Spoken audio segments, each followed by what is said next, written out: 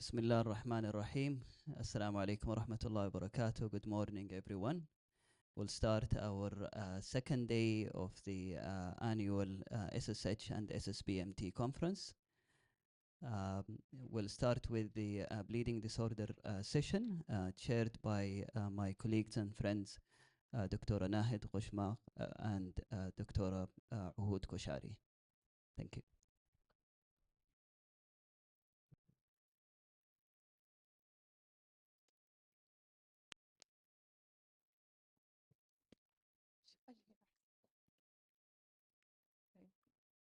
Good morning, everyone.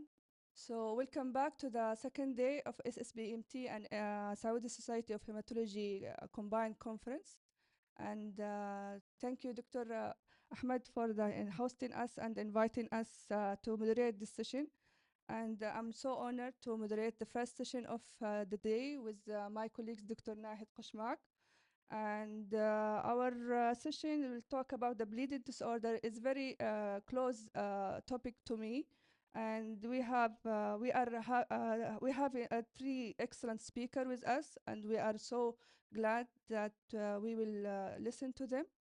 And the first one, I will start to introduce Dr. Iman Mansouri.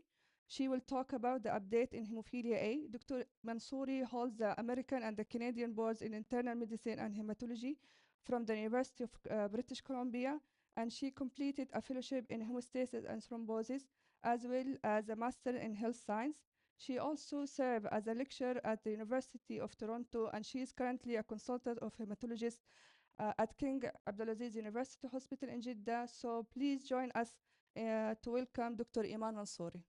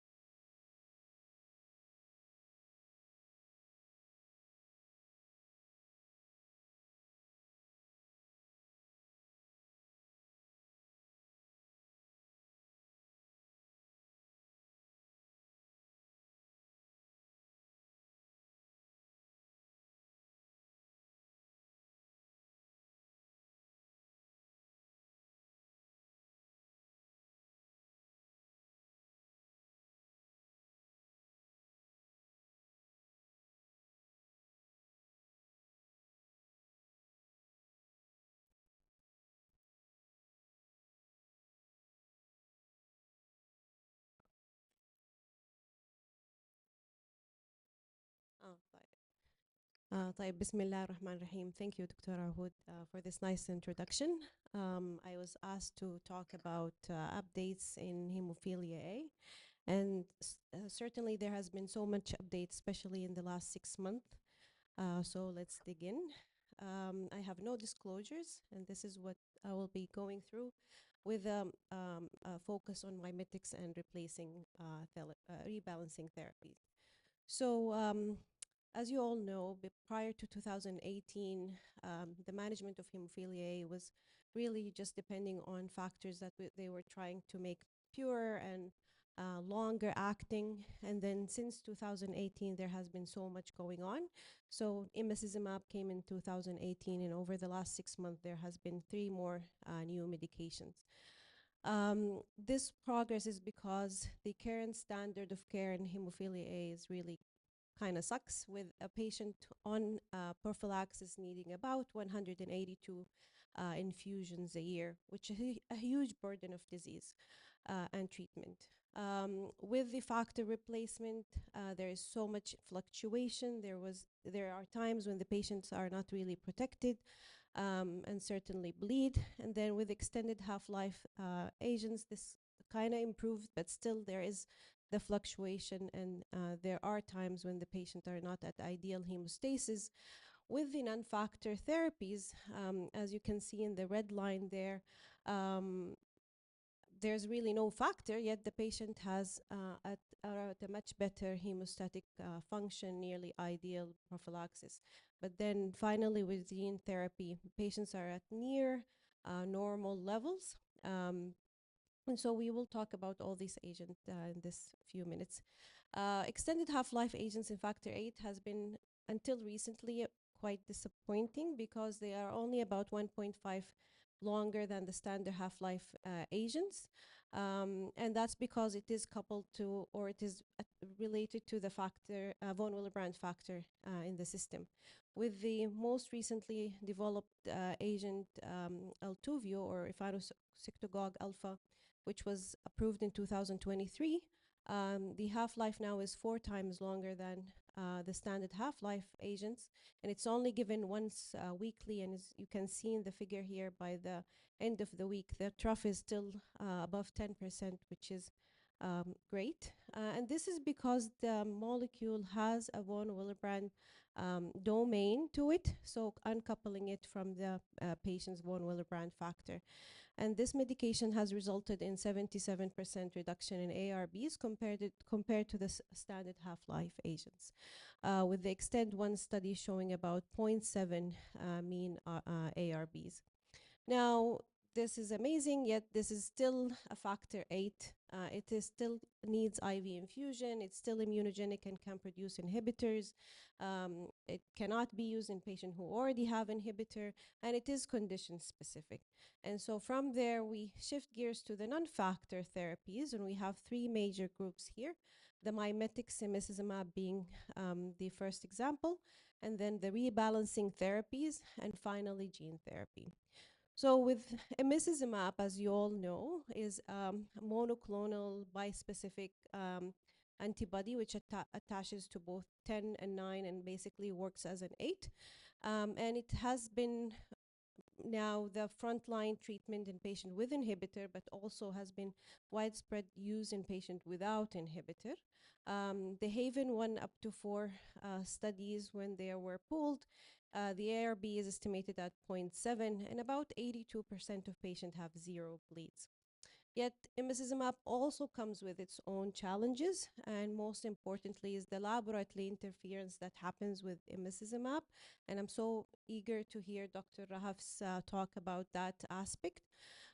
In addition to the management of bleeding and the perioperative management, especially in patients with inhibitor, can be complicated with TMAs if the medication was used with high doses of PCC.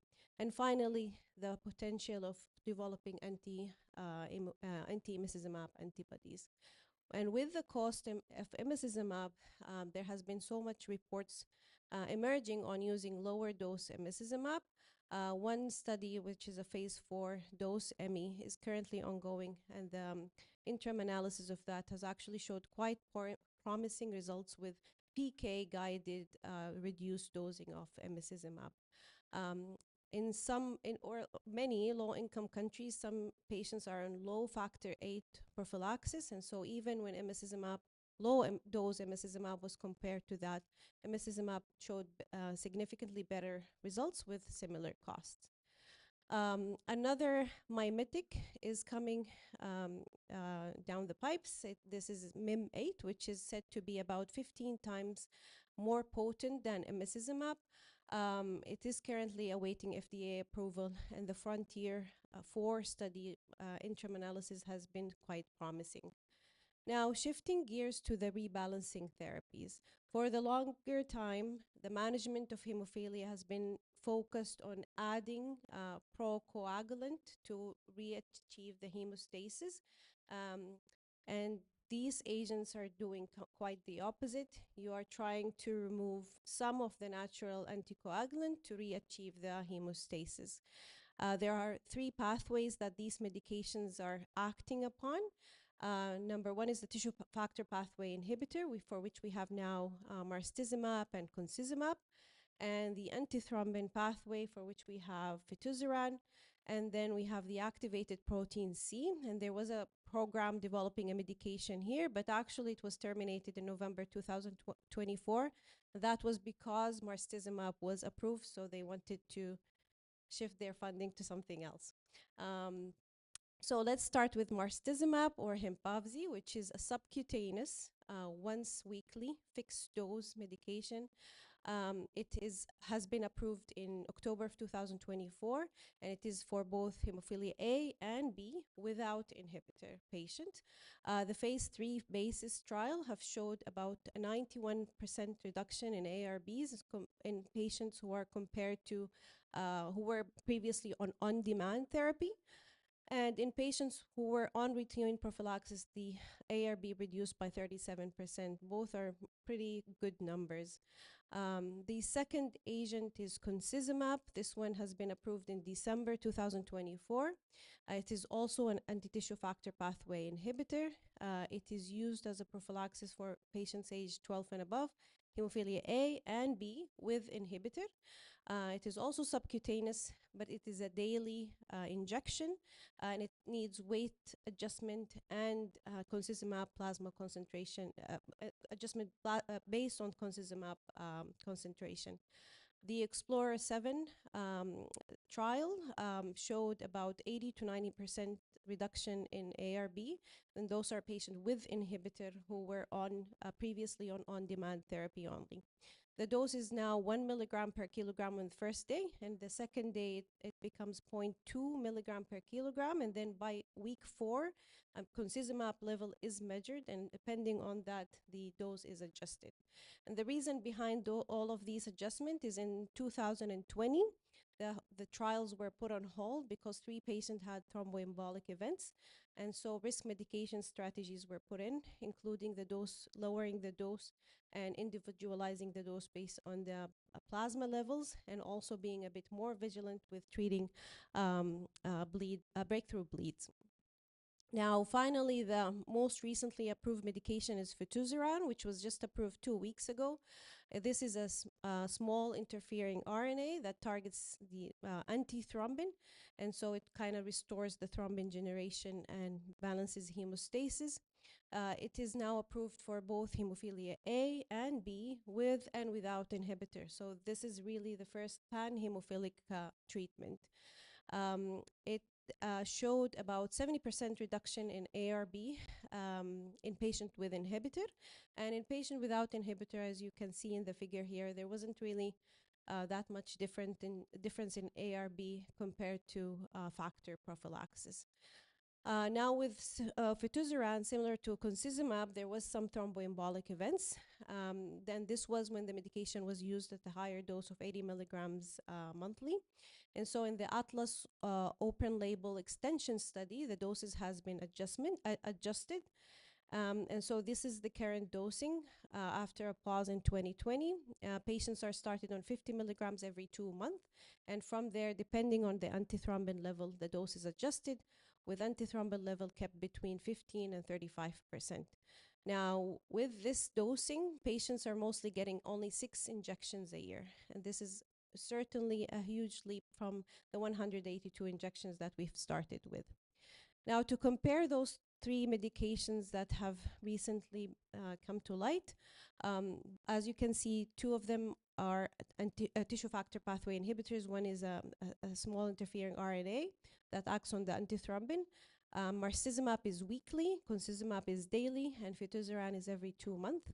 Marstezumab does not need adjustment, while concizumab and fituzaran need laboratory monitoring and adjustment. And finally, marstacimab is in patients without inhibitor, concizumab for patients with inhibitor, and fitusiran is for kind of both. There are some studies for the other two medications that are still ongoing, but the data maturity has reached kind of more mature in those indications first. So many amazing development, yet we still have some unanswered questions with those agents. One is the bone health and metabolism. So as you may know, factor VIII has some important function in the bone health, and with those agents and patients not being on any factor replacement, we really don't know what the effect is, and only time will tell us. Another question is in previously untreated patients, especially when they're starting since infancy on agents like emicizumab, we don't really know the incidence and consequences of factor VIII inhibitor. And so a Haven 7 trial is trying to answer this question. And then all the trials really compared those newer agents to the standard half-life agents, factor VIII agent. And so we don't really have a comparison yet to the ultra-long half-life agent like Altovio. And again, we'll hopefully see some comparisons like that in the future. And finally, with patients who have a traumatic event or inflammation or major surgery with the newer three agents, really we don't know what to do around these circumstances with the new agent. This was, as expected, not really captured in the clinical trials, and we will learn about that in the upcoming years. So the question now is how to make a choice. If you were lucky enough, if you are in the center where you have all of these options, how are you going to make a choice? And really, there are so many factors at play here. I think most importantly is the patient's value and goals and how their activity level is. But then there's also the route of administration. Some are sub-Q, some are IV. The availability, of course, and the insurance coverage, and then the patient's belief on factor versus non-factor replacement. So all of these things will be incorporated in a shared decision-making process to reach the right choice for each patient. Now, finally, just a few words on gene therapy. Where a factor VIII gene is incorporated into an AAV vector and being injected into the patient homes, into the liver, and produce nearly normal factor VIII levels. There has been only one gene therapy approved for hemophilia A that has been approved since 2023. Yet it seems that the access issues and this, unknown risk and their presence of really very good alternatives may limiting the widespread use of gene therapy in hemophilia patient. Yet there is still also so many ongoing in this area as well. This slide here just kind of tries to summarize the pros and cons of the rebalances and substitution compared to gene therapy. Gene therapy has a huge cost at the beginning, yet maybe it has an annual cost saving, and the opposite is for the rebalancers. But again, every patient management should be individualized eventually. So we are really in a very exciting times to be in the field of hemophilia. It is an era of personalized care because of the many options that are now available. Emicizumab has really revolutionized the care of hemophilia, but now rebalancing therapies are coming strong as new options and maybe meeting unmet needs in hemophilia care. And finally, despite all of these amazing development, it is unfortunate that they remain variably available and largely unbalanced across the world. Thank you so much for having me.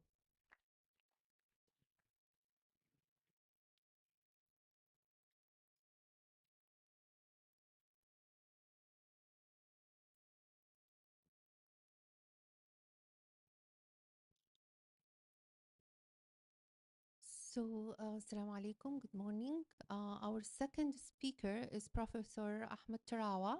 He's consultant pediatric hematology in Medina Hereditary Blood Disorder Centers at King Salman Medical City, Medina.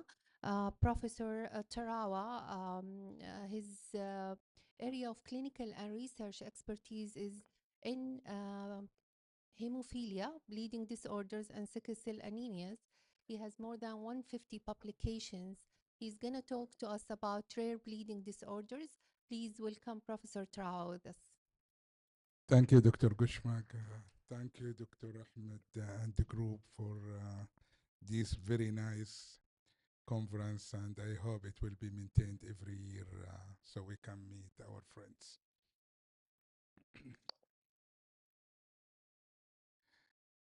So this is a big talk in 20 minutes. So I'll go very fast. So please apologize me.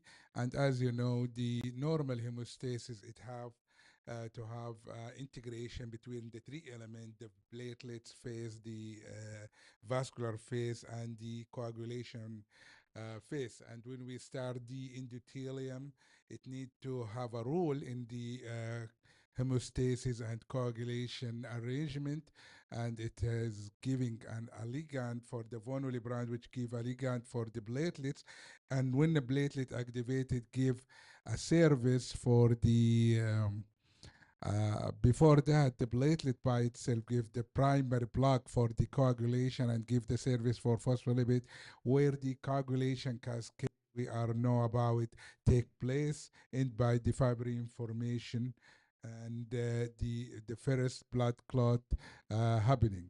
And this is the cascade you are totally aware of. I'll not go over those details. Allah subhanahu wa ta'ala give us a control for this process. Otherwise, we will end by fulminant thrombosis.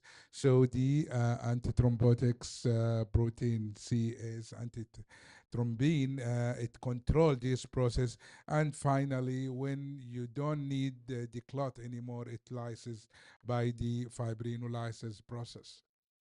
Let me start with you with this story. This is a real patient who came to me by the age of 8 years, and he has been referred from the ENT when they need to do tonsillectomy for him, but they have found that the PTT is very prolonged. And when he came, there was nothing in his history. He has no bleeding tendency before, no scambrosis or petechiae, no family history of bleeding disorder, and everything is okay except that the PTT is very prolonged. 98, 106, 86, so it is very prolonged. BFA, it was normal, and I'll come to this patient in a moment. Let me start with the platelet issues, the favorite I like. So when we talk about the platelets, okay. So it's either quantitative thrombocytopenia or qualitative thrombocythemia. And whenever we talk about any of them, so we talk about the quantitative thrombocytopenia and thrombocytosis, hereditary or acquired. And this is the list of disorder. As you can imagine, it is very big list, enough to count up to 100. And this is the platelet. When it is dormant, you don't need them. And when it is activated, forgive me for this example, platelet like الطعمية المصرية وهي كده ما هي سخنة شكرا وهي دورمنت وزي المقلية السعودية لما تكون active. سوري يا دكتورة حنان. So this is the electron microscopy cytoskeleton of the platelets, which is very complex compared to the size of the platelet, contain a lot of things, and every disorder inside this process, it will lead to a bleeding disorders. And we will start with the adhesion when the platelet bind to the von Willebrand factor and to the endothelium lead to the adhesion, which is the first process in the control of the bleeding. So any interruption or disorder among any of those glycoprotein, it will lead to bleeding disorders such as Berner Soler. And we come to aggregation famous most is the Glanzmann thrombasthenia, the disease which is common in Saudi Arabia.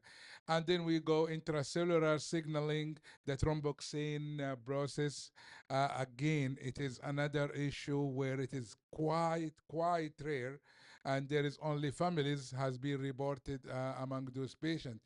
The phospholipid service, which is very important to the coagulation to happen, again, it is an issue for those patients, and this is the differential diagnosis of each one of those disorders.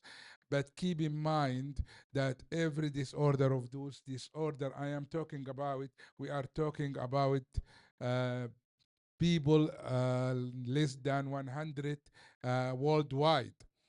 So I'll not go into detail about those disorders, each one, and rather than I'll proceed to the von Willebrand disease, where it is not the rare when we talk about type 1 von Willebrand, which is about 1% worldwide, except here in the Middle East, where it is a little bit less commoner.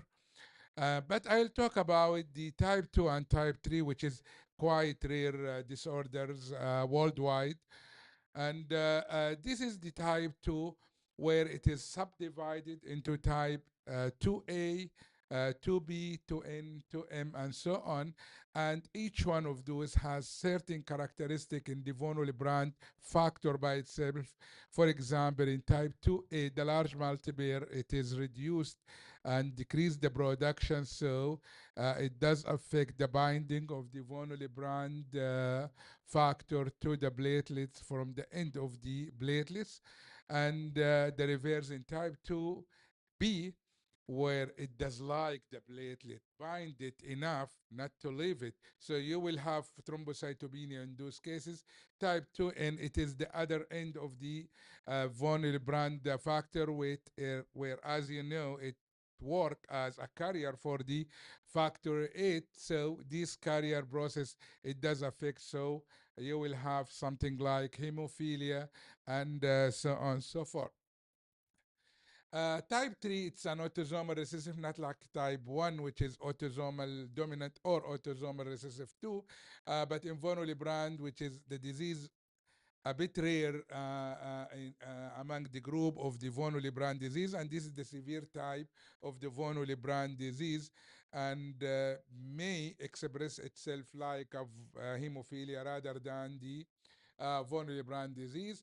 And this is the mutation for type 2A, type 2B, and so on. I'll not go into those details. So let me take you to the vascular, where it is the first thing to do in your hemostasis, vasoconstriction, for example. So there is a list of disorder where it does affect the vasculature and it does affect homeostasis. So those patients whom they have Ehlers-Danlos disease, which is a connective tissue disease, they will have bruises. So why they don't have bruises, though it is not a bleeding issue, but because of the vasculature, it has not give you enough to control your hemostasis.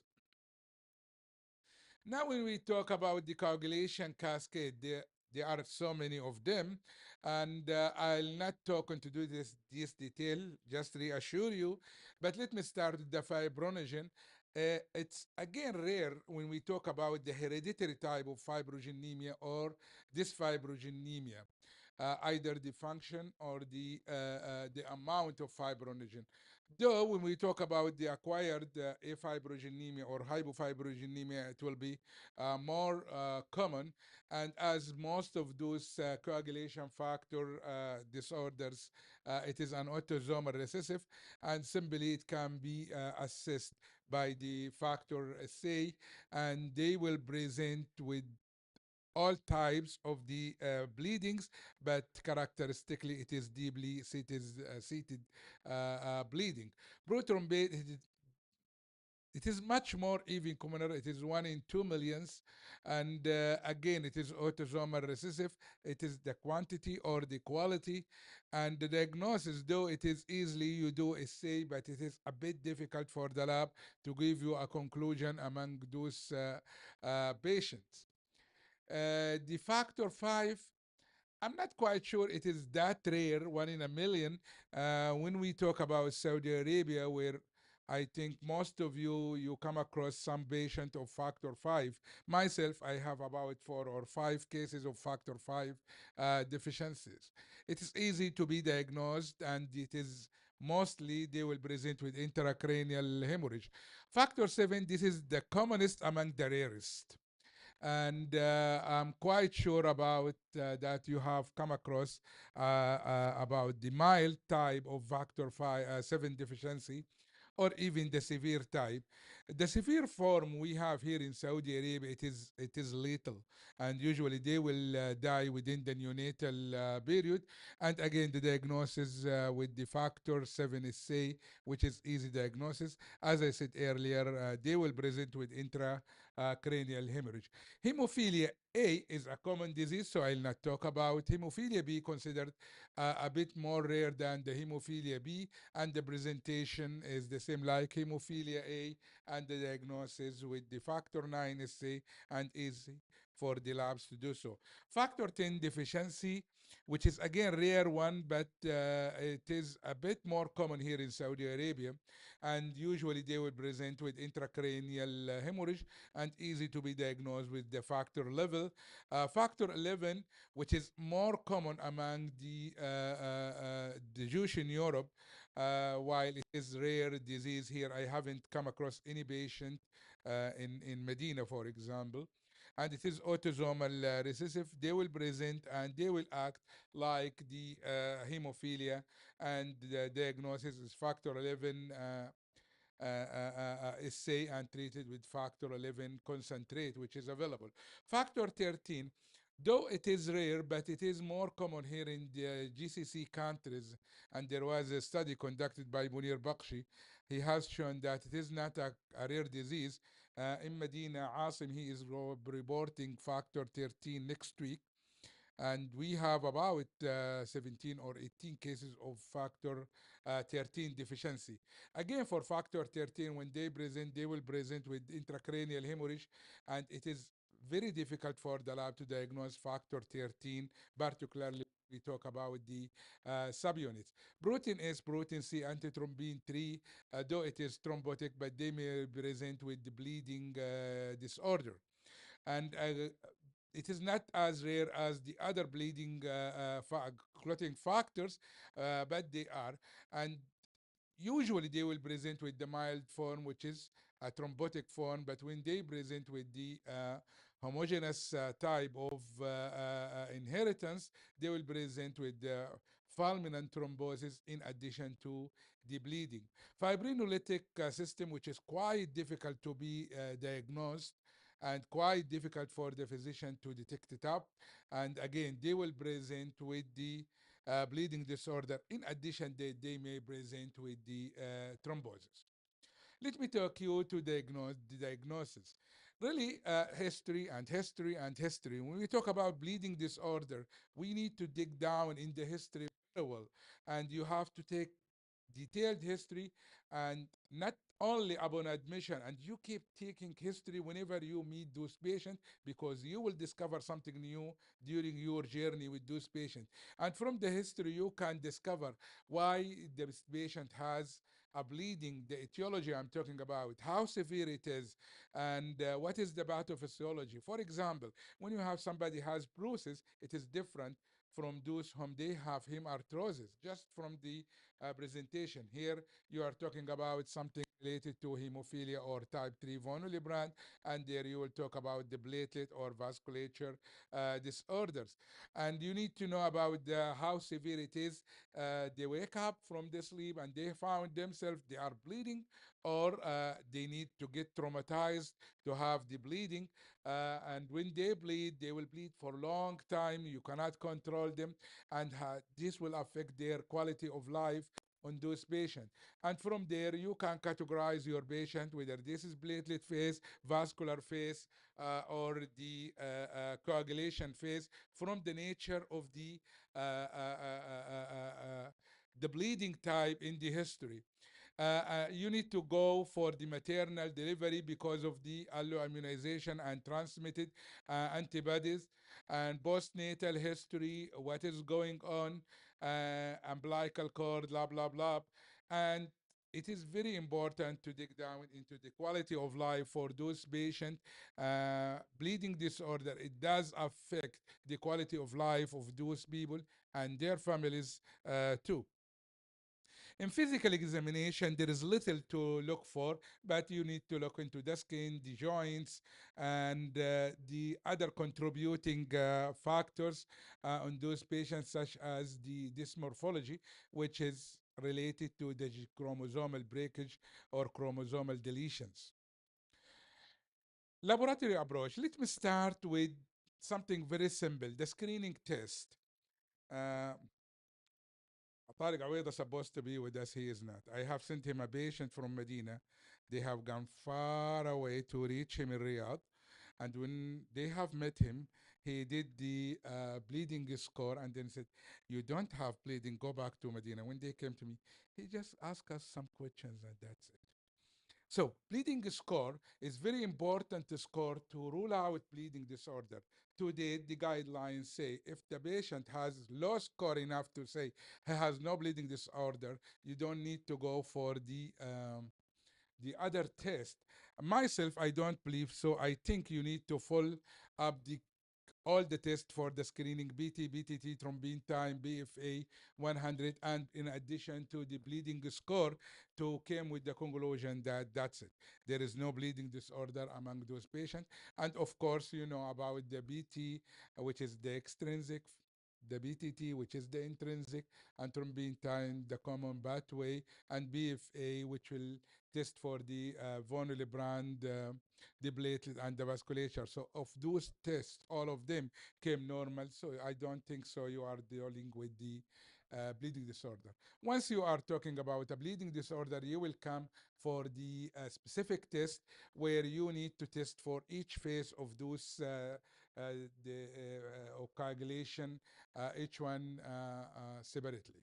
So when we talk about the vasculature, usually the history, it is enough to guide you to the associated symptoms, which is related to the vasculature.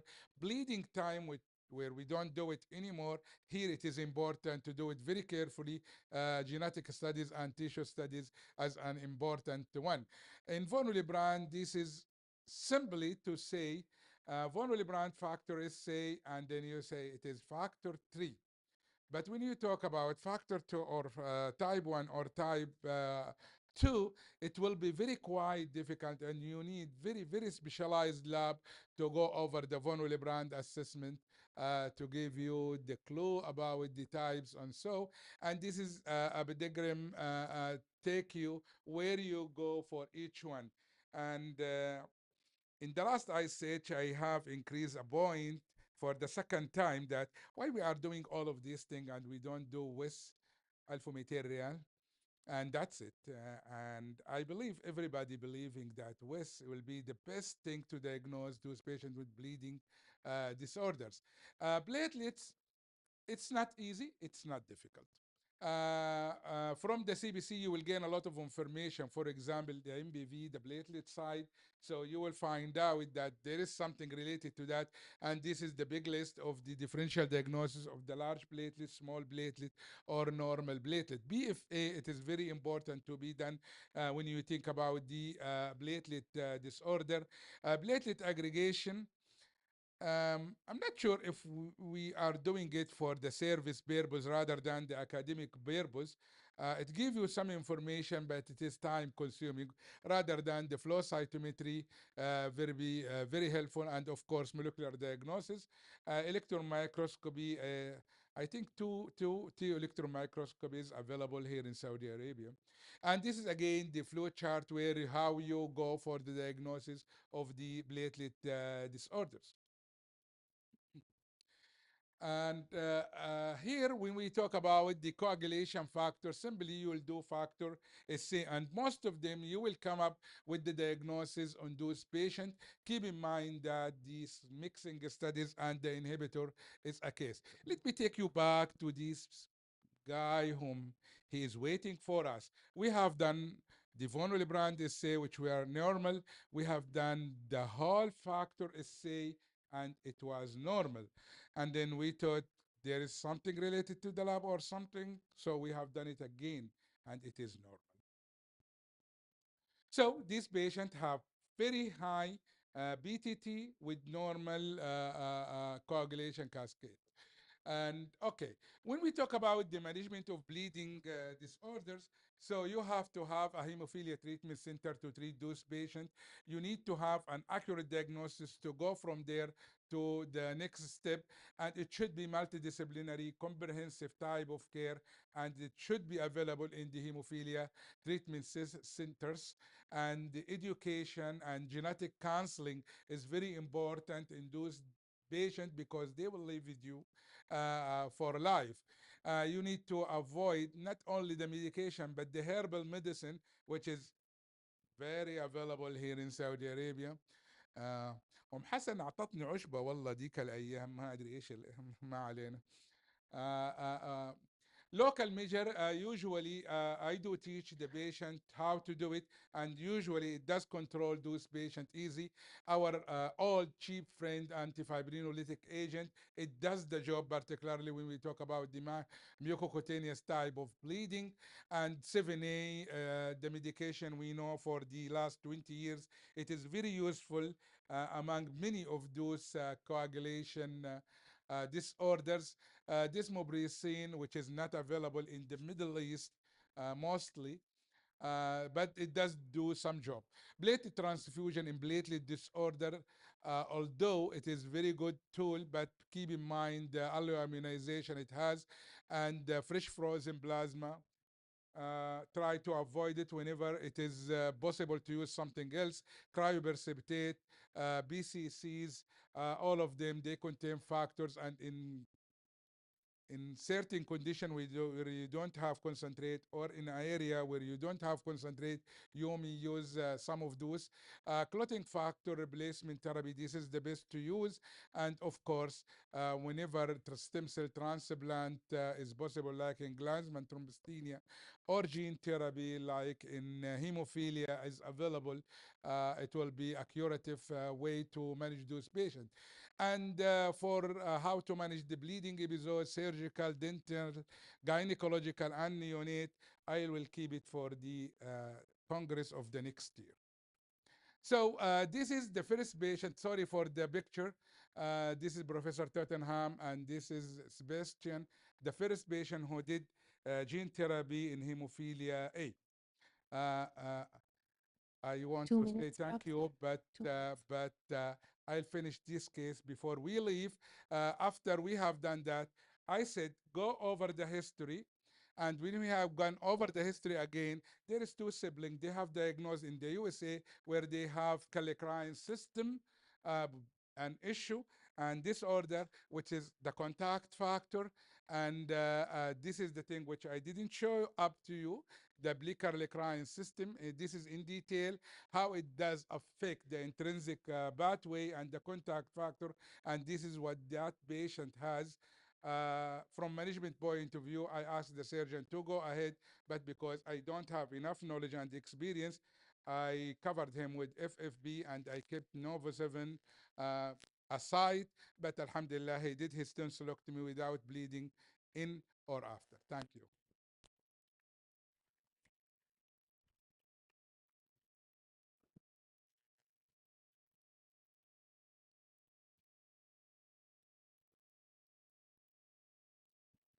So thank you, Dr. Ahmed, for the excellent lecture as usual. So our next third speaker, Dr. Rahaf Al-Tahan. Rahaf Al-Tahan, she's a consultant hematopathologist at King Fahad Medical City in Riyadh, second health cluster, and she served as a program director of King Abdulaziz University Hospital Board in hematopathology and blood transfusion. She completed her clinical fellowship in coagulation and hemostasis in McMaster University, and her main interest line in the coagulation disorder, especially congenital and acquired platelet defect. She will present on coagulation testing with novel anti-factor agents. So the stage is Thank you so much, Dr. Ahoud, for this lovely introduction. And thank you, Dr. Ahmed, and the organizing committee for this immersively educational event. It's really a pleasure to be part of it. Okay, so my lecture will be really complementary to Dr. Iman's lecture. She elegantly went over the clinical aspect of hemophilia. I'll tell you now about the laboratory challenges that we face with the advent of newer therapies.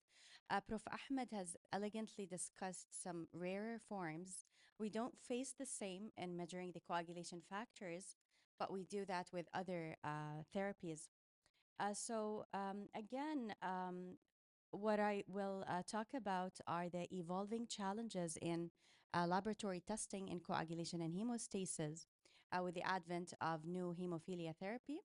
I'll go over the testing and extended half life factors, factor 8 mimetics, gene therapy, and finally, a few words on the rebalancing agents. Since in about over a decade in the lab, things were a bit straightforward. We did not have problems before the introduction of extended half life modalities. And these are for factor 8 and factor 9. There are three different, fundamentally different modalities to extend the half-life of the factors, including the attachment of the pegylation group, albumin, or the FC. So as you can see, they are very different. They will cause a really heterogeneous factors. So inherently, they will be different from each other, and they will have complexes in the lab. So I'll just discuss two of the recombinant factor 8, namely the first one is Esperoct, because currently this is what is given to our patients at King Fahd Medical City, the adult patients. Dr. Iman mentioned how before Altuvio, it was really modest extension with these factors. As you can see, only 1.6 plasma half-life prolongation. It depends on B-domain truncation and the addition of PEG group to increase the molecular size, decrease renal excretion, and prolong the half-life. The other one that Dr. Iman again discussed, Altuvoct, with the real prolongation of factor 8 half-life. It depends on three modalities that again were discussed earlier this morning. So when it comes to the laboratory testing, I will just give you examples of these and you can just see how different they are in the lab. So in the factor, the classical assay is the one-stage assay, clotting base that can be either mechanical or optical based on the analyzer that you have in the lab. If we use this, it will cause a significant underestimation of the factor, and it has a very important diagnostic and implications. And the recommended is the chromogenic substrate assay, or to use a substrate-specific product in the lab to give you an accurate result. As for Altuvoc, that was recently got the Saudi registration. One-stage assays using silica, which is the most commonly used in the new analyzers, will do fine, inshallah. The chromogenic on the other side will overestimate. So see differences they really stem from variation in the factors.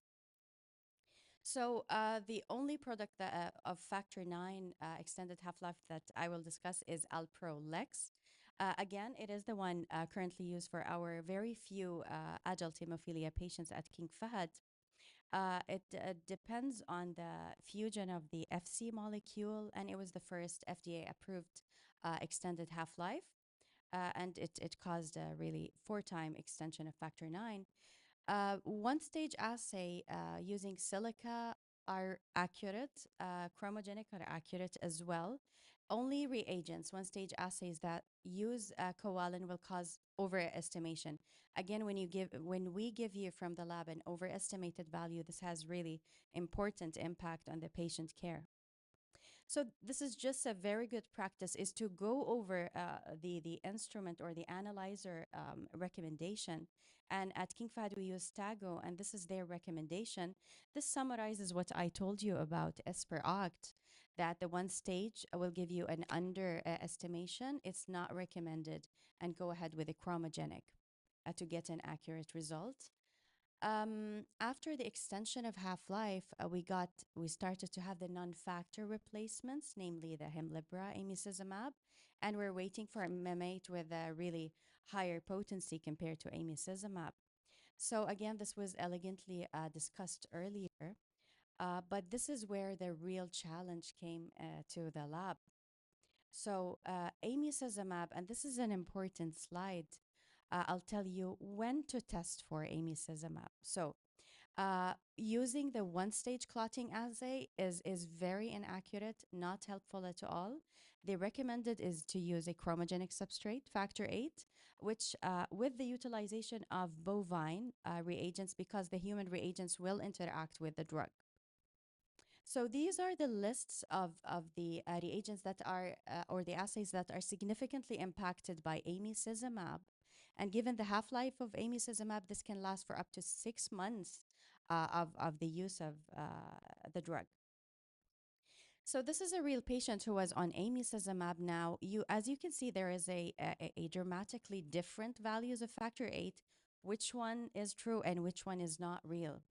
So this is actually that caused some upset from the clinical side. They called me that you reported a 1% of factor 8. My patient is fully adherent on amicizumab. This is a very real value. So when you give amicizumab, factor 8 is not increased. Actually, you're mimicking the factor activity without affecting the real number in vivo. This is another real level of the patient who was planned for an intervention. So he was on additional factor 8 replacement. And this, in fact, is the not real activity. When it was erroneously measured by the clotting based assay, as I told you, it will give you a significant overestimation. Important thing is when to test for, or when to request. We know that there is some cost restraints. Chromogenic is more expensive than the clotting based. Again, Dr. Iman showed very similar graph. Before the extended half-life, they gave us like fluctuations in the factor levels, and it's based on the peaks and troughs, and we were worried really the patient is at the highest risk of bleeding when they are at their trough level. Amicizumab, and afterwards they don't do that. They give you instead a steady state. So we don't need to have this period or frequent monitoring for those patients. So it's only when you have added some factors levels, you want to measure this added value, you test for this factor 8. And then again, gene therapies were discussed. For the experience with gene therapy is not very long, as we know. I'll tell you from the laboratory perspective now how to monitor these patients. Of course, start with a clinical evaluation of their annualized bleeding rates and the amounts of needed additional factors. In the lab, the measurements, it's again either chromogenic or clotting based. So which ones should we go ahead with for those patients? The clotting assays consistently give overestimation when compared to the chromogenic substrate assays. And again, also there is some variations when we use different reagents. So what are the current guidance? This is new for us. We need to know like how will we proceed. The FDA states that either of the chromogenic or the clotting-based assay can be utilized for your patients, but their recommendation is just to go ahead with a single platform. Just don't switch, especially when the lab switches reagents, you might see some uncertainties. So just go ahead with one platform just to be more clear on the levels.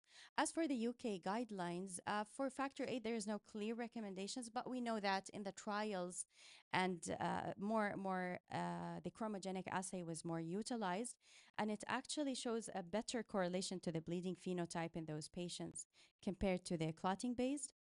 Factor 9, the recommended is actually the clotting-based assay, since the chromogenic is not that widely available. The last modality is, again, when people really thought outside the box and thought of inhibiting the naturally occurring inhibitors, like the tissue factor pathway inhibitors and the antithrombin. So phytocerin was, again, thoroughly discussed. What it does, phytocerin is a nano particle or a silencing RNA. It will stop antithrombin, which is basically an inhibitor of thrombin, factor 10, 9, and 11. So you remove this inhibition, you improve the endogenous thrombin potential, and you rebalance the coagulation pathway. So, and again, it showed really good clinical improvement, and, as Dr. Iman told us. It was recently approved by the FDA.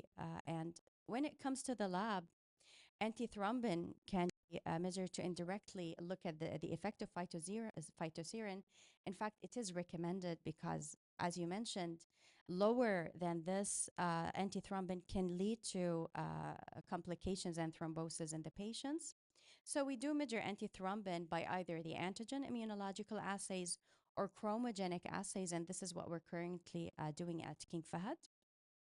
The other two drugs that inhibit tissue factor pathway inhibitors, it's basically the same. You look at the inhibitor that we are attacking and just you remove this inhibition from the patient plasma, so you restore the balance, and there is remarkable improvement in the bleeding phenotype. Measurement in the lab, there is immunological assay, again, to indirectly measure tissue factor pathway inhibitor. Some functional assays are coming, but still not commercially available. Just one slide on this thrombin generation assays. As of today, it's still mainly in the research lab. But since there are lots of growing evidence on its utilization in hemophilia, there was a clinically significant correlation between what we measure with this assay, which is the thrombin generation, and the bleeding phenotype. So there was some studies and evidence on it even before these non-factors. Just when you look at the graphs that we get from this assay, for those patients with the hemophilia patients, we see that there is a clear improvement in the end result, which is the endogenous thrombin potential with these non-factor replacements, namely the amicizumab, phytocerin, and the anti-tissue factor pathway inhibitor. So it has really a promising, I believe it will be very useful when you give us more and more challenging medications that we can really count on.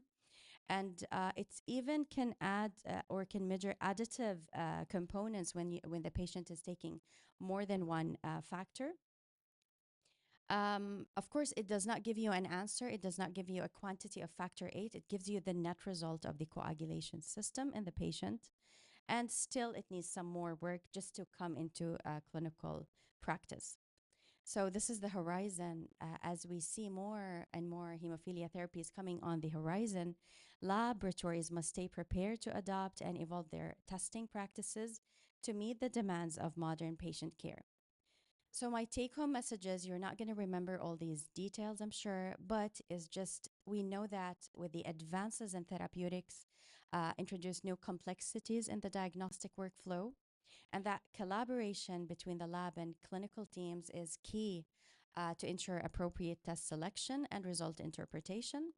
Laboratories must adopt their testing strategies as needed to keep pace with emerging therapies and to ensure accurate diagnostics and optimal patient outcome.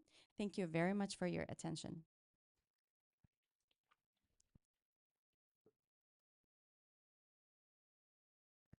Would like to invite the speakers to the stage to open the floor for discussion, please.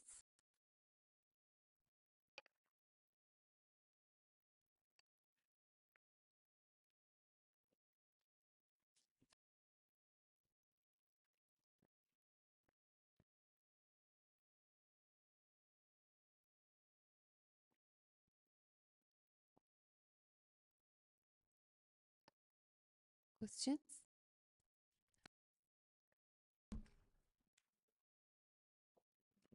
I have a question to Dr. Tahan, but actually it is related to the last slide which you show us. You show us the 3 agents, and all of them showed factor 8 level is 100%, the first curve which you show, which is unusual. Like, can we see the slide? Because Can you go to the last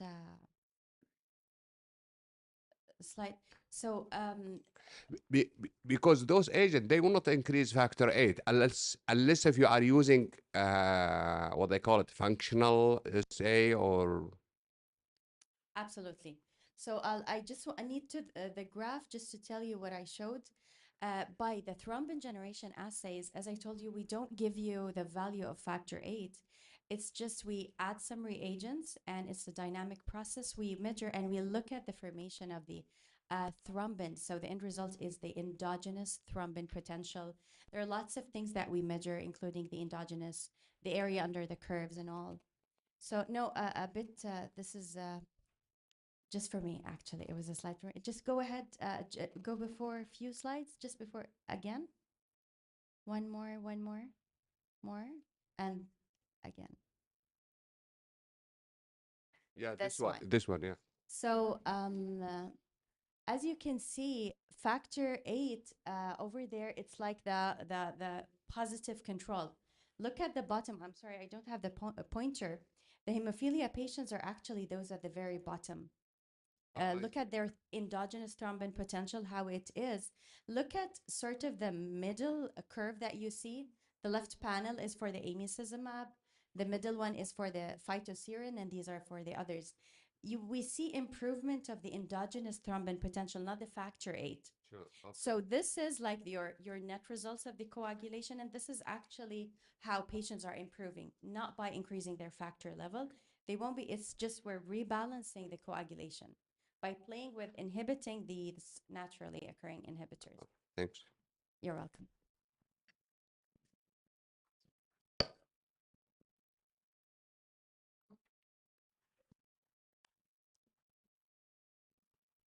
Assalamu alaikum wa rahmatullahi wa barakatuh. Thank you all the speakers for the very interesting presentations. Actually, I have a comment and a question. The comment to Dr. Rahaf to re-emphasize what she said elegantly, that we need a continuous collaboration between the physician, the hematologist from the physician point of view and the laboratory, because there's no point only to start the treatment without a good laboratory support. So this is very, very, very important message to take on. The question to Dr. Tarawa, you mentioned that you've have a couple of patients with a factor 5 deficiency, congenital factor deficiency. My question was, it isolated factor 5 deficiency or combined 5 and 8? Thank you. Thank you, Jalil. One of them, it is 5 and 8, but the other 4 patients is only factor 5 deficiency. Keep in mind the consanguinity issue. In Saudi Arabia, generally speaking, in Medina in specific, and we have 150 plus Glasman thrombasthenia, for example. So it is not wondering that to have 5 cases of factor 5 deficiency.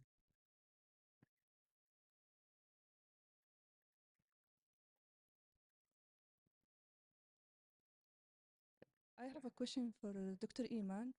With the area of emicizumab, and it's become the standard of care for most of the hemophilia A patients, severe inhibitor and non-inhibitor, how it will be affecting your decision to switch the patient to other factor, or to just keep the patient the same?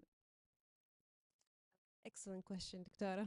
I think it's the question in our minds, all of us. I personally think if the patient is doing well on emicizumab and they haven't encountered any issue, then why the switch? But I think the other agents have their, the other population. So, for example, hemophilia B patient with inhibitors, those are patients who we had no options before, and this is going to be a huge difference for them. Then you have also the hemophilia B patient who, not doing well on factor or whatever. You can also switch those patients. Or hemophilia A who are still on factor, maybe I will consider. But I personally think if the boat is doing well, why rock the boat? So that's my kind of intake on it. And I think with the next few years, we'll learn more on which medication is which better for which patient, and we'll, adjust accordingly. It's still early on to have strong beliefs either way.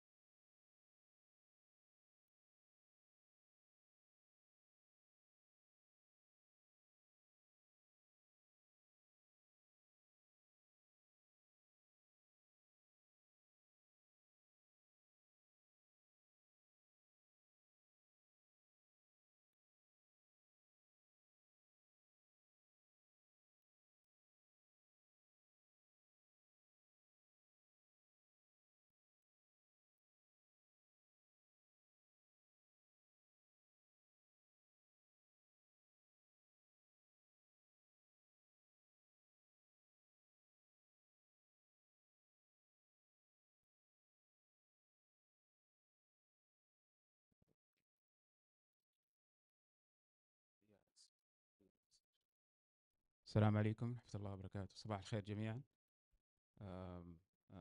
سعيد جدا بوجود الجميع، وصراحة لكل حتى من جدة وخارج جدة نورتوا جدة يعني. Allow me please to shift gears, changing from hemophilia and bleeding disorders to promising talks inshallah about lymphoma and CLL. Allow me also to introduce my co-moderator for this session, Dr. Samir Amoudi, Section Head of Adult Stem Cell Transplant, Princess Noor Oncology Center, Haras Jeddah, also teaching at the King Saud University for Health Sciences. Allow me also to introduce our first speaker. Promise you will actually enjoy the talk, Dr. Abdul Wahab Al-Battin, consultant at hematology stem cell transplant at King Faisal Specialist Hospital, Riyadh. Inshallah, we'll be talking about CAR T cell therapy and our all what we hear about our experience, inshallah, about CAR T in Saudi Arabia.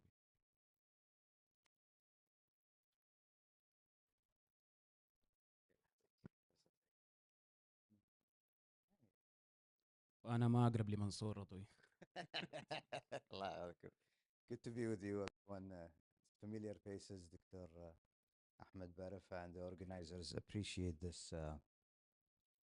Appreciate the invitation. Okay. Probably you've heard a lot of the data on this talk, but I'll be focusing more on the Saudi experience. But let's just start talking about the different indication for CAR T lymphoma, and then I'll just focus on some differences between bispecific and CAR T, because this is the main question nowadays. And then thereafter, we're going to speak about the indications, the Saudi experience for CAR T and bispecifics. So as you know, there is 4 different products for CAR T therapy in the market, and some of them actually been approved the past few years for 11 different indication. The first CAR T indications in indolent lymphoma, we have 3 products. The first product to be approved in follicular lymphoma is Axicell, based on the ZUMA-5 trial. 56% of the patients has a POD24, and 69% had a prior bendamustine. CR rates was close to 90%. They included both follicular lymphoma and marginal zone lymphoma. The 5-year follow-up that was actually shared last year by by Jacobson showed that the 5-year lymphoma-specific PFS was 64%. CR rates for marginal zone is 65 as opposed to 79 for follicular lymphoma. ICANS rate for grade 3 or more was 19% for the ICANS, and 7% for the CRS. Grade 3 or more cytopenia beyond 30 days was evident in 34% of patients, which is a problem, and we're going to see why it's a problem. In the ZUMA-5 trial, it's important to note that prior bendamustine impacted PFS significantly, especially if it's used less than 6 months prior to the CD3 collection. The best bendamustine prior to CAR-T is never bendamustine. So if you have a bendamustine given up to more than 12 months prior to the collection for axi-cell, specifically for a follicular lymphoma, the PFS will drop probably by 20 to 50%, depending how close you are to the CD3 collection. Other problem with axi-cell in follicular lymphoma is second primary malignancy. So treatment-related MDS was around 4% in the follicular lymphoma arm and 11% in the marginal zone arm. So this is a big issue because we're treating an older population with axi-cell. So keep an eye on those patients and the treatment-related MDS. The second product to be approved for follicular lymphoma is tisa-cel, and was able to achieve a CR rate of 70%.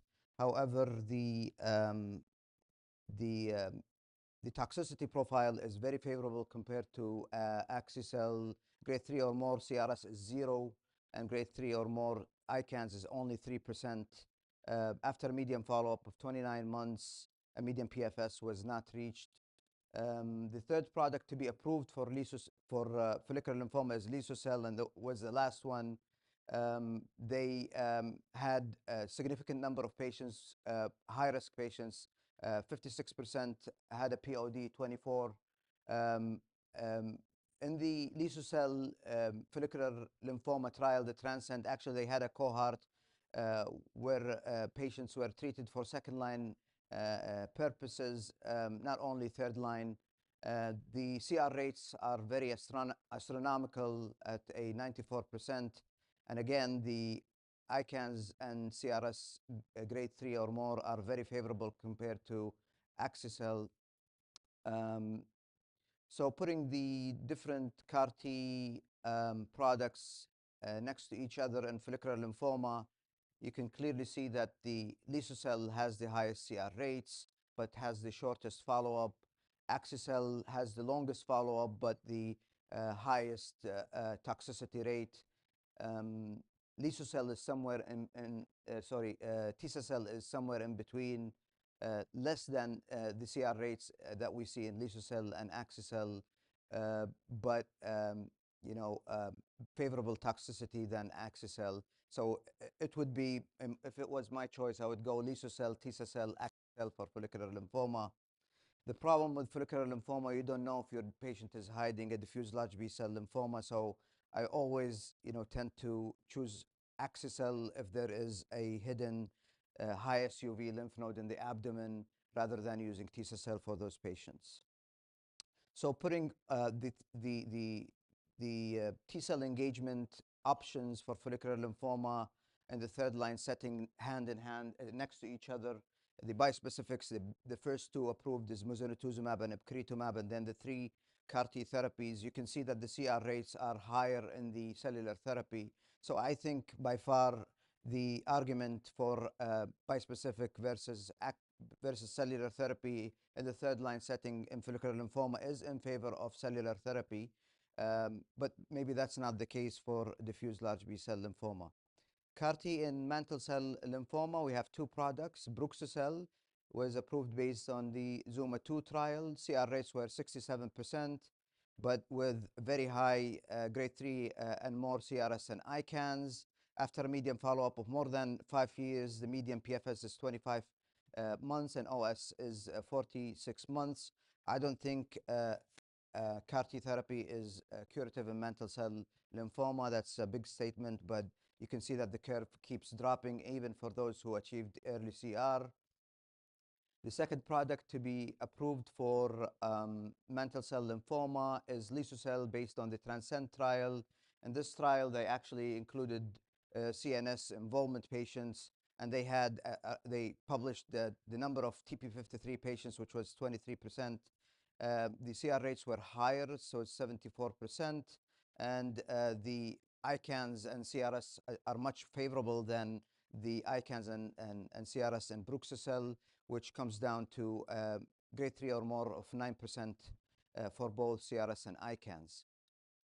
Is it curative? I don't know. It's a short follow-up. We need a longer follow-up for Axicel. Sorry, for Bruxisel, we have 67 months.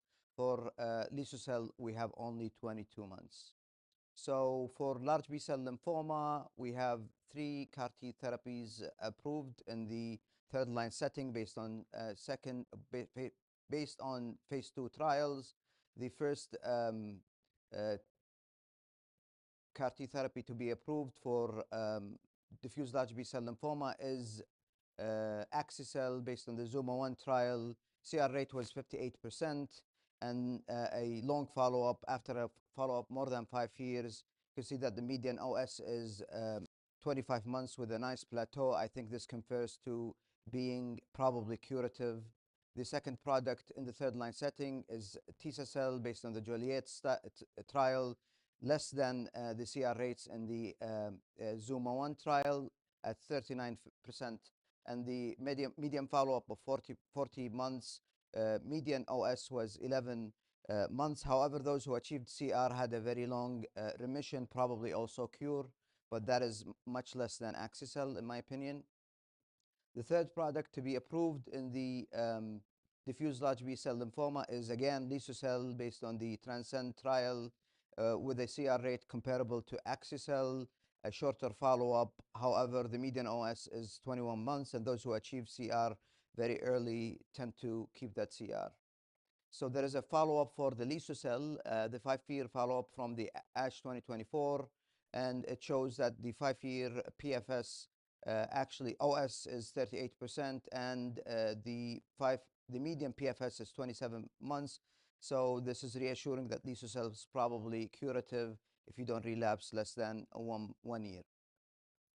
CAR-T in the second-line setting, the same CAR-Ts that have been tested in the third-line setting for large B-cell lymphoma has been tested in the third-line setting. However, with a phase 3 trials instead of phase 2 trials. The first trial is ZUMA-7, where Axicel was approved against standard of care. The median PFS for Axicel was 14 months as opposed to 3.7 months for standard of care, which was salvage chemotherapy followed by stem cell transplant. After a follow-up of 47 months, the Axicel showed an overall survival benefit for the first time since the PARMA study, giving 27.4% reduction in risk and death against the standard of care, despite the fact that 57% of patients in the standard of care arm received subsequently Axicel, which is fascinating.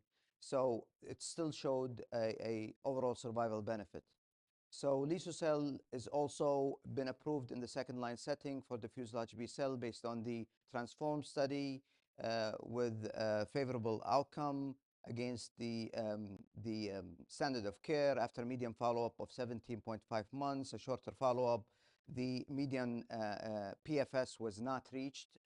The Lisusel was not able to show overall survival benefit. However, the follow-up is still short compared to Axicel. So probably on a subsequent follow-up in few years, the Lisusel is going to show an overall survival benefit over standard of care, but not yet. This is exclusive to Axicel.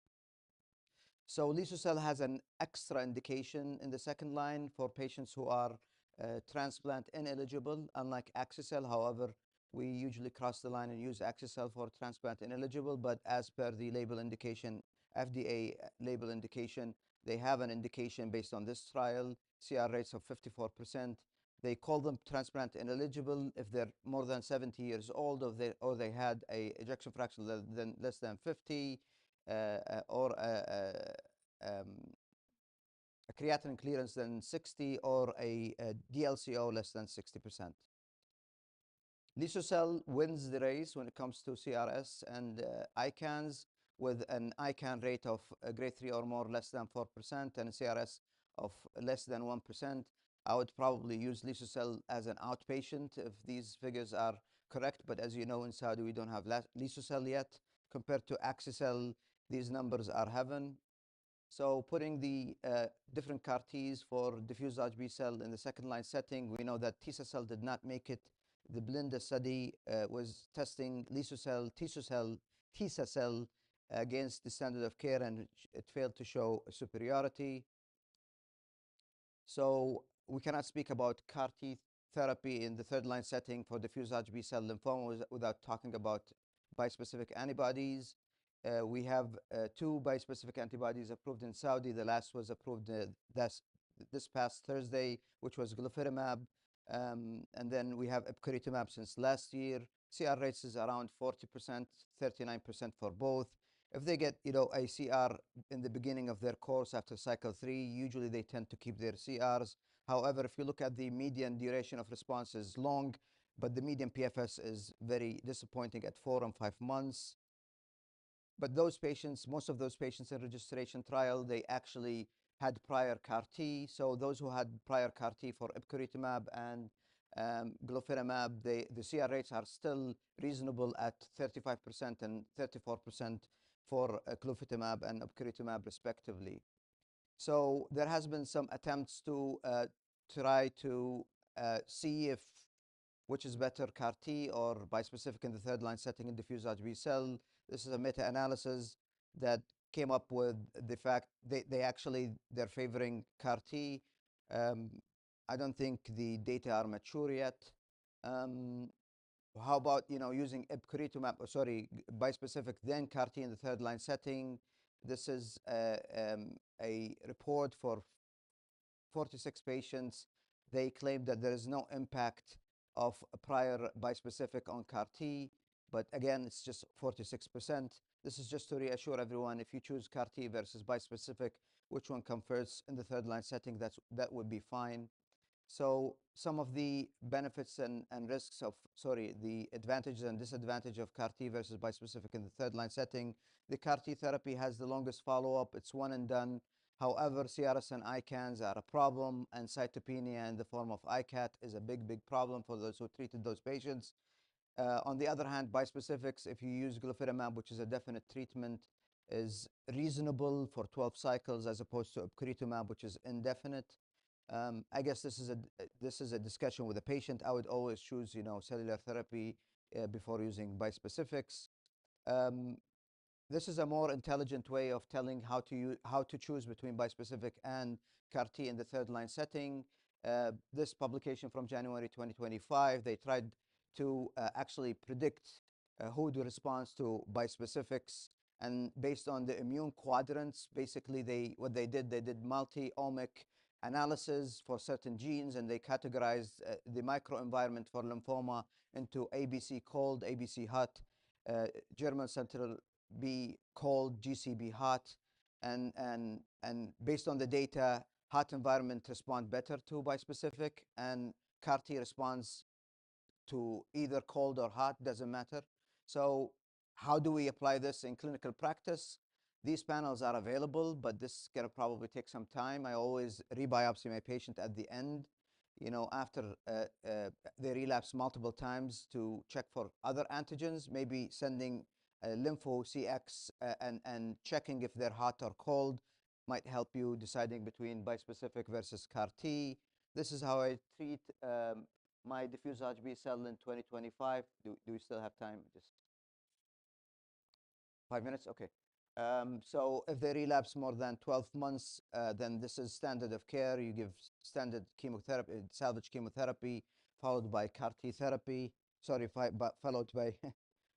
So if you relapse more than months after the initial therapy, you take the patient to salvage chemotherapy, and if they go into CR, you transplant them, auto-transplant. If they don't go to CR, I tend to take them to CAR T. I don't use chemosensitivity at this point. They relapse less than 12 months after the initial R-CHOP or polar R-CHP. I usually take them, actually standard of care to take them to CAR-T with Lysocell or Axicell. If they're transplant ineligible and they relapse, in their first relapse, I tend to take them to CAR-T if they're CAR-T eligible. If they relapse at any point after CAR-T, then I would do bispecific. If they relapse after auto, I start with CAR-T, then bispecific. Okay, the Saudi experience in King Faisal, we started the program in December 2020. So far, we've treated 210 patients for all indications. Now we're averaging at 5.5 patients a month. We've shared our experience in multiple reports. The most prominent analysis that we've done is the analysis for Axicell. We've analyzed the first 50 patients. We've done 97 patients as of last weekend, but we've analyzed the first 50 patients. They're both second line and third line. If you look at the second line, we've treated 19 patients, and the third line, 31 patients. However, we've doubled these numbers now. Most of these patients had at least 3 lines of therapy. If they have, they've been treated for CAR-T beyond third line. CR rates are almost identical for third line and second line, which is 58% for both. CRS and ICANS are very comparable to what's been reported in ZUMA-1 and ZUMA-7 trials. Our outcomes at 12 months, overall survival for second line is high, 94%, and for the third line, the PFS at 12 months is 68. And for the third line setting, we have PFS of 53% at 12 months. Comparing ZUMA-7 and ZUMA-2 and King Faisal at second line, ZUMA-7 had higher CR rates. However, we have similar PFS in at the 12-month mark, comparable CRS and ICANS grade 3 or more. With the comparing King Faisal's third line experience with the ZUMA-1, we've had less CR rates at 32% compared to 42%. A PFS that is slightly higher at 12 months at 53% compared to 44%, and slightly higher, slightly less ICANS when it comes to the King Faisal's experience for grade 3 or more. Bridging radiation, we've bridged 13 out of the 50 patients with bridging radiation, mainly to the mediastinum. We've done multiple sites, up to 5 sites. Actually, bridging radiation did much better in terms of CR and PFS. So this is our standard of care, even for abdominal disease. We've started doing that, for 1.5 years right now. We have more patients doing bridging therapy with radiation right now. We have close to 34. We're about to analyze them. We also shared our data regarding using glofitamab, and we've treated currently 68 patients, two patients still in the step-up dosing. So we've analyzed the first 30 patients. Those 30 patients had a median lines of therapy of 4. The CR rates for all cohorts was 26%. But if you take those who had prior CAR-T, the CR rates is only 17%.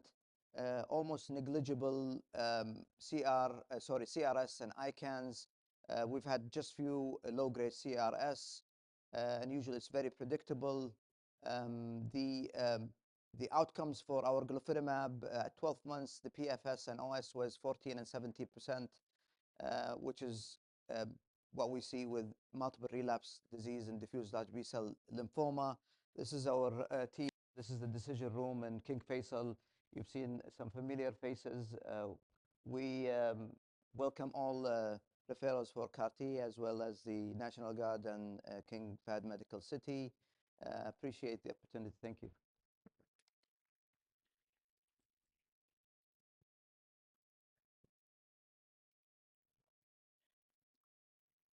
Thanks, Dr. Babtain, for excellent presentation about the safety of efficacy of CAR-T cell and sharing your experience. Actually, the Q&A session will be at the end.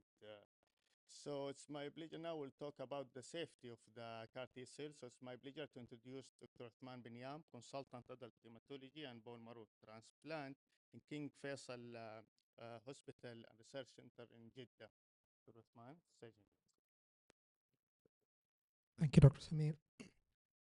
Assalamu alaikum, Jameen. Thank you, Dr. Ahmed and SSH and SSBMT for giving me this opportunity. I have a disclaimer to make, which is King Faisal Jeddah has not done CAR T cells until now, and we are planning to start our first case probably the middle of this year with a lot of support from our colleagues in King Faisal Riyadh.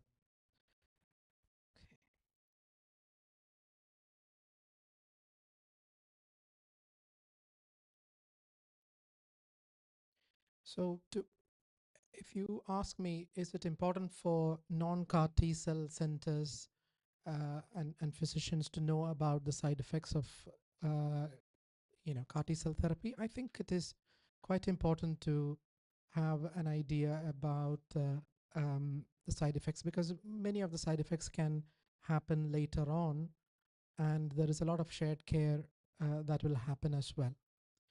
So I intend to go through a number of headings, but probably a little bit shallowly, because there are a number of toxicities that we have to go through. But the most important ones would be the CRS, ICANS, ICAT, which is the hematotoxicity, which happens upfront. So normal T lymphocytes are supposed to detect and kill the tumor cells. However, by the time somebody has developed malignancy, they have failed to do so. And this happens because of multiple mechanisms by the tumor cells to evade attack.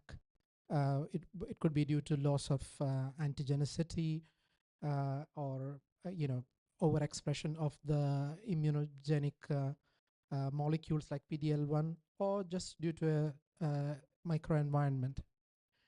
So if we are able to design a CAR T cell against an antigen that is ubiquitously present on the tumor cells, we would be able to engage directly our T cells, which is modified, and then attack the cancer cells directly. So the two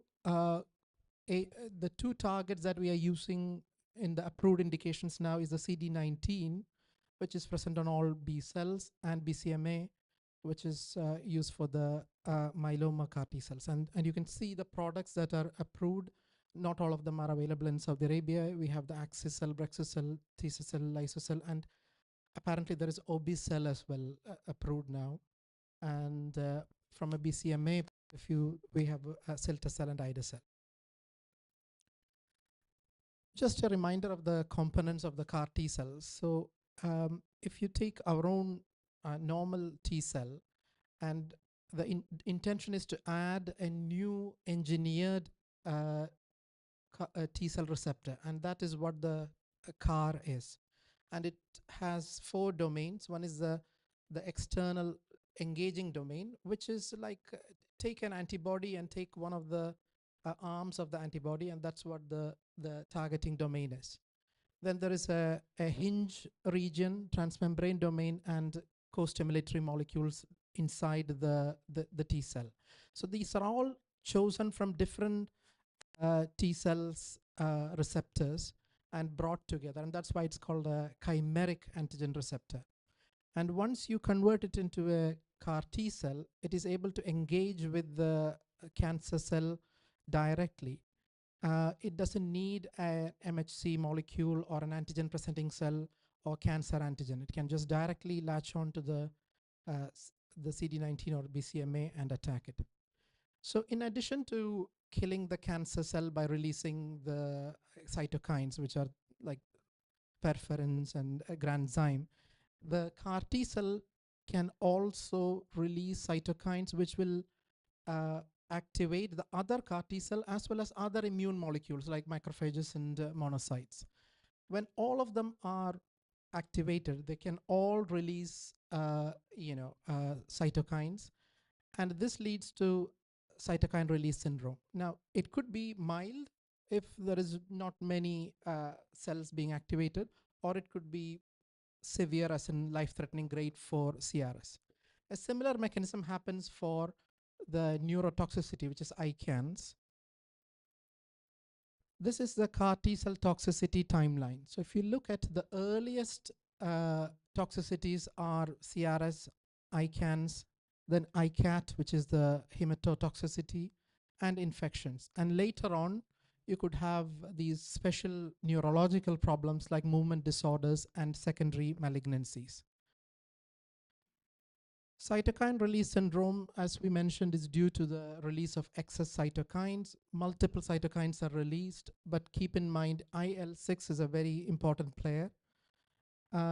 This is a representative graph of one patient whose cytokine levels have gone up after a few days of infusion, and after administration of tocilizumab, the levels of cytokines have come down. The CRS can affect almost all organs, but the hallmark is fever, hypotension, and hypoxia. And the typical onset is like 2 to 3 days after the infusion, and it can last up to a week or more.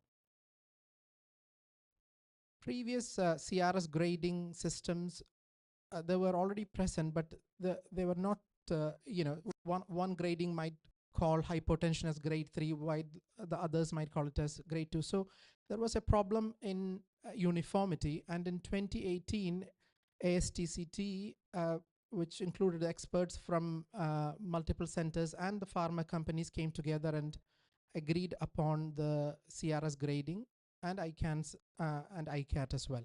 So if you look at this grading system, which is universally followed, you can see grade 1 is temperature only, no hypertension, no hypoxia. In grade 2, there is hypotension or hypoxia needing low flow nasal cannula. However, there is no need for vasopressors. Grade 3 needing one vasopressor, or you need a high flow oxygen. And grade 4 requiring multiple vasopressors or by basically positive ventilation. Now, there are other biomarkers which will follow CRS. So if you look at the green curves, which is grade more than 4 CRS, you can see that the degree of neutropenia and thrombocytopenia, it correlates very well with the grade of CRS. And similarly, high CRP and ferritin also follows the same. Other biomarkers include PT, APTT, low fibrinogen, and high D-dimers.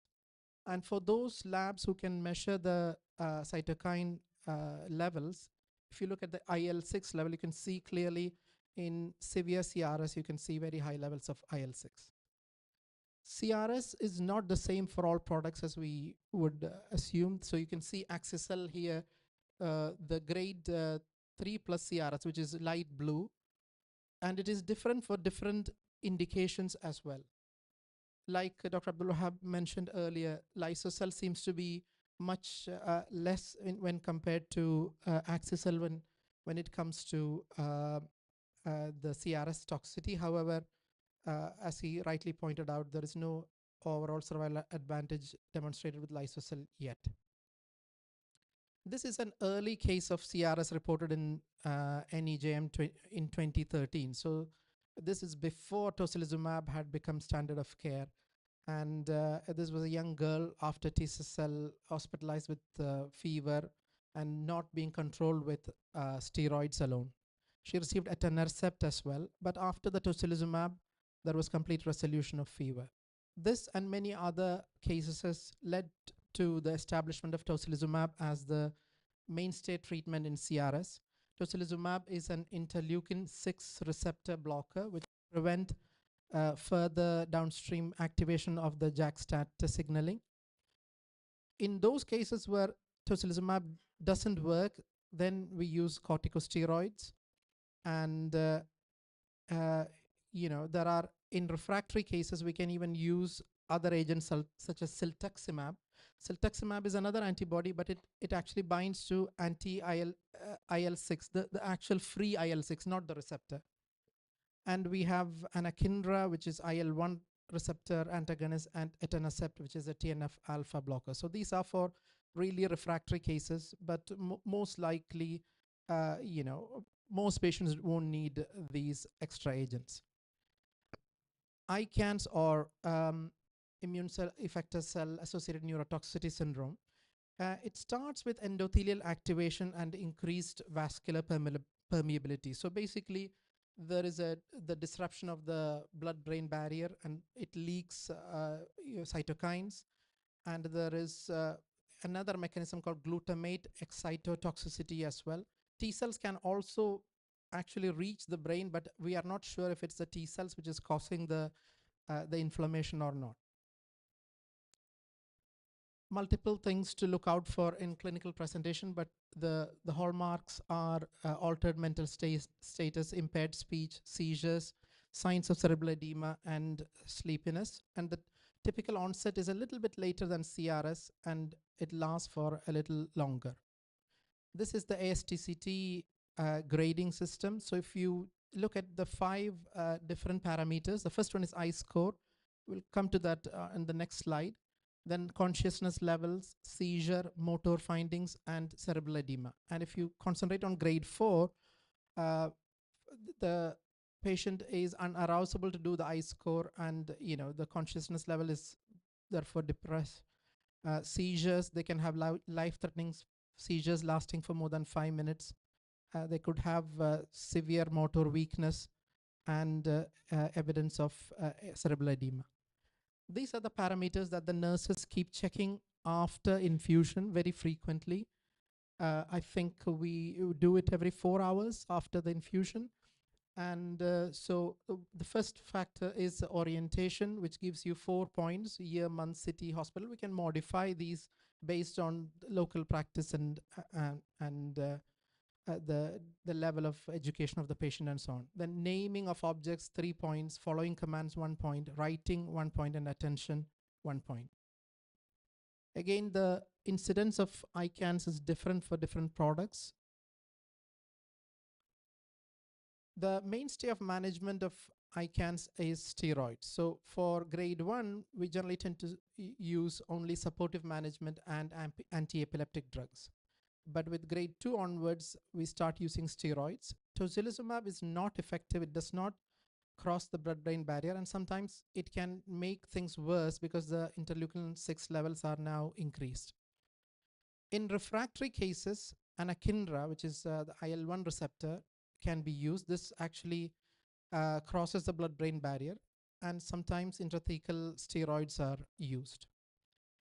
In grade 4 ICANS, they need ICU admission, and the multiple measures to lower the intracranial pressure needs to be done, which may include hyperosmolar therapy or even neurosurgical intervention. These are general lab tests that we would be doing regularly, and those institutions who can do IL-6 testing, they do that as well. This slide is just to show that the overlap. So this is after Axicel. You can see that CRS and ICANS can happen at the same time. Although CRS happens a little bit earlier, you can see that the overlap can happen. And this is a summary of what we have already discussed. So for a grade 1 CRS, it's just supportive care. Grade 2 tocilizumab, grade 3 tocilizumab plus steroids, and grade 4 is the above plus ICU care.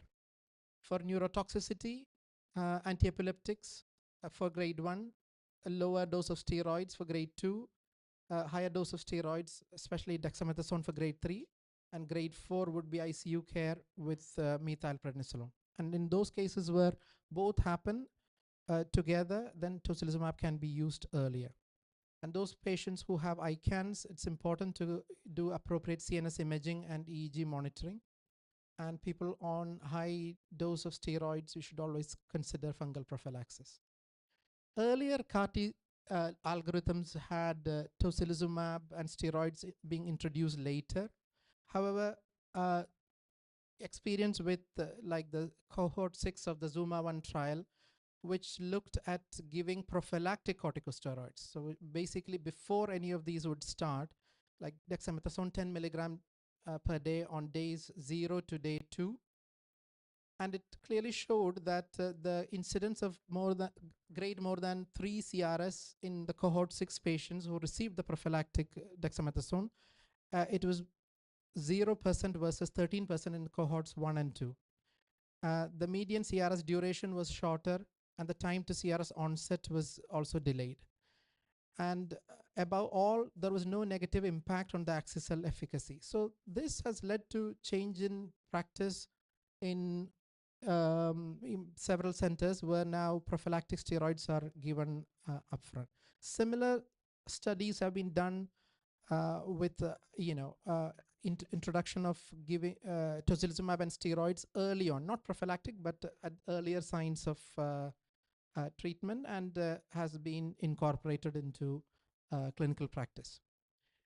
Macrophage activation syndrome and HLH are the other end of the spectrum of CRS. So basically, a subset of patients can have very severe CRS, then leading to macrophage activation syndrome. And if you did bone marrow for these patients, you will see the criteria met, which is ferritin more than 10,000 and organ toxicities. And the treatment would be, well, the traditional treatment for HLH, whether primary or secondary, was chemotherapy like etoposide and steroids and so on. But there is increasing data or case reports showing anakinra, the IL-1 blocker, which crosses the blood-brain barrier, plus steroids doing the job. So anakinra is something that's quite useful in these scenarios. With regarding to later toxicities, we are talking about like 1 month onwards. Mainly it's infections, hypogammaglobulinemia, and then the cytopenias because of immune-mediated mechanisms. There can be late neurological and psychiatric events as well, and subsequent malignancies. So the hypogammaglobulinemia is a result of the normal B cells being taken out by CD19 and BCMA CAR T cells, and it's the on-target off-tumor effect. It can happen up to like 53% of patients. We do expect and we want B-cell aplasia, and about 97% of patients who undergo these CAR T cells will have B-cell aplasia at 2 months and up to 36% at 12 months. But because of this, we need to monitor them frequently. So monthly for 6 months, and then every 3 months until a year, and replace IVIG based on their levels. And this replacement of IVIG might last sometimes lifetime or until there is a recovery of the functional B cells. Infections can happen, all sorts of infections can happen, bacterial, viral, fungal. And if you look on the right-hand side, you can have infections in the first 28 days up to 25%, and in the later period up to 180 days in about 33%. Overall, multiple studies showing different infection rates. In addition to monitoring for infections, we should be offering them prophylactic antimicrobials. However, there is no standard for this. So generally, it is recommended to give antiviral, antifungal, and PCP prophylaxis. What about vaccinations? It's generally recommended. There is no current guidelines, but recommended to use inactivated vaccines after 6 months of CAR T-cell infusion and live vaccines after 1 year. And many centers offer flu, RSV, pneumococcal, and VZV vaccines after day 30. There are non-ICANS neurological complications. It can be, it can be anything basically. There are mainly after BCMA therapy, you can see neuropathies, you can see demyelinating disease, PML, Parkinson's-like disease, and so on. Some people call it MNTs. movement and neurocognitive treatment emergent side effects, mainly with the BCMA CAR-T, and they are not very responsive to corticosteroids and the other usual treatment. And they may be similar to Parkinson's disease, but there is some thought that autopsy specimens are showing BCMA in normal, basal ganglia tissue, and maybe this is a reason why the anti-BCMA CAR T cells are causing this on-target off-tumor mechanism. ICAT, as in the initial cytopenias can be due to the lymphodepletion and so on, but after a month or so, you can have these cytopenias because of immune mechanisms. And this is even more common than CRS and ICANS. And this may persist for long durations, up to 24 months. And because of that, we have to monitor the counts very frequently, like weekly, for the first 60 days and support them with the growth factors. And you can separate them into early cytopenia, prolonged cytopenia, and late cytopenia. And early due to lymphodepletion, and prolonged and late due to immune-mediated mechanisms, and so on. So I'll just skip through a few of these. This is a neutropenia being severe and profound for most of the patients. And if it lasts for beyond certain days, it becomes protracted and prolonged as in really long. And there's 3 different patterns that we usually see. The quick recovery is a green graph, which recovers after a few days. And then the majority of patients, 52%, is the intermittent recovery. That means that there is a second dip, and then the aplastic phenotype is long lasting. So I'll just miss a few of the. So there is this ICAT grading by the EHA and EBMT that you can use. And there is guidelines by EHA, EBMT regarding management of ICAT, which is basically supportive treatment plus if you have stem cells stored, you can give a boost. You can use the TPO agents, and if everything fails, you might have to think about allogeneic transplant. This is the last part of the talk. So this is FDA warning about secondary malignancy. So in November 23, FDA issued safety communication about T-cell malignancies. Is based on their database. 19 out of 12,000 cases of CAR T-cell showing T-cell lymphoma, 17 of them T-cell lymphomas and 2 LGLs. So by April 24th, FDA had issued black box warning. So we as healthcare providers should be monitoring them lifelong. These are some of the cutaneous T-cell lymphoma cases reported after cilta-cel for multiple myeloma, and after it was diagnosed, it needed CHOEP treatment, chemotherapy, and then allogeneic transplant. This is another case of T-cell lymphoma. 1 minute, okay. So this is the last slide, just to show that the T-cell lymphoma incidence is not as high. You can see in red, when compared to the MDS and AML that happens after CAR T-cell, the T-cell lymphoma is not very frequent. And at the same time, the life expectancy of myeloma patients is limited. So it is still worthwhile giving the CAR T-cell. And these are 2 apps that are quite useful.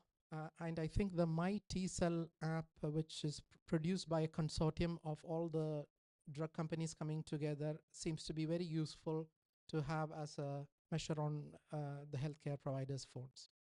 So I'll conclude with this.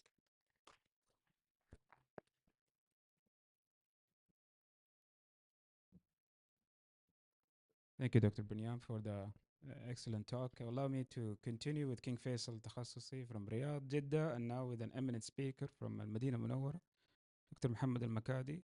He's a consultant hematology, stem cell transplant. Did his fellowship and PhD as well in biochemistry and biomedical sciences at McMaster University.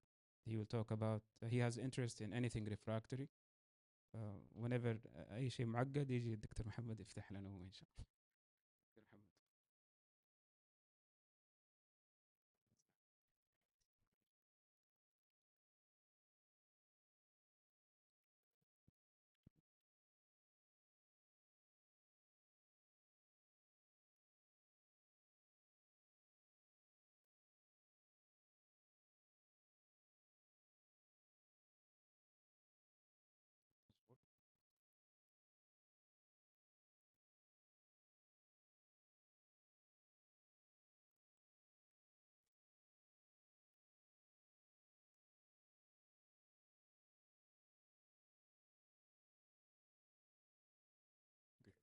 Assalamu alaikum. Good morning, everybody. Thank you for having me here. And thank you for the introduction. So I'll try to walk you through how we should be seeing relapse refractory CLL nowadays. So these are my disclosures.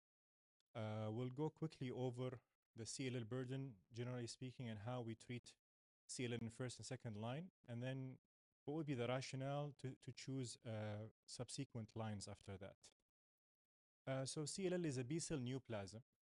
It develops due to a combination of genetic drives and antigenic pressure. So they both lead to subsequent dysregulation at the genetic and epigenetic levels. These dysregulations will manifest as imbalances between stimulatory and inhibitory pathways, including even apoptosis. So the first nidus of the disease is what we call monoclonal B lymphocytes. So those cells, whether they come from pre-germinal center or post-germinal center, regardless of that, with time, they will acquire more genetic and epigenetic dysregulation, and also the effect of ongoing antigenic stimulation in the environment, along with ongoing BCR signaling. The disease will progress into early and advanced CLL stage. And with that, if they fulfill criteria for therapy, patients will be offered therapy, whether it's conventional chemoimmunotherapy or targeted therapy. Some of those patients will still relapse. And then with that, sometimes even the genetic and epigenetic components will change, and this will dictate further lines of therapy. Generally speaking, it's a common disease. It's a common leukemia. It's a disease of elderly. I've seen it a lot in the West, but it's also common here. And we still use this response criteria, although this criteria should only be used after at least 2 to 3 cycles of therapy. They don't actually account for newer methods of disease evaluation like flow cytometry. But generally speaking, when you look at it, it assesses either the lymphoid burden or the consequences on the bone marrow. And then according to this response criteria, you can tailor your therapy. However, what's coming hot over the past few years is the role of measurable residual disease. In this study in 2012, you can see in the blue line or the blue curve, this is where they set off the limit or the cutoff that is predictable for MRD, which is equivalent to 0.01%. You can see it actually predicts whether these samples were taken from the peripheral blood in the interim or end of therapy, or even from the bone marrow. And then later on, other studies have actually shown it actually predicts overall survival relying on MRD. In a very large evaluation of 12 frontline trials by the German CLL group, they actually took this evaluation further. You can see the red and the blue curves here are showing the effect of MRD being undetectable on PFS. You can actually see that it has longer term prediction. And you could also draw the same conclusion we have drawn from the other trials, how targeted therapy in comparison to the green curve, which is chemoimmunotherapy, causes longer PFS. And then in that curve, which was the D figure, it's actually interesting to see that when you apply the current criteria, whether the patient is in patients are in complete remission or not, the presence or absence of MRD is actually more predictable of overall survival than the presence of complete remission, which makes you wonder whether these response criteria are due for a change. So how did we set the standard of care with chemoimmunotherapy in CLL? It was mainly driven by the CLL-10 trial, which made us all feel that we have found the solution for CLL patients, which is FCR, especially younger patients with mutated IGHV. Still, BR is an option, but this is the standard you would get with chemoimmunotherapy with a median PFS of around 58 months. However, this was outperformed with targeted therapy. And we're using actually less and less chemoimmunotherapy after the results of targeted therapy, whether you're using earlier generation of BTK inhibitor or later ones. It was outperformed. Even we have seen the latest publication of the longer follow-up of ibrutinib, reaching median PFS of 8 years. And you can actually get similar results even with BCL2 inhibitors. They outperformed chemoimmunotherapy. Around 30% of those patients will relapse. So what should we do at relapse? How do we know what will be the next sequence for those patients? There are limited tools, but I find the 4-point BOL score is helpful, which was driven by, or these data were first built based on 700 patients, and then they confirmed it on or validated it on 2,500 patients. So that score is composed of beta-2 microglobulin, LDH level, presence of absence of anemia, and these were the cutoffs for women or men, and time from last therapy. So they were able to categorize patients into 3 risk groups: low and intermediate and high. The high risk is the red, and if you apply it using ibrutinib, you can see that the median overall survival is almost 2 years. So that actually helps to predict how poorly those patients can perform on subsequent therapy if they were treated with chemoimmunotherapy, because we know those curves, they don't look nice like this if the patients were treated with targeted therapy. And we'll talk about that in a second. And more important, just like in first line, they have to have evidence of active disease before you go on with second line therapy. So once we decide the treatment is indicated, we have to tailor the second line according to what we have used in the first line. If it was prior chemoimmunotherapy, the options are open, whether you use covalent BTKI or BCL2 inhibitor. But the challenge always if they have used targeted therapy, which is the common scenario in our country. So what should we do if they were treated with venetoclax, for example? We used to give venetoclax continuous, but lots of evidence are now recommending time limited therapy, which actually has a lot of advantages. You could achieve unmeasurable or undetectable MRD if you have access to this tool at your hospital. It gives you the option of giving treatment-free remissions, cost saving, and also the toxicities which we have observed in the earlier trial of ongoing venetoclax is actually less. We don't have access to measure for these mutations, but these are the described mutations that can truly tell you if there is a BCL2 inhibition resistance. But if you don't have access to this, you can still trial it again. It is recommended to combine it with a monoclonal antibody against CD20. It can offset some of these resistance. If you look here, the differences between the pie charts are not drastic, whether this was the first or the second therapy of venetoclax. You can still get PFS of around 2 years, median PFS. And then maybe the option is better if you went with a covalent BTKI after BCL2 inhibition, especially if they had a longer response on venetoclax, which is the blue curve. You could get a longer PFS, but again, the average is around median PFS of 30 months. So with prior BCL2 inhibition, you could retreat again, preferably with rituximab or obinutuzumab if you have access to it, or you could sequence with covalent BTKI. So the challenge is always if they've had BTKI before, because until recently we still use BTKI continuously. There is now a newer notion to also recommend giving them treatment free, but BTKI, because the way they work through the BCR, biologically sensing, you should try and inhibit that receptor because it is one of the main mechanisms fueling disease recurrence. So this is why before you decide patients are not responding to BTKI, they have to be at least on it for a year.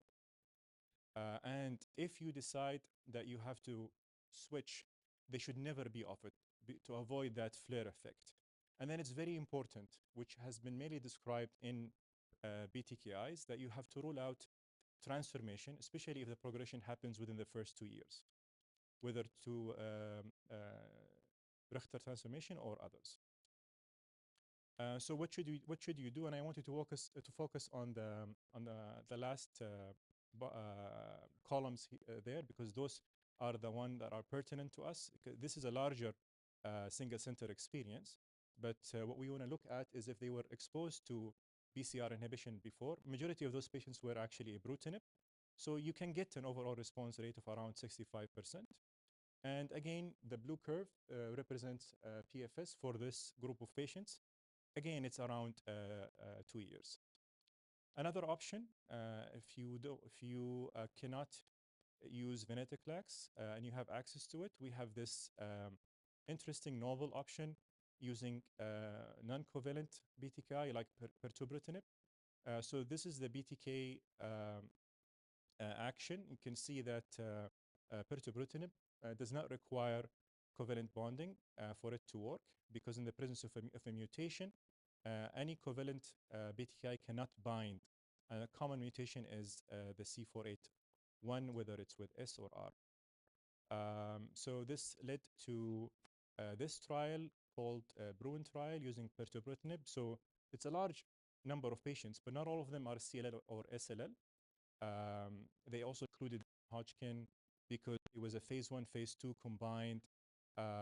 So they were looking mainly for safety, as we would do with phase 1, and then overall response rate in phase 2. And then other PK and PFS and overall survival.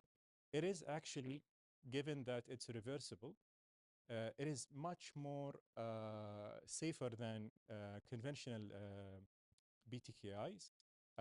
And you can see most of those patients were actually treated with BTKI prior to the relapse, whether they were intolerant or not.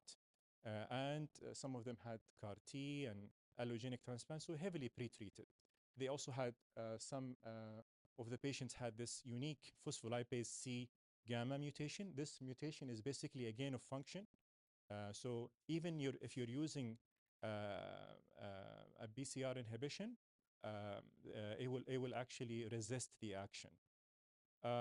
So if you look at this chart here, the blue columns represent true progression on BTKIs, and you can see they account for majority of the cases. An interesting overall response rate, yet the duration was not long as we would hope, because this cohort actually was heavily pretreated, but it's actually a good duration of response that can maybe buy you time to consolidate with something more definitive, depending on the age of the patient. So if there were any prior covalent BTKI use, your options at this point would be either to use a BCL2 inhibition, or you can use a non-covalent BTKI, and even which most of us will do if you are treated patients with double or triplet, which basically the addition of anti-CD20. At that point, you could also consider non-covalent BTKI. I don't know if anybody is keen on using idelalisib, but I put it there as an option. So should you run out of those options, do we actually hit a brick wall? Why am I worried about this? Because yes, CLL is indolent, but this is only if it's presenting in first line. Subsequently, the course is completely different, especially if they were exposed to targeted therapy. So as I have shown you in the PFS curves, you're going to deal with 30% of patients that actually have much more aggressive behavior for CLL, of course. So I put together some, like a summary of the median PFSs we have just shown. You can actually see that the median PFS, if you treat with targeted therapy following chemoimmunotherapy, almost reaches to the 50s month. But if you actually are retreating with another targeted therapy, you're in the range of 24 months. So should we consider other option for those patients? Allogenic stem cell transplantation used to be a hot option in the past, especially when we're using a lot of chemoimmunotherapy. We always worry about fludarabine refractory patients, but it's actually not becoming that common nowadays because how targeted therapy work after chemoimmunotherapy, but it could become another option if you're struggling with refractory or relapse after targeted therapy. I have put here for you the largest and the longest follow-up data, again from the German CLL group. This is the CLL3X trial. So their 10-year data showing non-relapse mortality of around 20%. Around 35% of patients will achieve a PFS of 10 years, and 60% will be alive by then. And then with allo, you will get a CR rate of around 55%. Can this still be an option? It can, but age is always a limiting factor. So you could put this as an option, but you should have another thing if you cannot use allo transplant, and that would be CAR T. And giving this talk after my colleagues made it very easy, so I don't need to go into a lot of details. What has been used in CLL is lysocell. So it's a second generation. The way we define whether it's first or second is the presence of co-stimulatory domain or not. So lysocell has a co-stimulatory domain, which is the 4-11BB. It is also has another unique feature, and this is why maybe when they were talking about the presence of or the occurrences of complications, lysocell is unique that it has defined composition of CD4 and CD8. It is believed that when you do so, you will have predictable CRS and ICANS. And then because of this, when it is infused into patients, it will be infused sequentially. They will start with CD8 and then CD4 CAR cells. So this was used in the Transcend CLL 004 trial. It's a multi-center open label that was published in Lancet 2023. So they initially included 137 patients. Majority of them were high risk. At least they received 2 lines of therapy. If not high risk, they have to fail 3 lines of therapy. So the usual protocol, they will get enrolled, leukapheresed, and then they will undergo depletion with 3 days of fluci. In that trial, they tested 2 dose level, the 5 million and the 50 million and the 100 million, and these were their study endpoints. 85% of those patients were successfully infused, so this is why the number went down to 117. Not a lot of grade 3 and grade 4 toxicities, and they included in the primary efficacy analysis only the ones who received dose level 2, and they were which were around 53 patients. You can see that the remission rate is very disappointing, reaching around 20%, with an overall response rate of 45%, and undetectable MRD of 60%. So why did they actually choose that those patients had to be on BTK inhibitor? It was the result of other studies, including this interesting one. Using ibrutinib actually enhances CAR T function in CLL. So they found that T cells from CLL patients, they tend to proliferate less. And if you expose those patients to ibrutinib, the longer you expose them, you correct this proliferation defect. at the level of T cells and generated CAR when they infuse them into patient. And because you cannot give those patients chemotherapy at all after you infuse CAR T, they didn't stop there. They went into their model, animal model, and they found continuing ibrutinib will actually enhance the efficacy of CAR T cell in terms of the disease burden, proliferation, and survival. That survival curve could be even longer, but we know the life expectancy of these animal is not that long. So you can sense that the team, they actually sense or anticipated this to happen. So they did do a combination cohort when they added ibrutinib. And the only modification to the criteria is they excluded any patients who cannot tolerate BTKI. So same enrollment, same lymphodepletion, and same dose levels.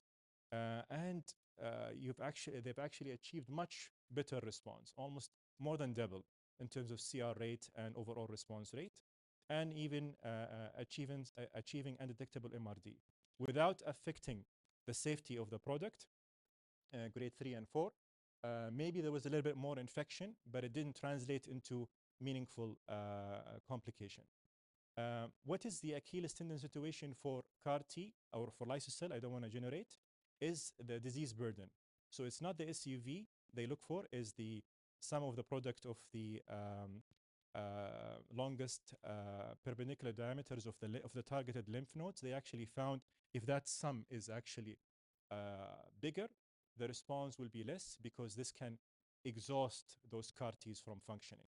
So in summary, targeted therapy for CLL has improved the outcome, and I think MRD will become the new standard to look for or to achieve, generally speaking, although in the setting of CAR T, it's still a challenge when you use CAR T in a higher burden disease using the current ones. Maybe the subsequent generation will be much better. And you should never offer therapy, as we all know, in CLL unless they're truly active, except if they have Richter transformation. Depending on what line of therapy they have received, you can aim for sequential approach. And I think with the current data, especially with the combination cohort, lysocell can still be an option for patients who are failing multiple line of therapy, especially the ones who cannot receive allogeneic stem cell transplantation. Thank you very much.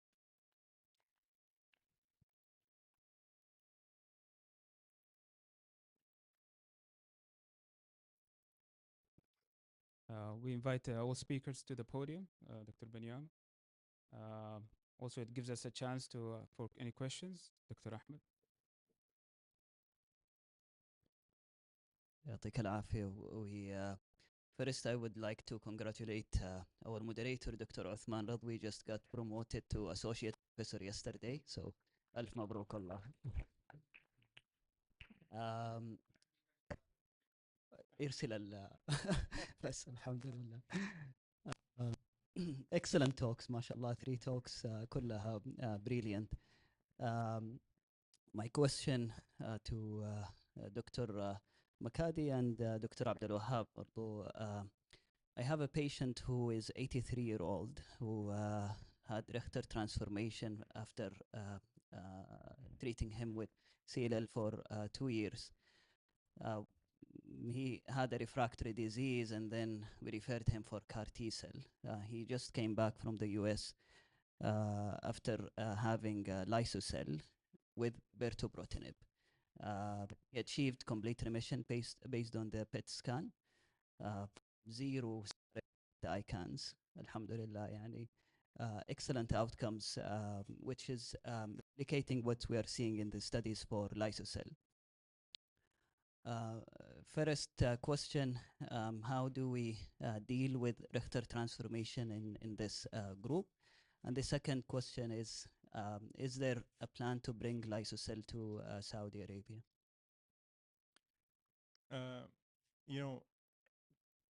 Long time ago, this would be an impossible results, completely impossible.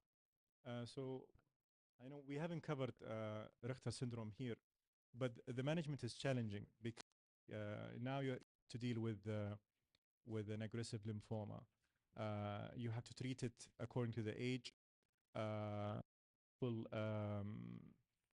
they actually, like to give therapy if you, but if you get this patient into CAR T, you just need to bring the disease burden as much lower as possible without causing further toxicity to the patient. So I think you would treat him just like your ordinary diffuse large B-cell lymphoma case, and then usually they will respond well, but the response is not is actually short-lived, and then you consolidate with CAR T. But very impressive results, mashallah. Would add, he responded to pirtobrutinib and then he went into lysocell, right?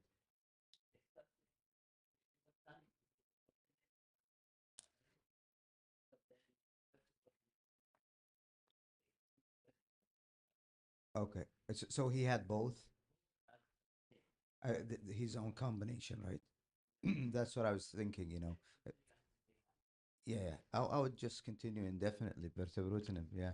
But I would worry about risk of infections in those patients. 83 being through these lines of therapy, you know, there's a recent report coming from lymphoma patients non-relapse mortality is 5% actually, you know, for all kinds of for all kinds of products. So we've seen very late infections, very nasty infections, let me put it this way, in younger patients. We lost patients for a flu, seasonal flus.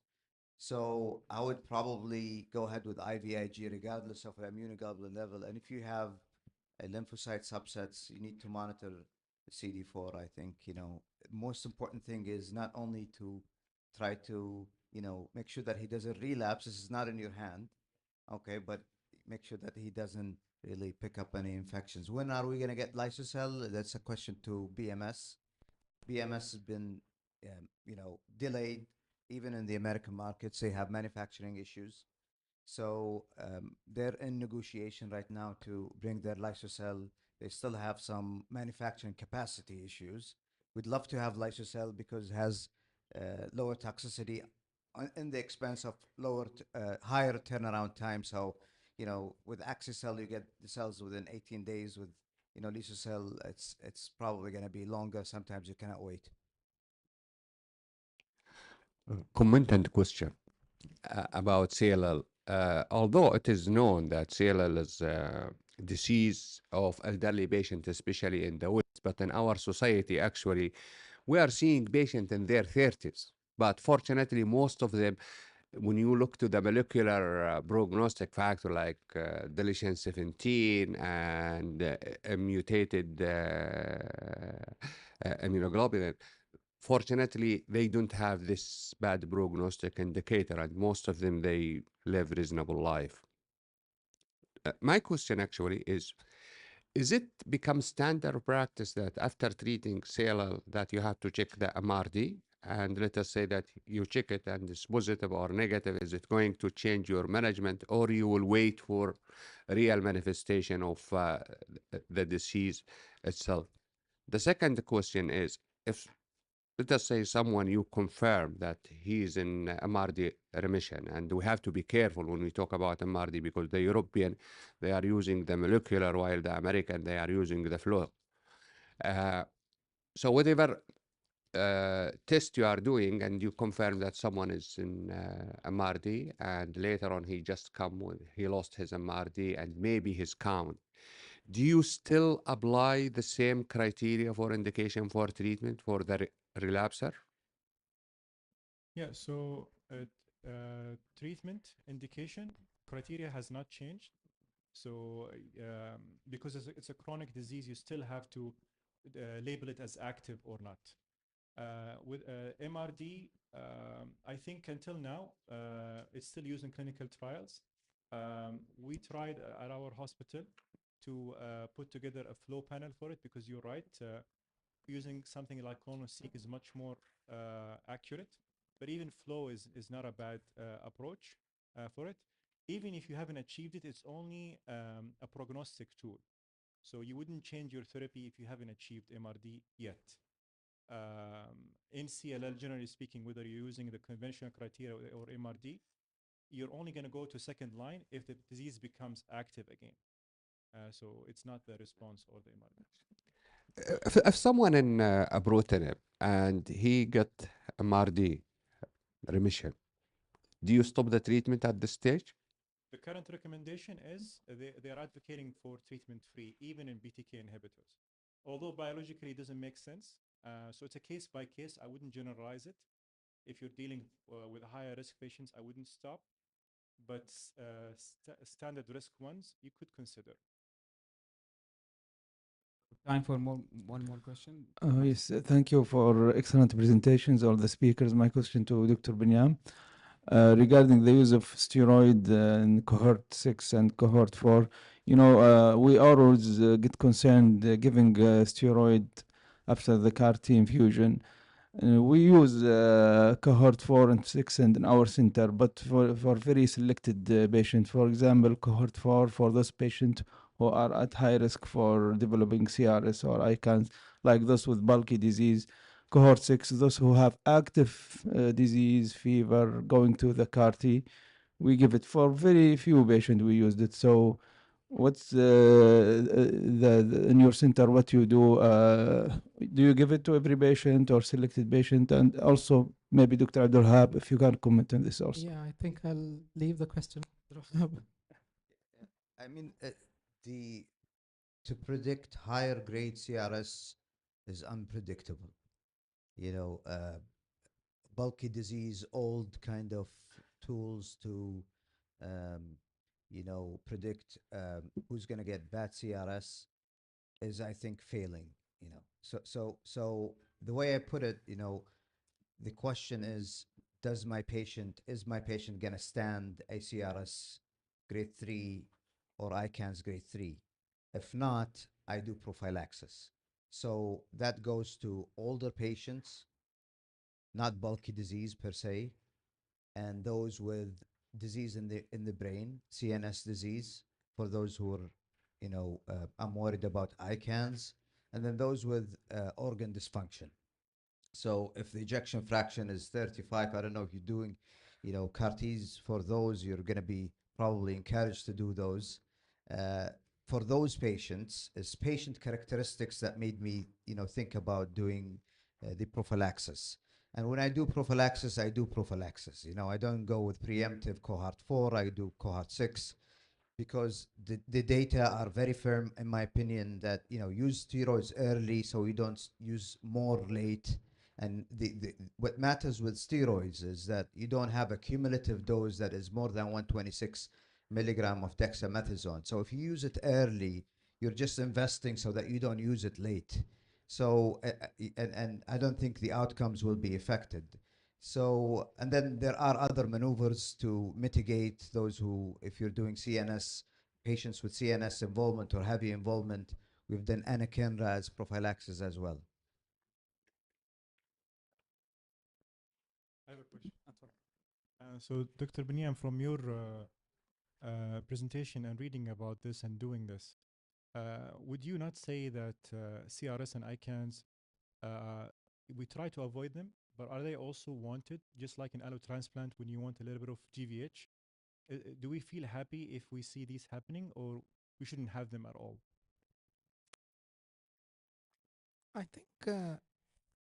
think the ideal scenario is that there is very little CRS and ICANS and very good result. Do they go hand in hand? I mean, the patients who have high CRS and ICANS, do they do better when it comes to disease control? I don't think that's true either. So I think the best, if you take the comparison between axi-cell and lyso-cell for diffuse large B-cell lymphoma, the toxicity is much lower for lyso-cell when you look at it. But I would want, if the axi-cell results with regarding to PFS and OS is better, then I would choose a product that gives me, I would take the risk of toxicities, but at the same time get a product. Unless, of course, it's those cohort of patients who they can't stand the toxicities, in which case we chose a safer product.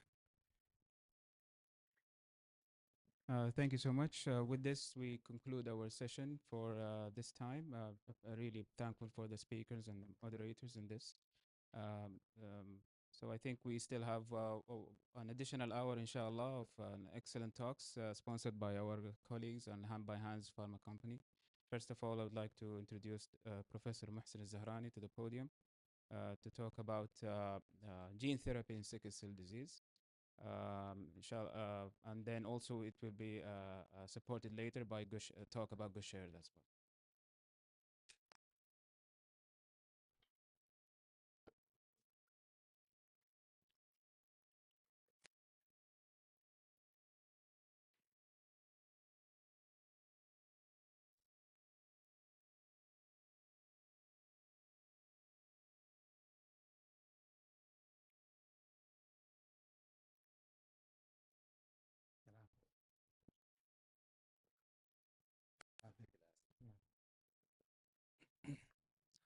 Assalamu alaikum. Good morning, everyone. Thank you, Dr. Ahmed, and thank you for the organizing committee for inviting me. This is a satellite symposium sponsored by Vertex and is about the gene therapy for sickle cell disease and thalassemia. These are the objectives for the presentations. Before we start, this is if you can scan the barcode and answer the pre-event survey, just to leave the slide for 10 seconds.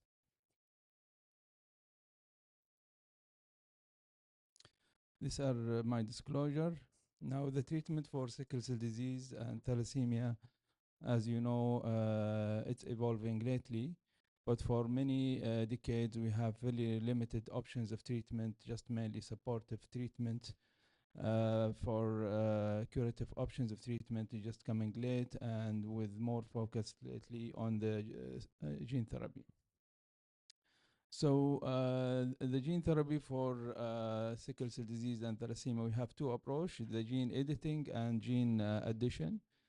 And basically you have the patient who is referred to you for this curative option in the treatment. The patient will be screened for eligibility, and depending on what type of gene therapy you have, you will collect his stem cells. The stem cells will go to the lab or to the manufacturing facility where the gene addition or addition will be done, and the cells will be sent back to the treatment center.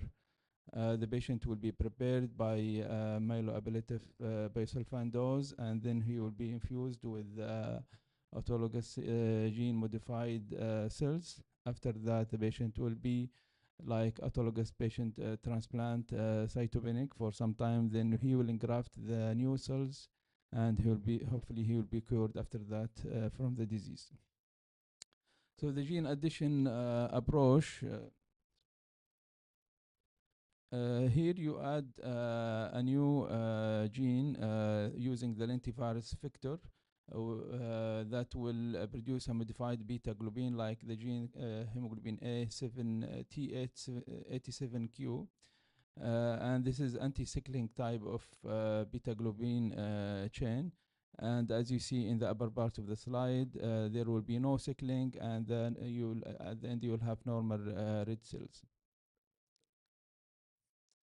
While gene addition, you will use certain technology where you will do precise editing of the genome at certain part of the genome by using, for example, certain technology like CRISPR-Cas technology.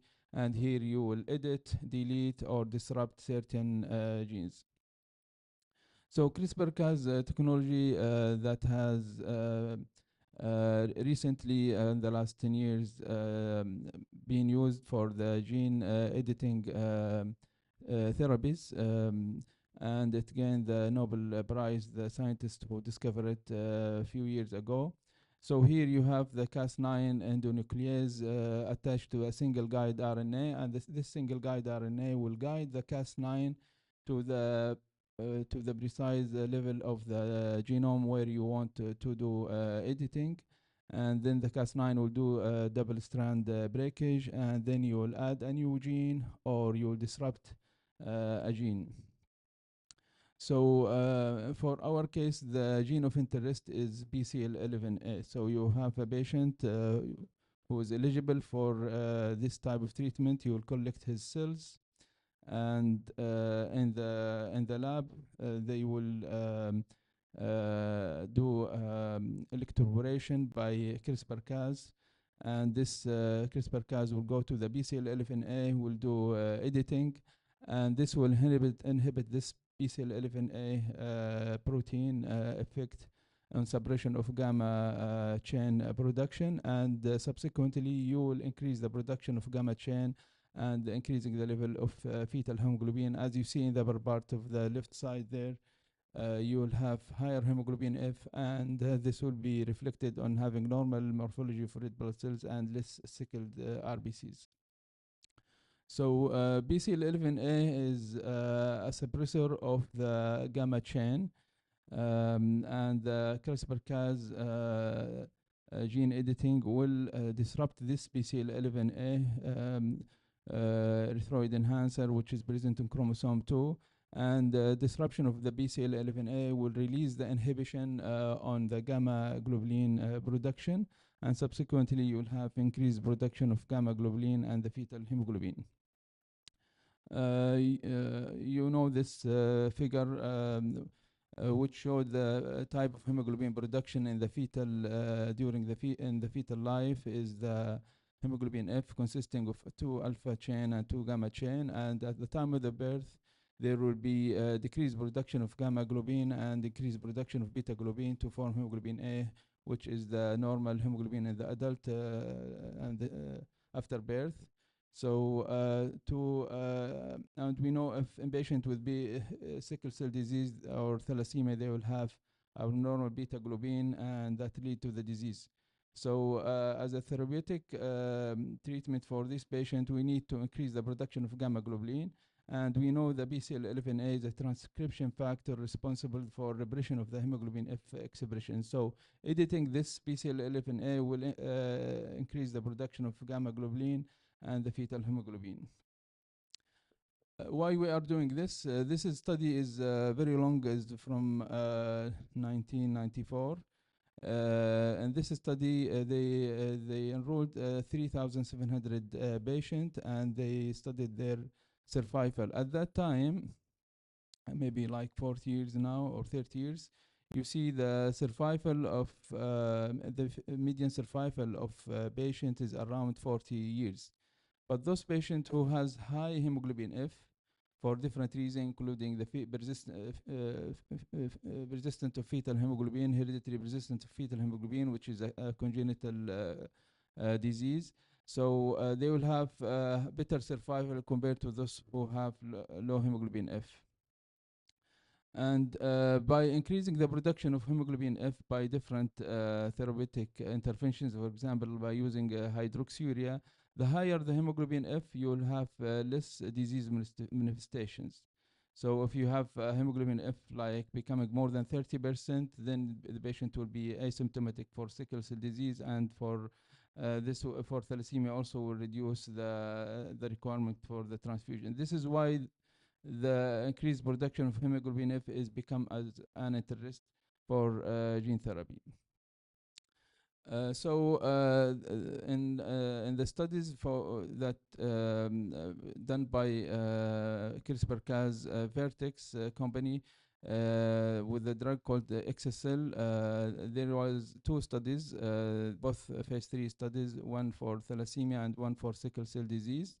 So here the patients will be screened, and then, as we mentioned before, the cells will be collected, and then it will be sent to the manufacturing facility where CRISPR-Cas editing will be done. Then cells will be frozen, and then after like quality check that usually takes 6 months, that will be sent back to the treatment center. And then the patient will be prepared by myeloablative dose of busulfan, and then there will be infusion of gene editing cells, and then autologous recovery of this new modified cells, and hopefully cure of the patient. So in this CLIMB THAL 111 study, which is phase 3 study, multi-center, done for the thalassemia patient, transfusion-dependent thalassemia. There was 54 patients enrolled with the age 12 to 35 years of age. And the primary efficacy point was transfusion independent for more than 12 consecutive months, and the secondary efficacy point was transfusion independent more than 6 months. So the 54 patients enrolled with median age of 20, the lower age limit was 12 and upper age was 35. And the baseline annualized red RBC transfusion requirement was 16.5 units per year. And here the engraftment result post treatment. The median neutrophil engraftment is 29 days, and the median platelet engraftment 44 days. And some patients reach 200 days before reaching the engraftment. So compared to the autologous transplant for myeloma, lymphoma, and autoimmune disorders, we have here longer engraftment durations. Out of 42 patients who infused and was in the primary efficacy set, 39 patients, which is 92.9%, achieved the primary endpoint, which is transfusion independent for 12 months. And this swimmer plot diagram showing for each patient. So each line represents one patient. And they studied the patients 24 months before, at the time of the infusion, and up to 48 months post. So each line represents one patient, and each diamond below dot represent transfusions. And at the red line was the infusion of the excess cell, and the red color represents the time from the infusion until the last date of the last transfusion received, and the blue part is the washout period, which was 60 days. As we see, most of the patients achieved transfusion independency. And here is the hemoglobin level and hemoglobin F level. There is rapid rise in the hemoglobin, peaking up at the 6 months, and mostly it was of hemoglobin F.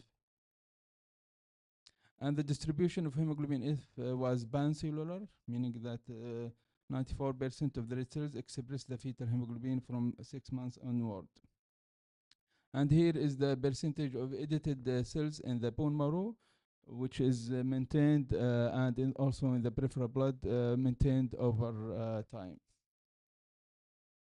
Also in this study, they studied the quality of life, patient-reported outcome, which is also improved, not only the transfusion independence, but also physical, general health, emotional, social well-being improved.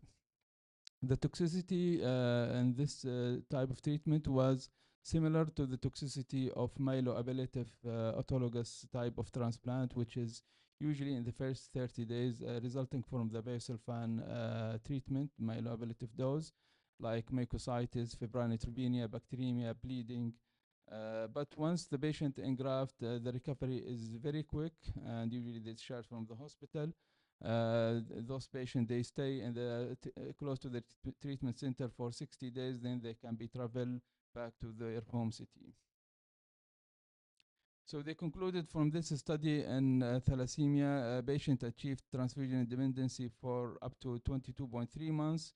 93% achieved the primary endpoint, which is transfusion independence for more than 12 consecutive months.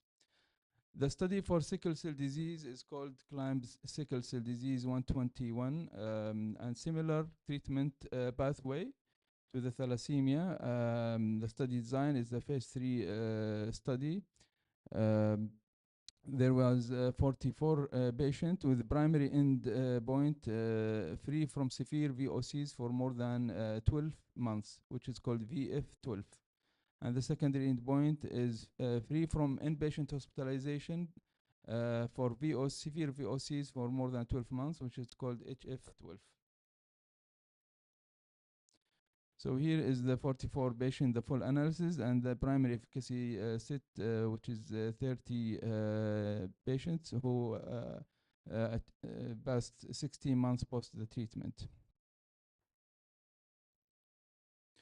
For the engraftment, before the engraftment, the mobilization cycles for the to collect the stem cells. I forget to mention in the thalassemia, the median was one mobilization cycle. So the mobilization was easy with thalassemia because you can use GCSF and plerixafor.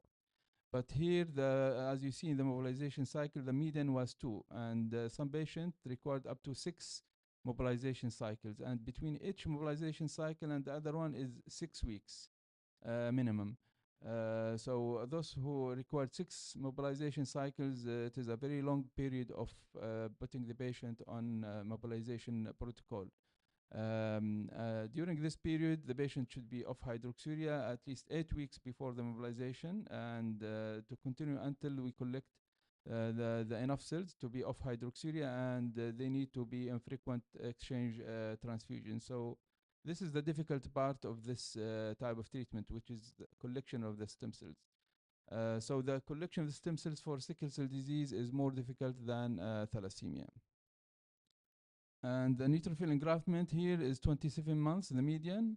Some patients needed 27 days. Some patients needed 40 days, and the platelet was 35 days. Some patients needed 126 days to achieve the platelet engraftment. So the primary endpoint, which is VOC free for 12 months, was achieved in 29 patients out of 30 patients, 96.7%. And this swimmer plot figure showed similar to the thalassemia. For each line represent one patient, and from 24 months before the treatment until the 0, which is the day of the infusion. Each patient with diamond blue dots represent VOC or acute chest syndrome. So after the infusion of the cells, you see majority of the patients, they were free from VOCs. And the secondary endpoint, which is free from hospitalization for severe VOC, was achieved in all patients. 100% of the patient did not require hospitalization. Now, the level of the hemoglobin here also rised rapidly and achieved the highest at 6 months and then plateaued after that. And here the hemoglobin F, as you remember in the thalassemia, it was more than 90%. Here it's around 40 to 50% the hemoglobin F. So these patients, they will still have some hemoglobin S, but it will drop to less than 50%. And so the hemoglobin F was, after 6 months, plateaued in all patients. And the distribution also of the hemoglobin F in the cells was pan-cellular. 93% of the red cells express the fetal hemoglobin from month 6 onward. And the percentage of edited cells was maintained over time, so they are not losing the new modified cells when they measure this in the bone marrow and in the peripheral blood. The hemolytic markers reduced significantly, as you see for LDH, dropped to normal and maintained, also for haptoglobin and reticulocyte normalized. Also in this study, they measured the quality of life, patient-reported outcome, and this is very important to improve the quality of life for these patients. So majority of the patient achieved a normal quality of life or better quality of life. The toxicity profile was similar to the thalassemia study, was mainly related to the toxicity related to myeloablative busulfan, which is acute toxicities. After engraftment, this patient doesn't have chronic toxicities, which is we see usually an allogenic transplant, like immune-mediated toxicities or infections.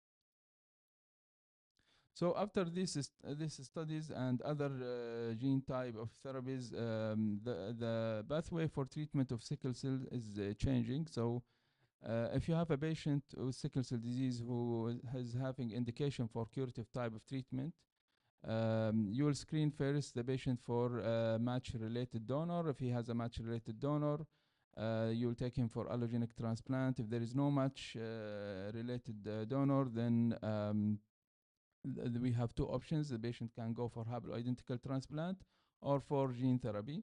Now, the approved gene therapies until now is for patients who are 12 years and above. And the XSL is up to 35 years. So if the patient between 12 years and 35 years, he can be eligible to receive the XSL.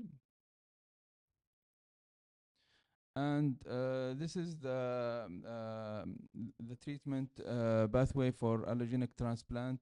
Here, the preparation before transplant is shorter compared to the autologous gene therapy transplant. But the follow-up post-allogenic transplant is longer, and mainly to monitor for and treat the immune-mediated type of complications.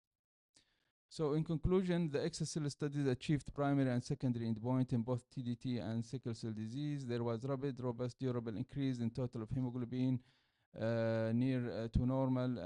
And in thalassemia, most of the thalassemia, they will achieve hemoglobin like above 13 and 14, and sickle cell is between 12 to 13 gram per deciliter.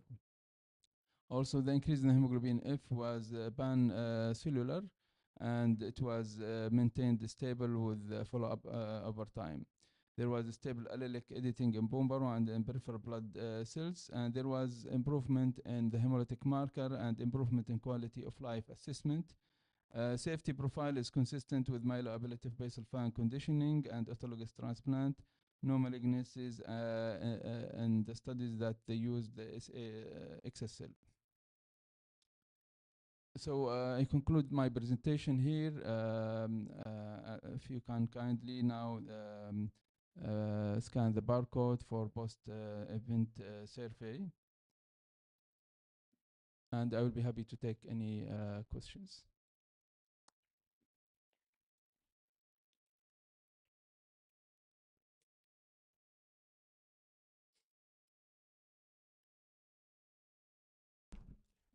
Any question from the audience?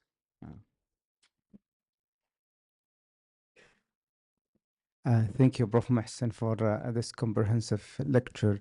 Actually, my question regarding the genetic haplotype in Saudi Arabia, does it affect the results of treatment of sickle cell and thalassemia?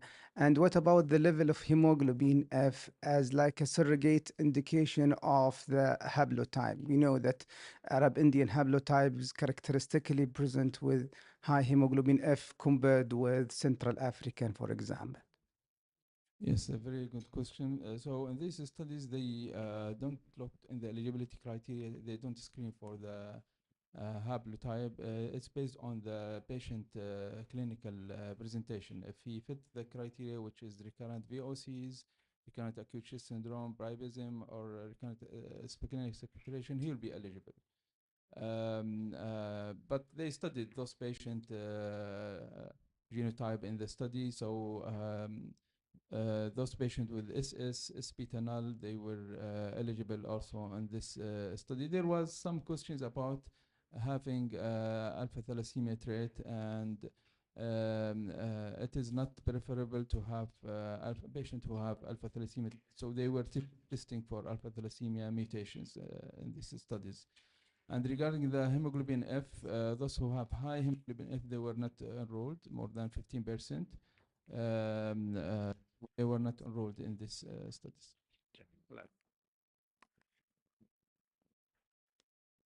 I think we're still on time. So if any more questions from the audience? Prof. Mohsen, probably I do have a question with the hemoglobin F pancellularity. How easy do you think we can do this test? And do you think it might be also a part of selection criteria for patients who can go into this kind of expensive therapy? Yeah, so as I mentioned, those who have high hemoglobin F, they were not enrolled in these studies. But testing it with pancellularity, it's I think what's making not only hemoglobin electrophoresis then.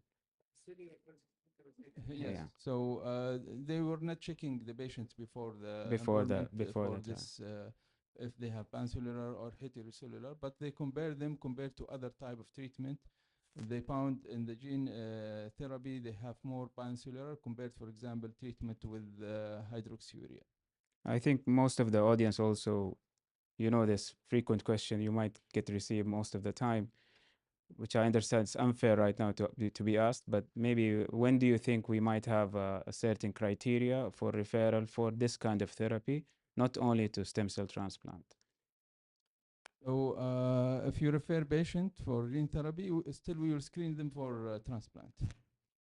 So for both, for- yes. So you will see referrals more for gene therapy. If the patient and families come, unfortunately, the expectations is difficult to solve it with them because they are coming for counseling for gene therapy, and when they come, we just talk with them about stem cell transplant. So we try to convince them. Until now, everywhere worldwide, first curative treatment is full match related stem cell transplant, and if the patient doesn't have match donor, then he can be eligible for gene therapy, especially now success with the result of allogenic transplant for both pediatric and adult. Kid. أنا أحب البروف محسن I will ask him many questions. Prof. Mahsen, if we want to talk about the cost as a main actually limiting factor here, as compared with CAR T cell in oncology, how do you compare with them? And what is and also, if you want to compare the CAR T cell therapy versus allogenic transplant in terms of cost and availability of the treatment approach?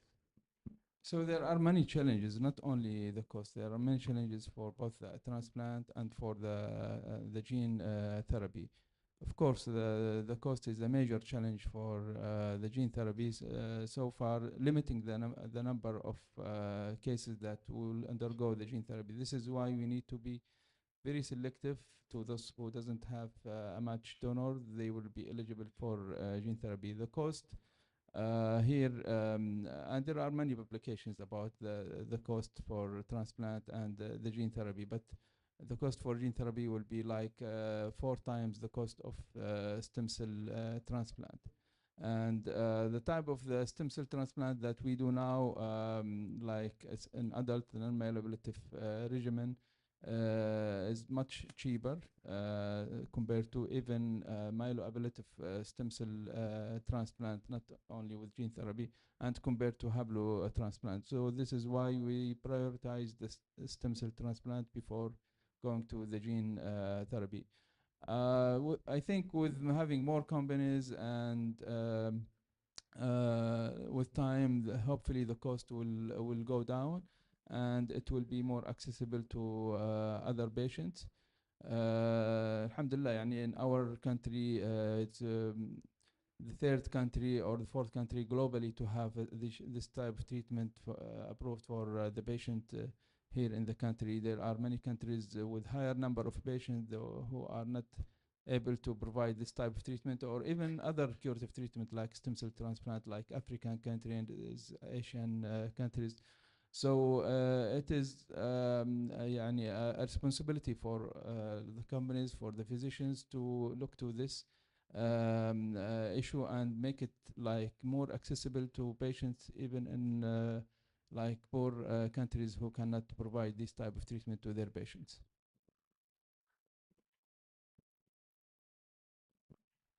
I can't see any raised hands, so with this, we'd like to conclude. Before, wallahi, just saying with the availability of CAR T and how many cases we have done, with the availability of gene therapy, I think Saudi Arabia is actually leading cellular and gene therapy.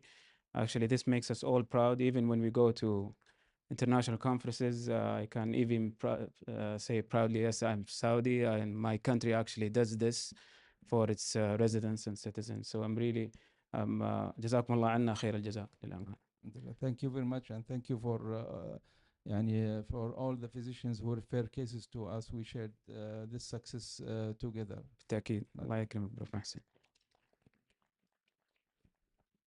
So allow me to introduce our next talk before break, inshallah, at 12 o'clock. Our beloved Dr. Ahoud Kshari. She's from MOH Jeddah. She is the head pediatric hematology oncology, second cluster, heading the department for pediatric hematology and also the program director. I think she, a very well-known physician in our city, alhamdulillah. She will be talking about Gaucher disease sponsored by Sanofi company. Thank you, Doctor, for the introduction. And I would like to thank again the Saudi Society of Hematology and SSBMT for inviting us and for organizing this events.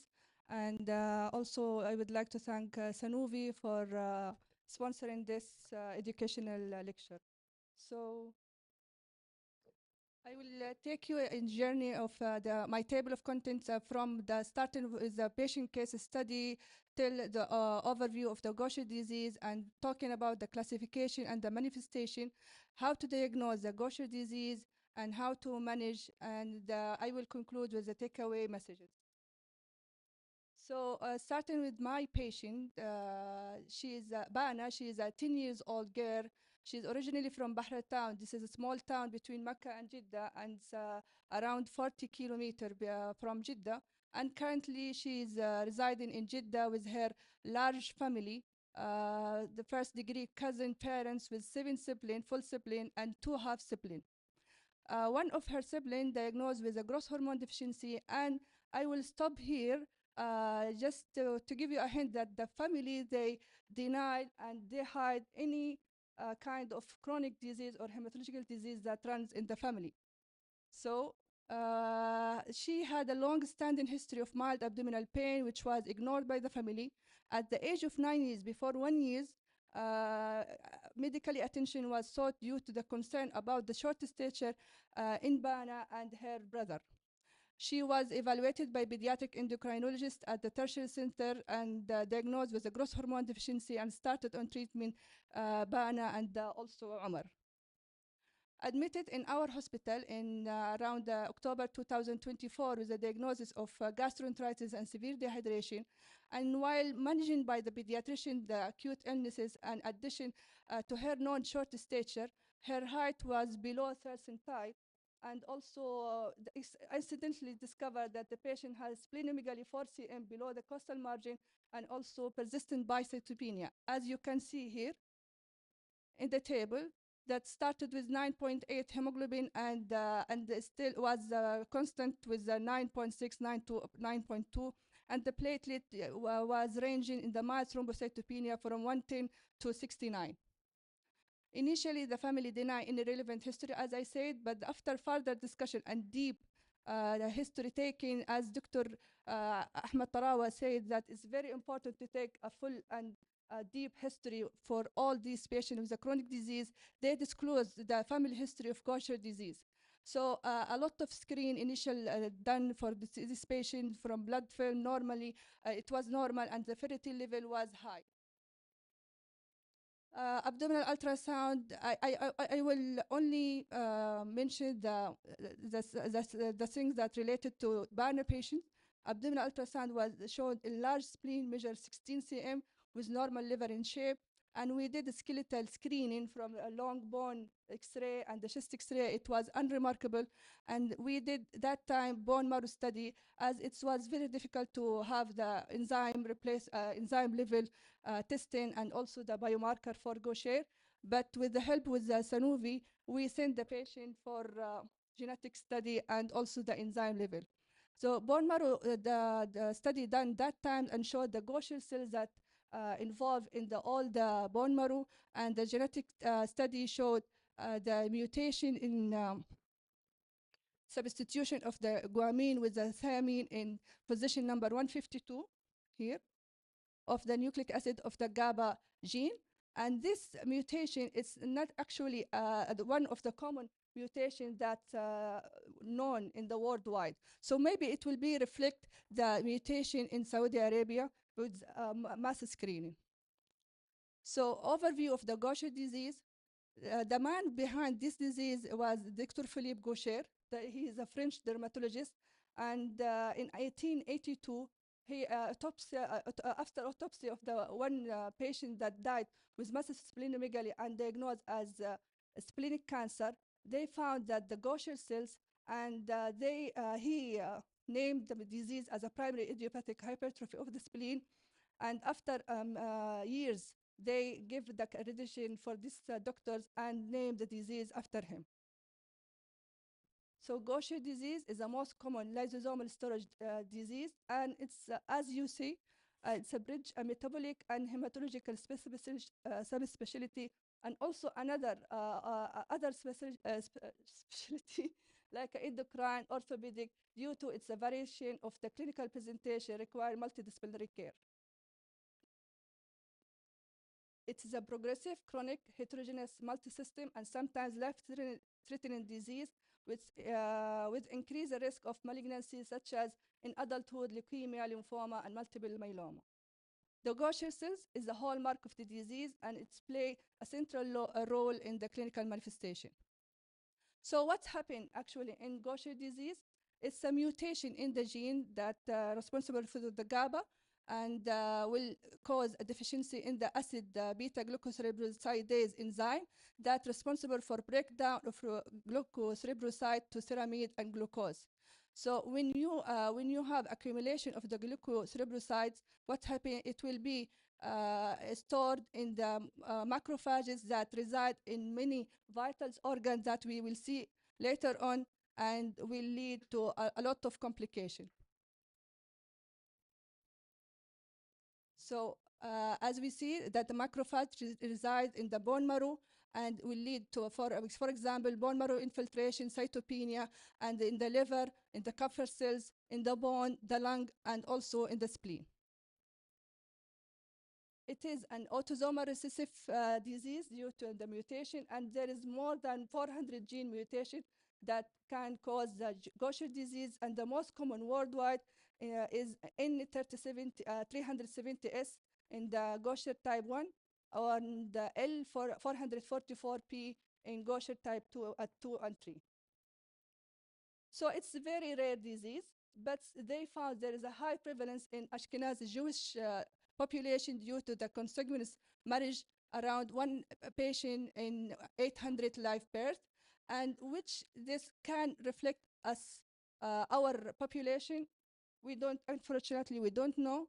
We don't have any actual prevalence calculation for Saudi Arabia population, but we have one study that done in 2021 that's sponsored by Sanofi, where they're considering the test that done only in 390 patients from 13 centers with high risk unexplained splenomegaly and thrombocytopenia, and they found one patient diagnosed with Gaucher disease, but this one does not reflect the all Saudi population, but they gave us a hint that we can probably misdiagnose those patients, and even though it's very small rate. So, as we said that we have challenges in identify the prevalence in Saudi Arabia population. Also, we have to look to the other challenges that we have in diagnosis or treatment of Gaucher disease. And for example, the patient Asbana, she has a delayed diagnosis, the symptoms, a variation that include a lot of subspecialty, and also limited screening and enzyme and biomarker testing for those patients. For example, the management, maybe it's not for Saudi population, but the high cost of the treatment, the lack of standard protocol, and also the shortage of the specialized center and doctors. For example, in country-specific gap in Saudi Arabia, we don't have national registry, unfortunately, for the Gaucher disease, and we don't have a national guideline. Limited access, again, for the testing and for the lack of awareness campaign. And the most important for our population is social stigma and fear of diagnosis. And of course, as every single chronic disease, it will affect the psychosocial and the quality of life for the patient and for the family also. So if we want to apply these challenges in our patient panel, we will see that the patient initially misdiagnosed with a growth hormone deficiency, and also the undisclosed family history. They hesitant to reveal the history of Gaucher disease in cousin of the parents, and the parental denial and hesitation of starting medication and even diagnosis. So Gaucher disease, it's classified in 3 types. The most common is a type 1, and it's called non-neuropathic, and it's the most common and can present at any age, and usually from 60 years to, up to 80 years, and does not, from its name, non-neuropathic, so does not involve the CNS, but can involve the visceromegaly, the hematological abnormality, and also the skeletal abnormalities. Type 2 is acute neuropathic, and it's the most severe, and the patient die early with very poor prognosis, but they will not affect the skeletal abnormalities. Type 3, it's fall between type 1 and type 2, and it's chronic neuropathic, so it's can affect the CNS, but more likely like a type 1 in the presentation. So the patient can be asymptomatic in type 1, going to the severe range of the and a variable presentation for the disease, even among the sibling with the same mutation. So, for example, the early CNS manifestation in the type 3, you will see the oculomotor apraxia, or the patient with the Parkinsonism manifestation. In type 2, the patient can die in early hours with hydrops fetalis and congenital ichthyosis. Focusing in the Gaucher type 1, if they affect the bone, for example, the patient will have bone pain in 30%, will have a pathological fracture and also deformity in 50%, hepatosplenomegaly in almost more than 90%, anemia, thrombocytopenia 50%, and leukopenia, and also the patient maybe have coagulation defect and also menorrhagia and growth retardation, as we can see.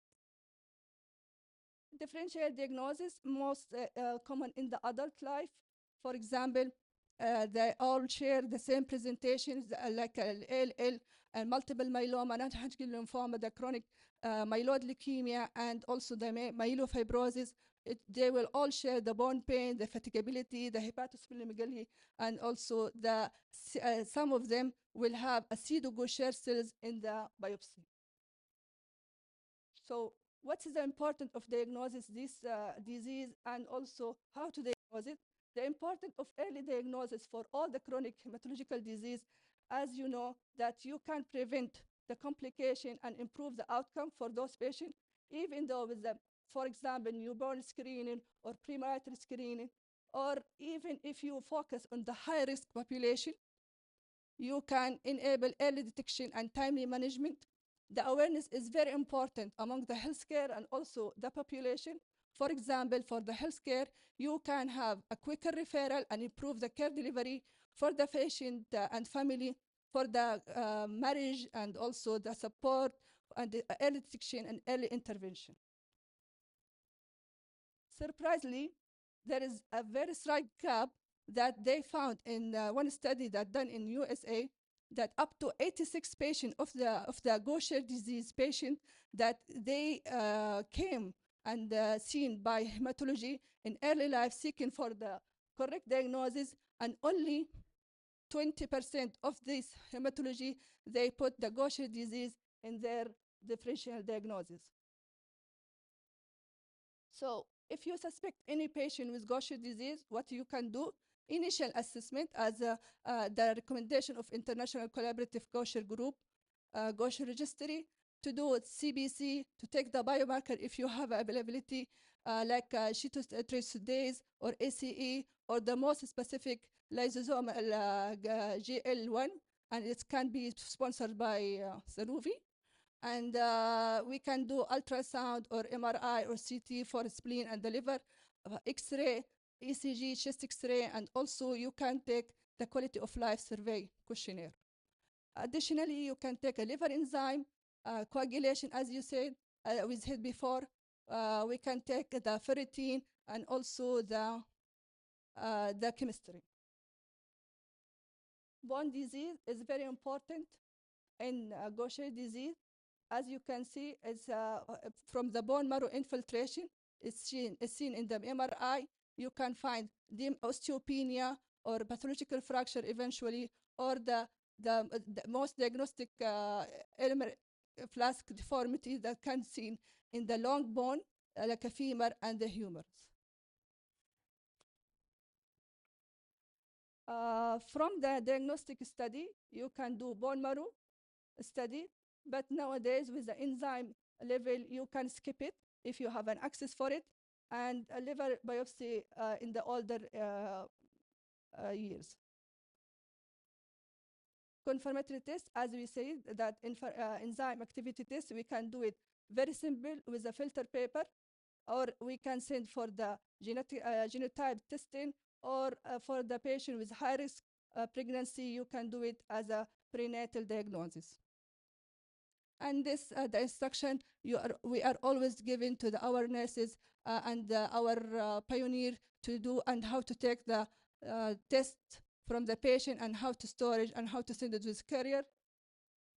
And this study, we did it in 2021. I participate in this consensus meeting, who should be tested for the Gaucher disease. So for example, if you have a patient with unexplained splenomegaly, or chronic or persistent ITP, or thrombocytopenia with other criteria like bone pain, anemia, or history of splenectomy, you can test him for the Gaucher test. And this scheme can ease your journey.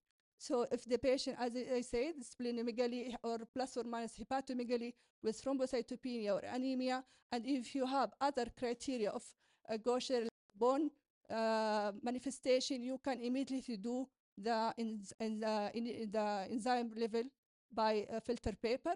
Or if there is only splenomegaly, hepatomegaly, and thrombocytopenia, and there was no sign of infection or abnormal blood film as our patient, you can do bone marrow aspirate, then you can go to the enzyme level assay. So back to our patient, Bana, after we did apply all that we talk about it, the early detection and the screening for the family, we screen most of the family members. We found around 4 patients with heterogeneous carrier, and also the one of her nephew is a carrier also, and we are waiting for the other to be screened. So management. Regarding the Gaucher disease, it's classified to either symptom-based intervention or disease-specific therapy. So for example, symptoms-based intervention, you will support the patient for his pain or needs for orthopedic, or as I said, endocrine for the growth hormone treatment, or if the patient needs eventually for splenectomy. For the disease-specific therapy, you have 2 categories, main categories, as a ERT or SRT. And there is a clinical trials, phase 1 or 2 for the gene therapy for the Gaucher disease, still not yet published. For the ERT, is all indicated in pediatric age. The Cerezyme, the first one, that we will focus on it, and it's approved for more than 2 years of the patients, and the other 2 for the age of more than 4 years. For the SRT, it's only for the adult patient, and usually indicated for the mild and the moderate type only. And for the bone marrow, there is very old studies that show that the bone marrow transplant is helpful in those patients, but nowadays with the enzyme replacement therapy, nobody are doing it. So Cerezyme, what is the mechanism of action? So usually from its name, enzyme replacement therapy, so it will go to the cells that having the glucose riboside and break down to glucose and ceramide, and prevent also the other new infiltration and accumulation of the glycocerebrocytes, and that will lead to reduce and reverse the secondary pathology of the Gaucher disease and prevent the complication.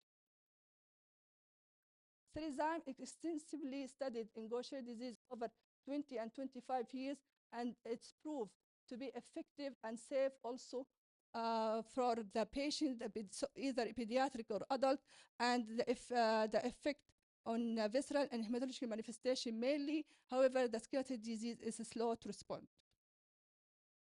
So why I will give the enzyme replacement therapy for those patients? To optimize the therapeutic goals for maintaining improvement, improve the hemoglobin value, improve the platelet, and also to reduce the spleen size and the liver size and maintain the quality of life.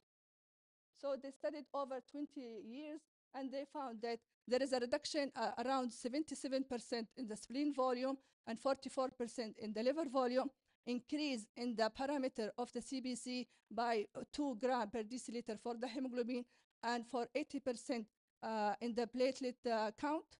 And as I said before, it's very slow in the response for the bone, so it's a reduction in 13% in the bone pain for those patients. Also, as I said, it's very safe in the pediatric age.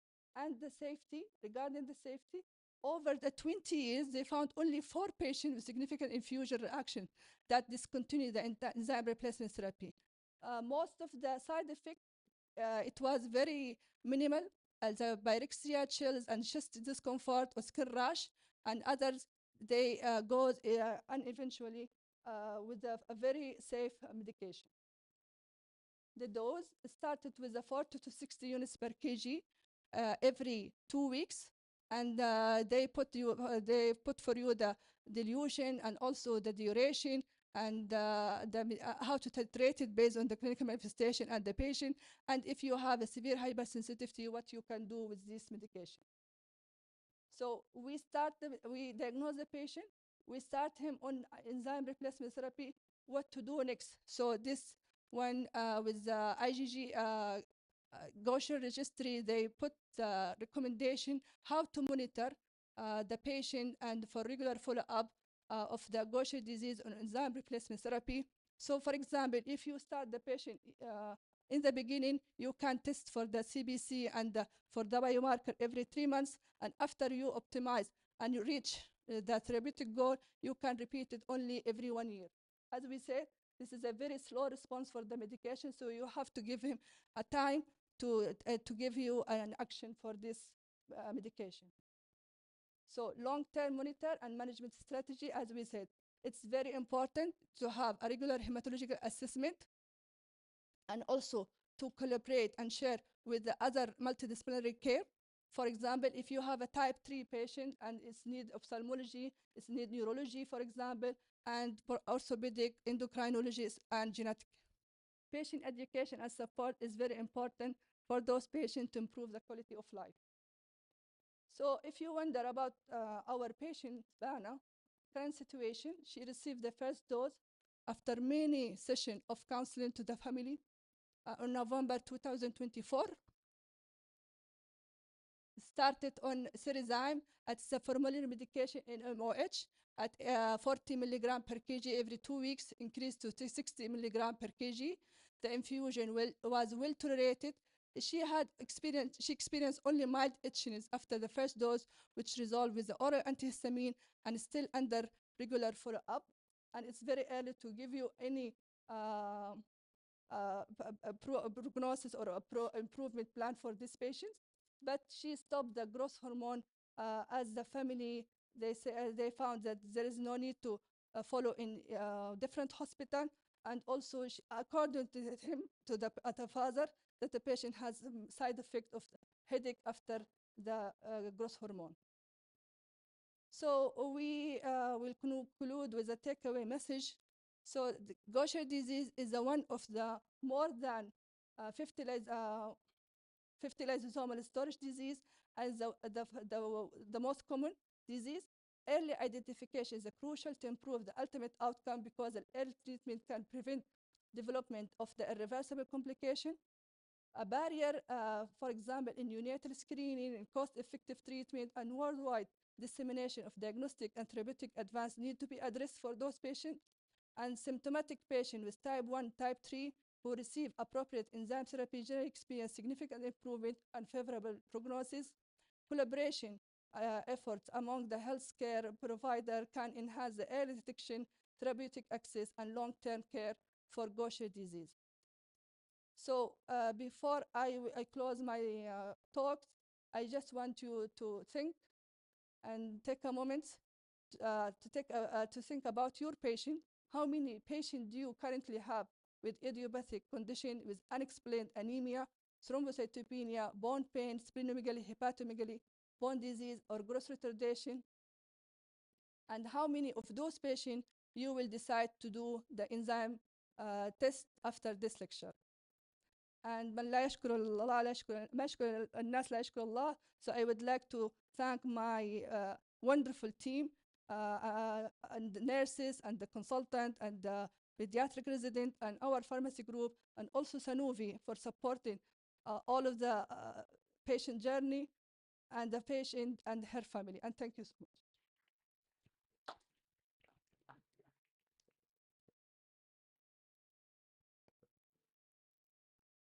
Any question?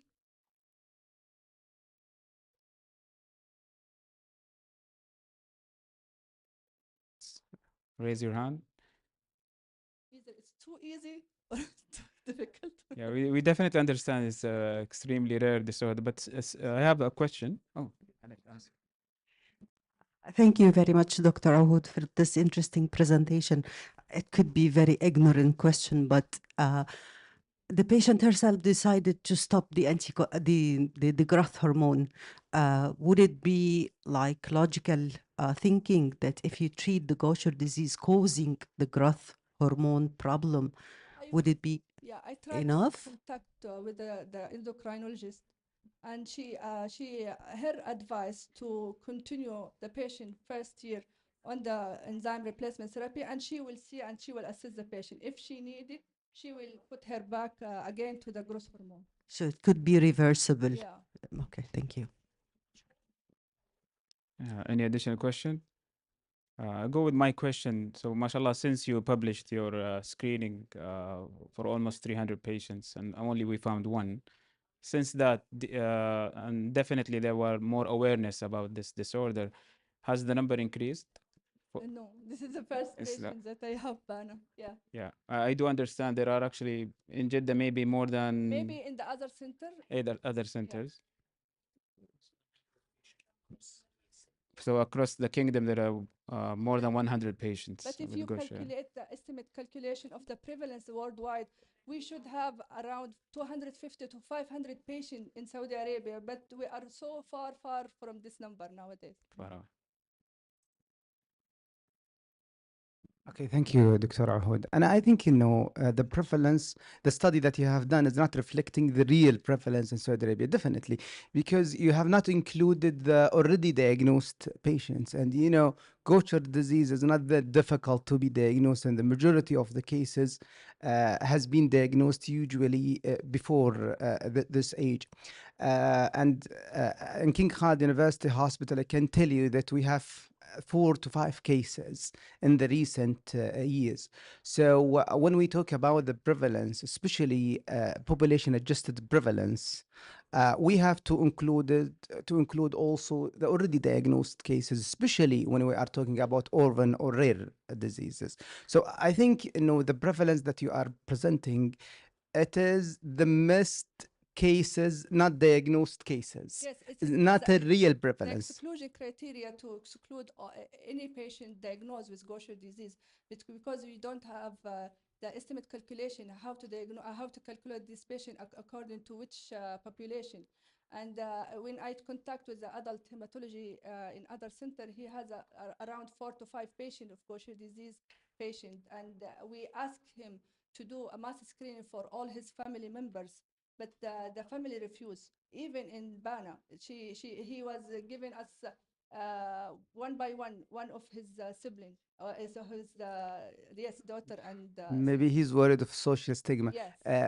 Actually, do you think that we have some sort of clustering in some ethnic group and some region in for such diseases? I believe no. I'm not sure. Yes. يعطيك العافية. يعطيكم العافية. Thank you for this. شكراً. By this we conclude. I will pass the mic Dr. Ahmed. Thank you so much for Dr. Ahoud and Dr. Uthman, and for the audience as well. Before the break, I would like just to announce that there is a poster session available if you can pass by and see the posters. We will announce two student winners for the first and second place. They're not here, but the first winner is Amani Ahmed Al-Malki. صح? She presented her work on circulating DNA in diffuse large B-cell lymphoma, and that was her master thesis. The second prize is for Miss Marwa Al-Jad'ani. She presented her work on predisposing factors to infections in patients with thalassemia. With that, we'll have maybe a group photo, and then we'll have a break for lunch and prayer, and we'll be back here at 1 for the next session. If we can come here for the group photo, 2 rows we can make.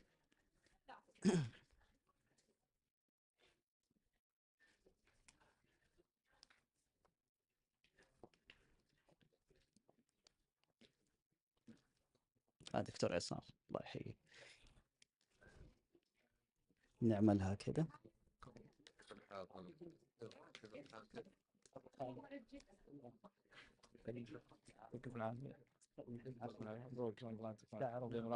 الله يسلمك.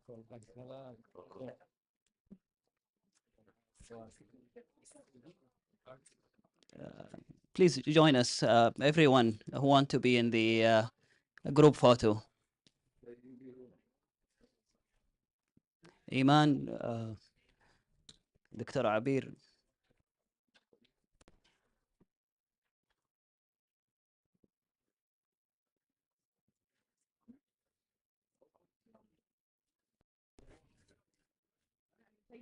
Dr. Ihab.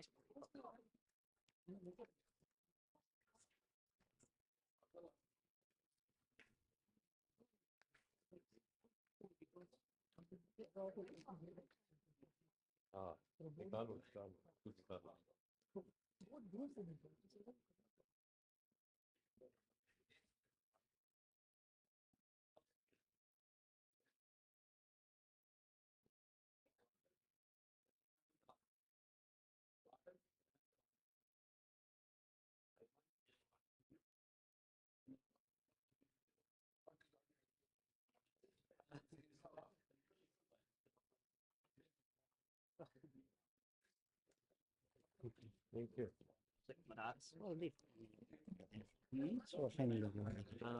حنرسلها ان شاء الله للجميع، بس خلي للجميع ولا اونلاين.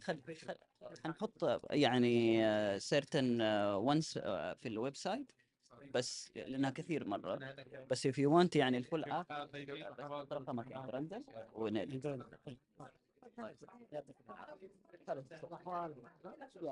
الله يسلمك. الحمد لله. ايش اخباركم؟ الحمد لله. الله يعطيك العافيه. والله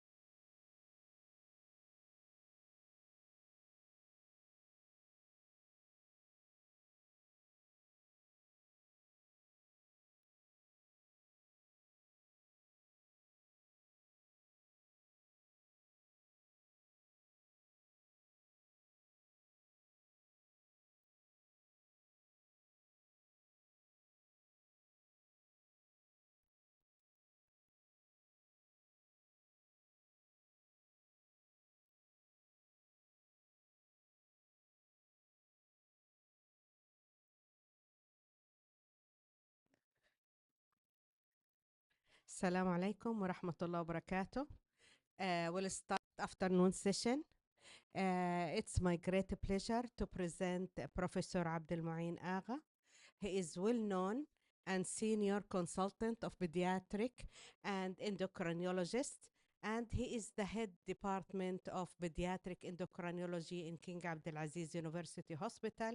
Also, he is external professor and consultant of pediatric endocrinology in Ibn Sina University. Professor Abdul Muin Agha, we have with him as a hematologist a long-standing consultation, research, and well known to improve the quality of our patient. Or our patient, no more stunted growth, no more diabetes, except with the area of eligibility. Eligibility change the quality of life, unfortunately, but Professor Abdul Muin Agha, he is seeing our patients since day one until even extended to 22 years. Thank you, Professor Agha. He will give us a presentation about how we can manage a complication of endocrine in thalassemia, and really it's a hot topic and need a lot of expertise. Please, Dr. Prof. Agha.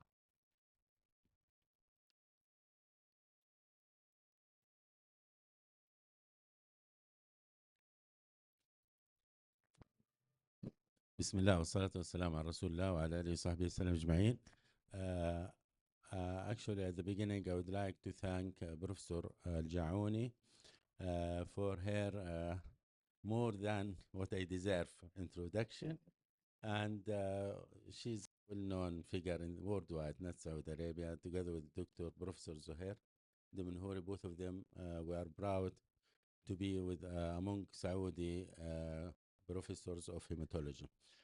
Today, there is a connection, big connection between beta thalassemia and sickle cell anemia, and most of the hematological disorders and endocrine.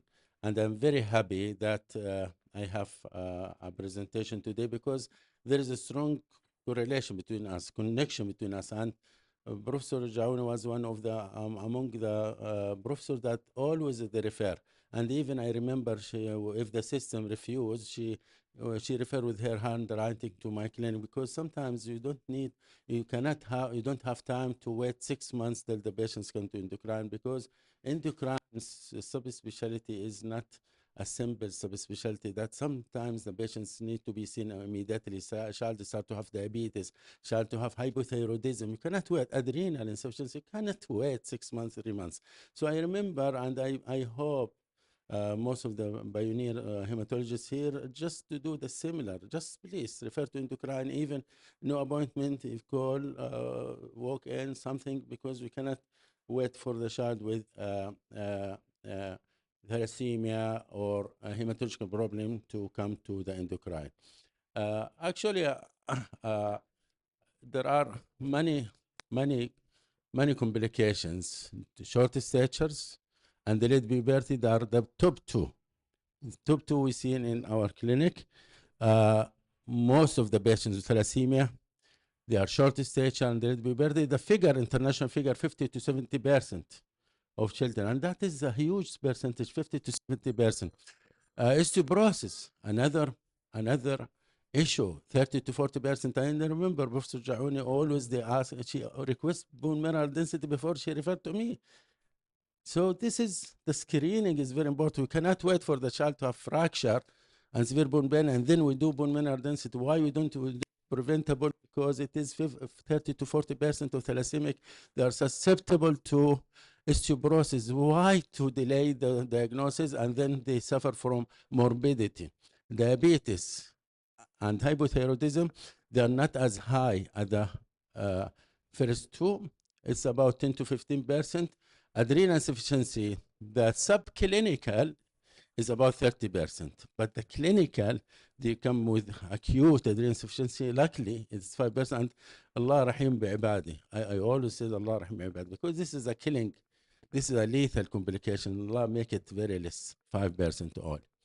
And then I'm going to talk a little bit about each one, the prevalence, why it happens, And majority of this because of iron toxicity, but there are additional factor in each of these complications, and then we come to management of each aspect of this problem, especially short stature and delayed puberty, because it is a common problem among all of us, and then I come to conclusion. Of course, the endocrine dysfunction in thalassemia is primarily driven by iron toxicity. It's a major issue is iron toxicity, but there are additional factors. I'm going to tell it in each of the complication and the early identification. And this is the most important thing between us. Early referral. Early referral, early identification is very important. It's essential to make it. Dr. Prof. Saad, she said, sometimes you can reverse it. For example, short stature. You don't make the child suffer many years before he comes to me or to endocrinologist. Delayed puberty, why for this child to have low image, boy or girl, because of delayed referral? So early identification, early referral, early management, early intervention is most important. This is the main issue of our collaboration together. Prompt management of iron overload is the main issue. I'm going to talk in all endocrine complication. Number one management is just to manage the iron overload. Without management of iron overload, we can replace, but much better to go to the original problem, which is iron overload. And there are, as you can see, short stature, hypogonadism, delayed puberty, hypothyroidism, adrenal insufficiency, diabetes mellitus, hypoparathyroidism, osteoporosis. What else left in endocrine? Nothing else. This is endocrinology. So all endocrinology is related to thalassemia, to beta thalassemia major. So, and even I remember Professor Saad, she tried with the administration of hospital to make one clinic per month endocrine hematology, because there is a huge list of endocrine problem from this one, from thalassemia overload. And now for short stature, as I mentioned, 50, 60%, sometimes 70%, there are variables. So this is universal or the overall figure, but different countries have a different number. For us, this is my study, 27%, that was in 2020. We collected patients with Professor Saad Jaouni, and we found only 27%. Is it because of early referral? We don't know, but our figure is just half of the international figure. And mainly because of the position of iron in the pituitary that leads to deficiency of the growth hormone secretion. And delayed puberty is additional factor for short stature. As you know, sex hormone has a boost to the growth hormone secretion. Chronic anemia per se is another additional factor for short stature.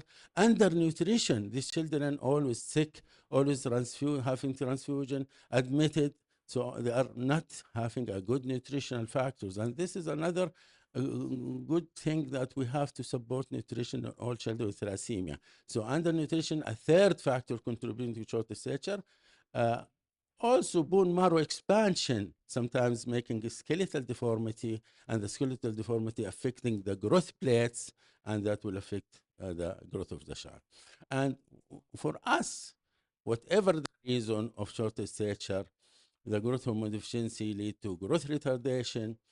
And when we have low growth hormone, it's not only short stature, we have a child with low personality, low self-esteem, low muscle mass, high fat tissue, and also delayed dentation, delayed puberty, immature face, prominent forehead, the breast nasal bridge, and all these complications. And luckily, we have a growth hormone daily from 1985, every day subcutaneous injection of growth hormone. But alhamdulillah, 3 years ago, 2022, we have a weekly growth hormone therapy. So growth hormone now can be given every week once for those only with growth hormone deficiency. And these children, most of them, if not all, they have a growth hormone deficiency. So weekly growth hormone will minimize the suffering of daily subcutaneous growth hormone therapy. And the benefits of the growth hormone therapy in these children and all children with the growth hormone deficiency to improve the linear growth, to improve the body composition, making more muscles, less fat tissue, improve cardiovascular function, and you know that thalassemia, they have cardiomyopathy. So when we give them the growth hormone, that will improve even their cardiovascular function, increase bone mass, and also they are osteoporotic. When we give them growth hormone, that will help for their osteoporosis and improve the memory and alertness and the concentration. And this is the weekly growth hormone. We have two companies so far approved to Saudi Arabia, Sumabacitan and Sumatrogon, one from Novo, one from Pfizer. Both of them are available in Saudi Arabia, and I have plenty of patients of them. And alhamdulillah, I was the first report come in the worldwide of real patient experience, because this growth hormone, only 3 years, it comes from my center, from me. I have 182 patients on long-acting growth hormone, weekly growth hormone, with safety and efficacy. Now we come to the second problem, which is delayed puberty and hypogonadism. Also worldwide, it's high figure, 71% they have delayed puberty and hypogonadism. But the reports varies from country to country. Saudi Arabia 52, Iraq 68, Delhi 27.6%. And you know, those children, boys and girls, when they have delayed puberty or hypogonadism, what are the definition? If the boys reach age of 14 and no testicular enlargement, which is the first sign of puberty in children. In boys, testicular enlargement, if reached by 14, no testicular enlargement, that is the definition of delayed puberty, or pubic hair by age of 15, no pubic hair, that is delayed puberty, or there is a 5 years gap between the testicular enlargement and other development of puberty, and that is another issue of delayed puberty. For girls, the first sign is breast enlargement. If she reached by age 12, no breast enlargement, that is delayed puberty. If there's 5 years gap between the breast and menstruation, that is delayed puberty. And if she has nothing, and by age of 15, no period, that is a delayed puberty. And could be in thalassemia because central, low LHFSH, that is called hypogonadotrophic hypogonadism, or could be peripheral, primary, which is the most bad thing, because the central we could replace with LHFSH, but if the testis finish or fibrosed, the ovary fibrosed, there's a problem later on with fertility. But there is no problem or no much problem with hypogonadotrophic hypogonadism, because when replaced, their ovary is functioning, their testis is functioning, so no problem fertility. But the bad thing, if we have hypergonadotrophic hypogonadism with primary deficiency of both ovary and, so we need to replace them. How to replace? If we have hypogonadotrophic hypogonadism, which is the central, we have in boys, different from girls, in boys we have to start initiation with testosterone. And usually we start testosterone gradually. And the usual age of starting testosterone is 12 years. We cannot start before 12 years because we don't want the epiphysis to close early. So 12 to 14 years is the optimum age to start testosterone therapy. And usually the classical teaching is slowly, as physiology, Allah didn't make the testosterone in children in puberty to all of a sudden gradual, year by year, becomes higher and higher. So we mimic, and that will be over the gradual increment over 2 to 3 years. We start with a small dose, like 25 milligram, and then like 50 milligram intramuscular monthly, or now, alhamdulillah, we have transdermal gel where we could use it to avoid systemic complication of testosterone therapy, and the gradual increment over 2 to 3 years.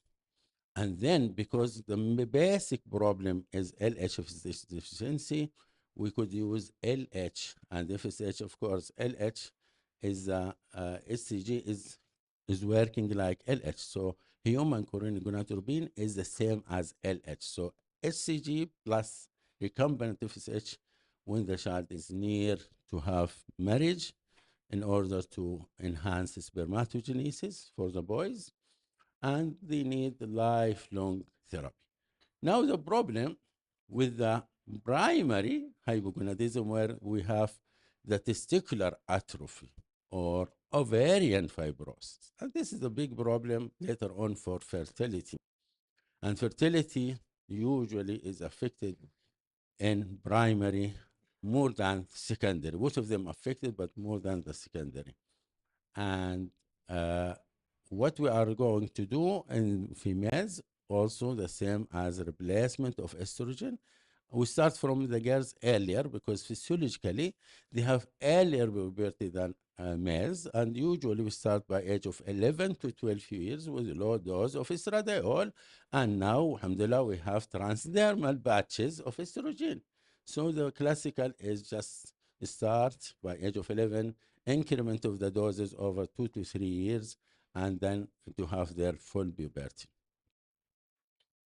Now, if we have primary, in addition to hormonal replacement therapy, what about fertility? Alhamdulillah, the technology, the medical technology, now there is something called cryopreservation of oocyte from the ovary and cryopreservation of sperm from testicular. In children, they are going to have testicular failure or ovarian failure. So we catch them, and this is maybe another issue for you as hematologists to refer them to andrology and the gynecology from earlier on. If they have LHFSH high, that means that their ovary or testis becomes to be weak. So how can we know that? By high LHFSH, primary hypogonadism. So that time, before they got fibrosed ovary or fibrosed testis, maybe it's a good thing for you to do that, to transfer them to andrology or gynecology to have their tissue cryopreserved minus 30 degree for the future to have their fertility by IVF. Otherwise, if we waited till the testis to be atrophied, the ovary fibrose, their life, they will never, mashallah, they will never have boys or girls. They will not have any fertility. So another issue of early referral, not to endocrinology, to other subspecialty to save their fertility later on life. Osteoporosis as a third important complication. Worldwide is about 34% of cases, and this is variable from one country to another. And why they have osteoporosis? Number one, because they have extramedullary hemobiosis, so there is a bone marrow expansion that lead to bone marrow to bone resorption, and that will lead to decreased bone mass. And also, the excess iron disrupt osteoblast function, reduce bone formation. So we have from two sides, from bone destruction, increase bone destruction, and reduce bone formation from the iron deposition. In addition, there are some oxidative stress damage to the bone cells. We have some interleukins that will affect the osteoblast bone formation, as well as these children, they might have, as I mentioned, growth hormone deficiency will affect bone density. They might have sex hormone deficiency that will affect the bone density. Plenty of factors in addition to immobilization.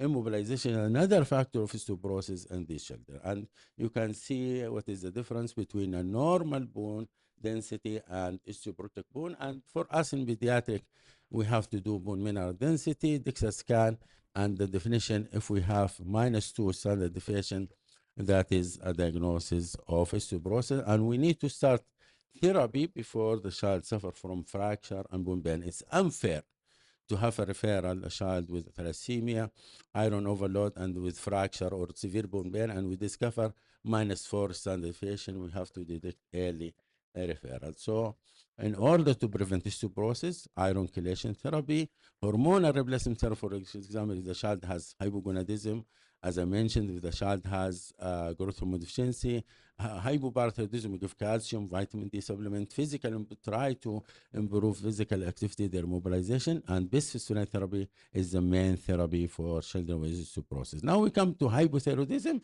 Hypothyroidism and diabetes is not as common as the first three, average 10 to 15%, and the reports variable from country to another country. And hypothyroidism usually from iron overload, that accumulation either in the brain making TSH deficiency or accumulation in the thyroid itself making primary hypothyroidism.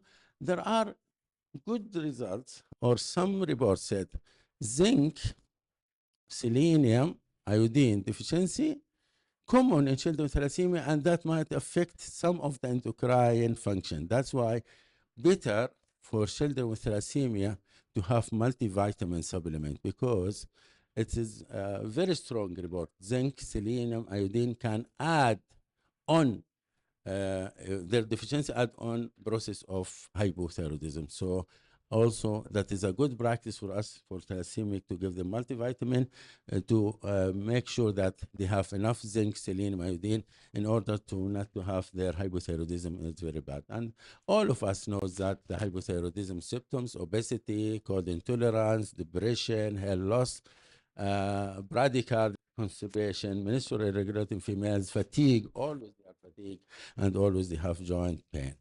And could be either primary hypothyroidism or central. And the most important thing is just iron chelation therapy. So this is the best for all of us, just to minimize the risk of complication. Thyroxine, very important. And as I mentioned, nutritional support. There is a strong correlation between nutrition deficiency and hypothyroidism, and this is another good practice for us to do. With diabetes mellitus, we have two things, either glucose intolerance or diabetes mellitus, and both of them could happen. And of course, we should do for these children oral glucose tolerance test to classify whether one of them is having glucose intolerance or diabetes mellitus. And we have to do annual glucose screening starting from age of 10. OGTT is the preferred method of screening. Fasting also, fasting glucose, hemoglobin A1C, insulin, also another idea, but hemoglobin A1C will not be effective in children with hemoglobinopathies, so oral glucose test is the standard screening for these children. And their management also, number one, we have iron chelation. Number two, we have to do a physical exercise. Those with impaired glucose tolerance, we could start with metformin, but those with real diabetes, insulin therapy is the main idea. When we come to adrenal insufficiency, luckily, it's not as common as other complications, about 5%, but sometimes we have subclinical adrenal insufficiency, 10 to 25%. And we have to do, if the child is concerning or we have question mark about adrenal insufficiency, we start with basal cortisol at 8 o'clock in the morning, synaxine test if we have the basal is low, and sometimes like other endocrinopathy, adrenal insufficiency is secondary due to SSH deficiency, pituitary deposition of iron. So we could do also SSH and electrolyte to be sure that it doesn't have low sodium and high potassium. And the main therapy is just to reduce the ferritin, and of course we can give the replacement therapy of hydrocortisone and aldosterone. And also they found that some vitamins like vitamin C, vitamin E, and glutathione also very important in the process of adrenal protective issue. So another adrenal gland is another thing that we give supplement with multivitamin, because there is in the thyroid, adrenal, many researchers said that some deficiency of some of the vitamin might be additional factor of the development of endocrinopathy. Hypoparathyroidism is another important complication, and these children usually they have low calcium, high phosphate, low parathyroid hormone because of iron toxicity. So in conclusion, that early detection And this is the most important part of my presentation, that please, we need to collaborate together like in the past and in the present. Early referral, early detection is very important. And of course, multidisciplinary between you, us and you, cardiology for cardiomyopathy is very important for these children. And each child is different from another. This is the medicine now. If you have a child with diabetes, the management of this child is different from that child. Each child has a different need, is a different requirement. So tailored treatment strategies. Now, the real medicine, the new medicine says that not all children are the same in the way of you treat them. You might treat this child with insulin, that one with metformin, this child with high dose insulin, this child only with basal insulin. So tailored treatment strategies are necessary to address the specific endocrine needs for each patient, and factoring the severity of thalassemia and severity of iron overload. How high is the iron? Iron overload management is the basic, it's essential for us to decrease the morbidity and mortality of the children with endocrinopathy. And always we need to long-term monitoring of iron overload and long-term monitoring of endocrine function for these children in order to improve their quality of life. Thank you very much. Thank you so much, Professor Agha. We'll keep the question to the end. I'm honored to share the session with Professor Ghazi Damanhouri, and he will carry on. Professor Ghazi Damanhouri, he is well-known senior consultant hematology in King Abdulaziz University Hospital, and he had a long experience with thalassemia, sickle cell, and other hematological disorder. Please carry on, Professor Ghazi. Thank you very much. Shukran, Dr. Suad. Yeah, actually, I wanted to thank the scientific committee for choosing such project really for Dr. Mun'im. Thank you very much. That was really very good lecture. Now we are going to go for our next speaker. He's Professor Mansour Al-Jabri. Professor Mansour Al-Jabri, he's a consultant and professor of hematopathology and blood transfusion medicine at the College of Medicine at King Saud University, Medical City, as well as King Khalid University. Also, he's a director of blood transfusion services in Dalla Health Group.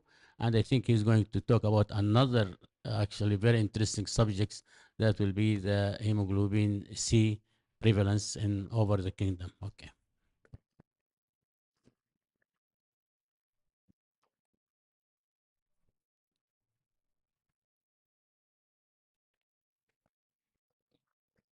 طيب السلام عليكم مساء الخيرات. Actually, it's my pleasure to be with you today to talk about the regional prevalence of hemoglobin C in Saudi Arabia. And I'd like to thank the organizing committee. Thank you, Dr. Ahmed. Thank you, Prof. Ghazi, for this nice introduction. And I hope that you will enjoy my lecture and you will hear many epidemiological terminology and you will see some geographic map. So if you like and if you enjoy the geography, you will enjoy my lecture. So as introduction, hemoglobin C is a common structural variant. Actually, it comes a second commonest structural hemoglobinopathy shortly after hemoglobin S, as you know. It is resulting from SNP 339, which gives rise to a lysine that is substituted for glutamic acid at the position 6 of globin chain. And it is closely near to hemoglobin S, and it is more close actually to a malaria resistant gene, which is 334. And this does not actually explain why hemoglobin C and S protect from malaria. This is something else. It is related to conformational change, but it is close by a locus. And the net result of this mutation will lead to a result in reduced solubility and hemolysis and jaundice, especially at homozygous status, whereas heterozygous hemoglobin C leads to a symptomatic patient. So what are the sequence of event for hemoglobin C? It started from a single base change in beta chain. Guanine is replaced by adenine, leading to substitution of lysine for glutamic acid in position 6 in beta chain. Lysine actually show electrostatic interaction between positively charged lysine and negatively charged molecule, which leads to formation of hexagonal crystals. It is not like hemoglobin S, in which a polymerization occurred, leading to perforation of the cells. Here, it will lead to increase of the density of the cells, increasing the MCHC and increasing the dehydration of the cells. Yes, it increases the rigidity of the cells, but it does not usually lead to some sort of vaso-occlusive crisis like hemoglobin S. It leads, yes, as I said, high blood viscosity, cellular rigidity, and erythrocyte dehydration, xerocytosis, and elevated MCHC, which is the average concentration of hemoglobin inside the average cells. You could see that those are the hemoglobin C crystals. And as hematopathologist, I like to see this picture, you know. A symptomatic trait usually is a common findings, and it might be detected incidentally, whereas homozygous hemoglobin C, usually they present with compensated hemolysis, some jaundice, some of those patients that might present with splenomegaly. The main issue actually is co-inheritance of this hemoglobin with sickling hemoglobin, which leads to less vaso-occlusive crisis, but in turn, it leads to increase of retinal disease, splenic crisis, and a vascular necrosis, as you know. Again, hemoglobin electrophoresis, it will manifested as abnormal band shortly close to hemoglobin A2. So sometimes it might be misinterpreted as high hemoglobin A2, especially if we don't have expert to interpret this result. You could see this is capillary ectophoresis, and this is HBLC showing a combined heterozygous of hemoglobin S and hemoglobin C, and this patient is having hemoglobin S C disease. Now, the question is actually, does it protect from malaria? It's well known that hemoglobin is protect from malaria via various mechanisms, like perforated of infected cells and lack of cytoadherence to the endothelial cells. Like, does it the same? Is it the same story for hemoglobin C? You could see that this paper has been published in Nature 2001. And Modiano has concluded that hemoglobin AC, which is the heterozygous or the trait, children had longer time to first clinical malaria episode, lower cumulative parasite burden, and fewer episodes of clinical malaria, and it was quite similar to hemoglobin C. This finding was not actually reproduced very well, especially at heterozygous state. And many study after that differentiated between heterozygous versus homozygous and combined heterozygous. You could see this study in 2015. It was to some extent contradictory to what Modiano in Nature has postulated. They concluded that there is no evidence of protection of hemoglobin AC. You could see this is hemoglobin S, and this is the normal hemoglobin, and with it hemoglobin AC or heterozygous or trait for hemoglobin C. This is for non-Fulani ethnic group, and this is for Fulani ethnic group, because some study actually prove or claim that Fulani group are protected from malaria, so they want to study both ethnic groups. And trying to explain why is that, they do they study the adherence of the infected cells to the macrophages, and you could see that there is impaired cytoadherence of infected CC hemoglobin with SS hemoglobin compared with hemoglobin A. This is the reference. And whereas hemoglobin C at trait, it does not show this cytoadherence. Actually, cytoadherence reflect the ability of the malaria to infiltrate the deep organs like cerebral, leading to cerebral malaria.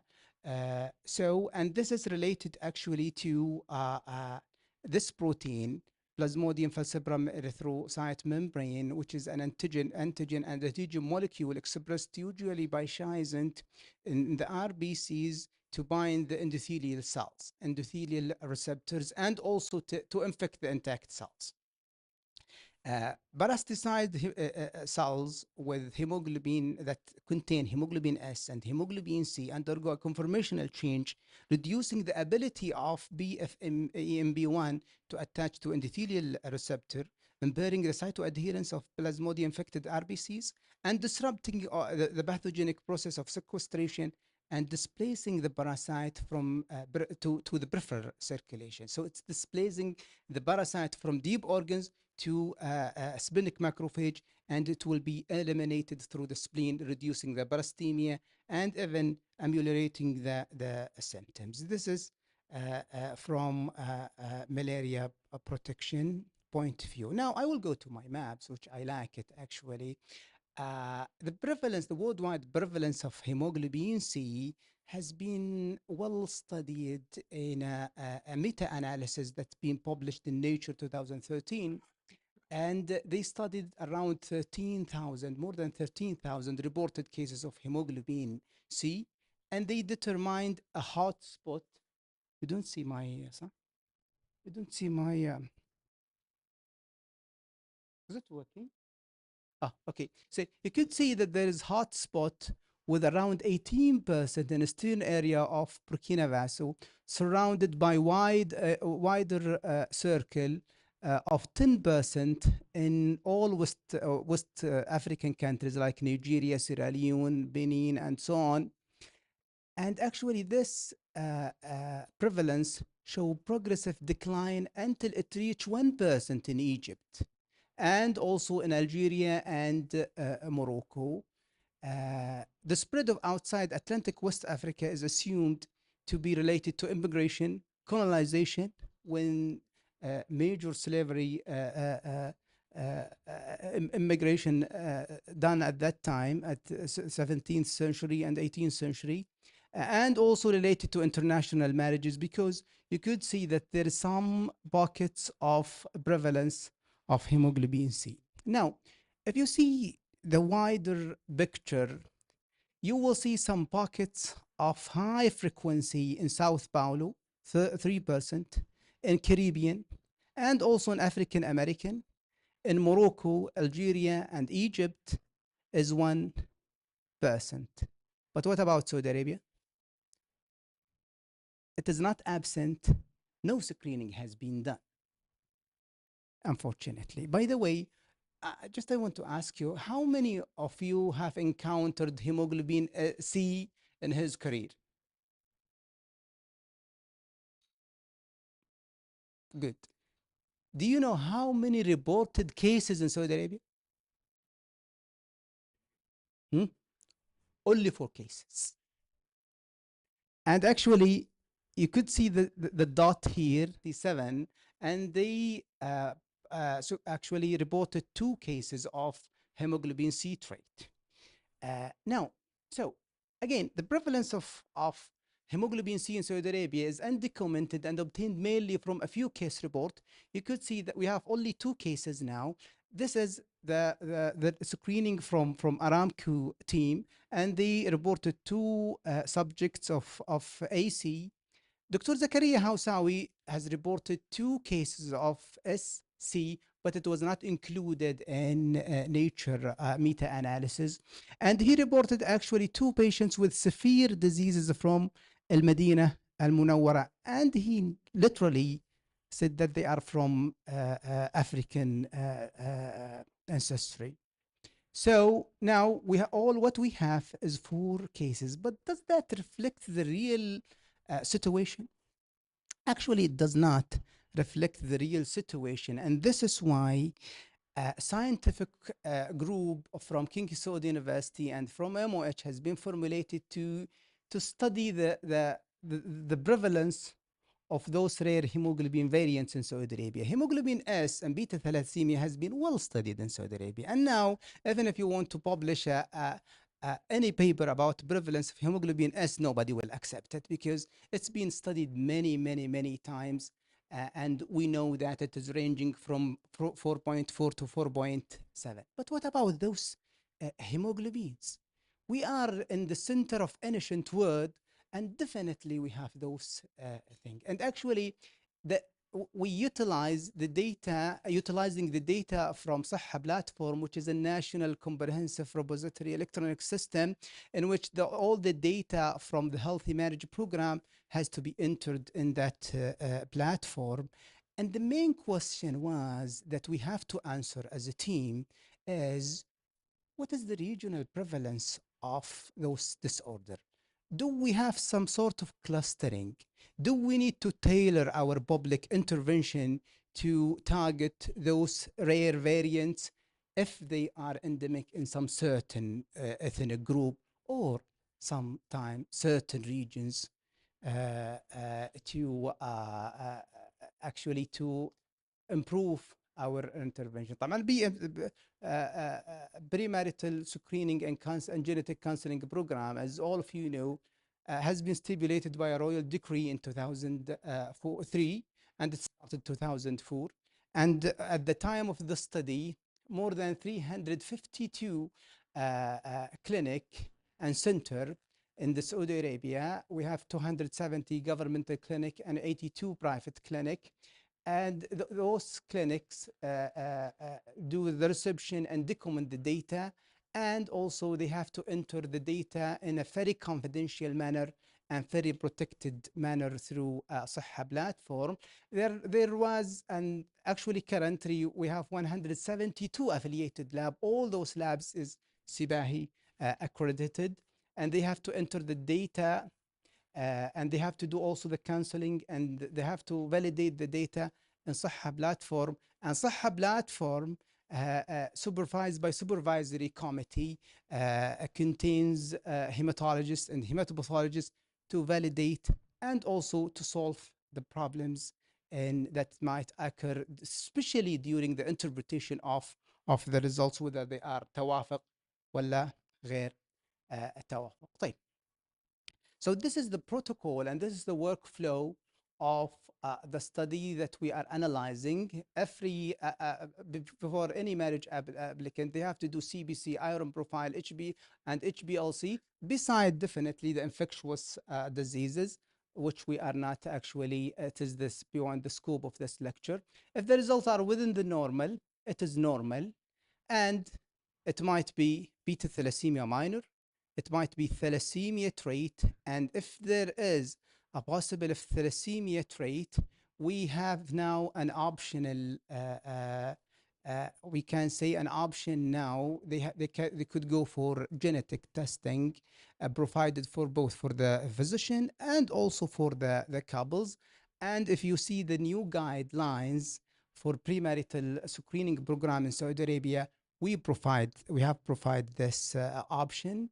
And now a pilot study is done by Wiqaya to transform all the premarital screening program from traditional way through HBLC to molecular. And we hope that it can be generalized to the whole kingdom. Actually, what we are targeting, those patients if there is abnormal variant. If there is abnormal variant, it has to be identified from the library, and we have to check the solubility test and confirm using another methodology. So if HBLC has been done, we have to repeat it doing capillary electrophoresis.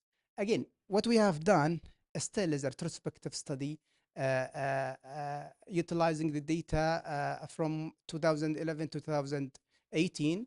And now we are analyzing from 2018 and to 2022, but I will present today the data for 8 years. it systematically gathered information from individual undergoing premarital screening and genetic counseling since 2004. The collected data entered on Sahha platform, as I said before, and it collect and all the data, the physician assigned to each perimarital center must authorize the results, and also we do extra step to validate the data. Now, this is the results. Actually, and I'd like to acknowledge my research team who was able to analyze the data of around 2 millions in Saudi Arabia. And actually, we include around 1 million around 900,000, around 1,900,000. And if you could see, actually, just I want to have a signed comment in this issue in the age of marital. If you see the age of marriage, if you see read the data that been published by Dr. Yaqub al-Mazrou in 2007, the age of marriage in Saudi Arabia was 26. And for females, it was 24. And now there is dramatic increase of the age of the marriage, reflecting التغير الاجتماعي في سن الزواج. هذه فائدة اجتماعية أخرى لهذا الفحص. طبعا around 6% of the tests were abnormal, including sickle cell, beta thalassemia, and rare variants. Sickle cell is around 4, it's collectively 4.7, but those are the hemoglobin S trait. And now for beta thalassemia, which is the second commonest, 1.1 trait, and around 0.05 beta thalassemia major applying for a marriage proposal. And the next, I mean, the commonest also after hemoglobin S is hemoglobin C, followed by hemoglobin D, and followed by hemoglobin O Arab 126, followed by hemoglobin G, and hemoglobin E trait, and hemoglobin Labor. And all these data, actually some of those data has been published in separate paper, and some of the data now the research team is doing and working on it. Now, if you see the burden of hemoglobinopathy in Saudi Arabia, you will see this is by region for all abnormal tests. Actually, we were not surprised to see Jazan has the highest prevalence in Saudi Arabia, exceeding even the Eastern region. Actually, we do like a population adjusted prevalence, and it shows around more than 16% of all applicants in Jazan were having abnormal hemoglobinopathies, whether sickle cell or beta variant. We are actually not including alpha thalassemia. We have to put that in our mind. If you include alpha thalassemia, definitely it will be more than 31, 32%. But we cannot talk about alpha thalassemia if we don't do molecular, to be honest with you. And we have been discussing that in the MOH many times. And I'm always insisting that if you want to test for alpha thalassemia, please proceed doing alpha molecular testing. طبعا definitely followed by Eastern region. If you see الباحة, for example, and in الباحة actually it is only 2 setas, المخواة, which is close to القنفذة. It is almost like القنفذة and Jazan, but in general الباحة is the second commonest. Okay. Now, the overall prevalence of hemoglobin C in Saudi Arabia is 0.04 of all tested individuals. Male and female ratio is almost identical. You know, it is autosomal recessive disorder. Reported in all 13 regions of Saudi Arabia with marked regional variation. And the impact of hemoglobin C and hemoglobin on hemoglobin values, RBC count, hemoglobin F, are close to the normal range. There is no difference like what we usually see in hemoglobin E, for example, and alpha thalassemia. So we have around 778 hemoglobin C in Saudi Arabia. This is the largest epidemiological study actually to study the prevalence of hemoglobin C. And actually, when we put it in the map of Saudi Arabia, you could see that Mecca region and the Medina al-Munawwara has the highest frequency, showing about 0.0778, and in Medina it was 0.65, and followed by Jizan and Tabuk. And you know, those two holy cities, we know that it is because of Al-Hajj. Okay, now I need to catch the time. Now followed by Jizan and Tabuk as being in the road or to Mecca and Medina.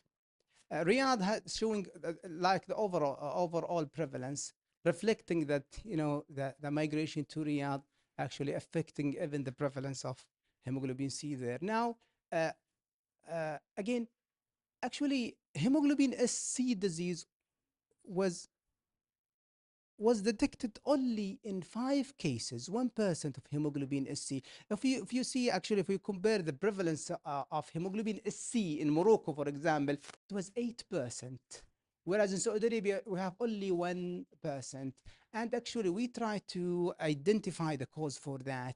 We could relate it to the geographic area of hemoglobin C distribution, different than hemoglobin S. If you see, this is the distribution of hemoglobin S, and this is the distribution of hemoglobin C in Saudi Arabia around the Red Sea coast. And also the data collected is limited only to premarital screening, which is actually one of the shortcoming and limitation of the study. Now, we want to compare hemoglobin C versus hemoglobin D. Around 754 applicants were identified to have hemoglobin D. If you see the bubble chart, Tabuk has the highest, and we have to put in our mind this is a population of just 2 minutes. Okay, inshallah. See, this is it's common in Tabuk, followed by El Jof as close to Tabuk, and Riyadh is showing actually the same prevalence, and most likely this is related to the migration to Riyadh. Now, comparison between hemoglobin O versus hemoglobin C in Saudi Arabia. Hemoglobin O, actually, this is one of our surprises, actually, to see it in Al Jof area more than Medina, Jeddah, Jizan, and actually Al Jof and Al Stern region is common hemoglobin O. Whereas in Hail, Qasim, northern border, and Najran almost less than 0.03. So, and now, so just to conclude, hemoglobin C is the second commonest structural hemoglobin variant in Saudi Arabia. It is rare, however, it's common in certain regions and some ethnic groups. And this is why we need to tailor our public health intervention. If you see the 2 case report of hemoglobin SC were from Medina, and definitely if you want to report your cases, it will be mainly from Jeddah, Mecca, and Medina al-Munawwara. And also we have to continue our effort in public health education, genetic counseling, and research are crucial to mitigate the impact of hemoglobinopathy in Saudi Arabia. And thank you. Well, thank you very much, Professor Jabri. Really, and you tackled a very actually subject which really for me was very surprising. I mean, the results you presented. Thank you very much. I think now we are going to go for our next speaker, Dr. Abdullah Al-Zayed. And Dr. Abdullah Al-Zayed, he's a consultant of internal medicine, Department of Hematology and Stem Cell Transplantation at King Fahd Specialist Hospital in Dammam. Also, he's the head of General Blood Disease Center, the hospital IRB Scientific Vice President at QCH KSA. Okay. Professor Zayed Fulaqi, he will talk about thalassemia, alpha thalassemia, which are also another interesting subject. And I really am just amazed about the title.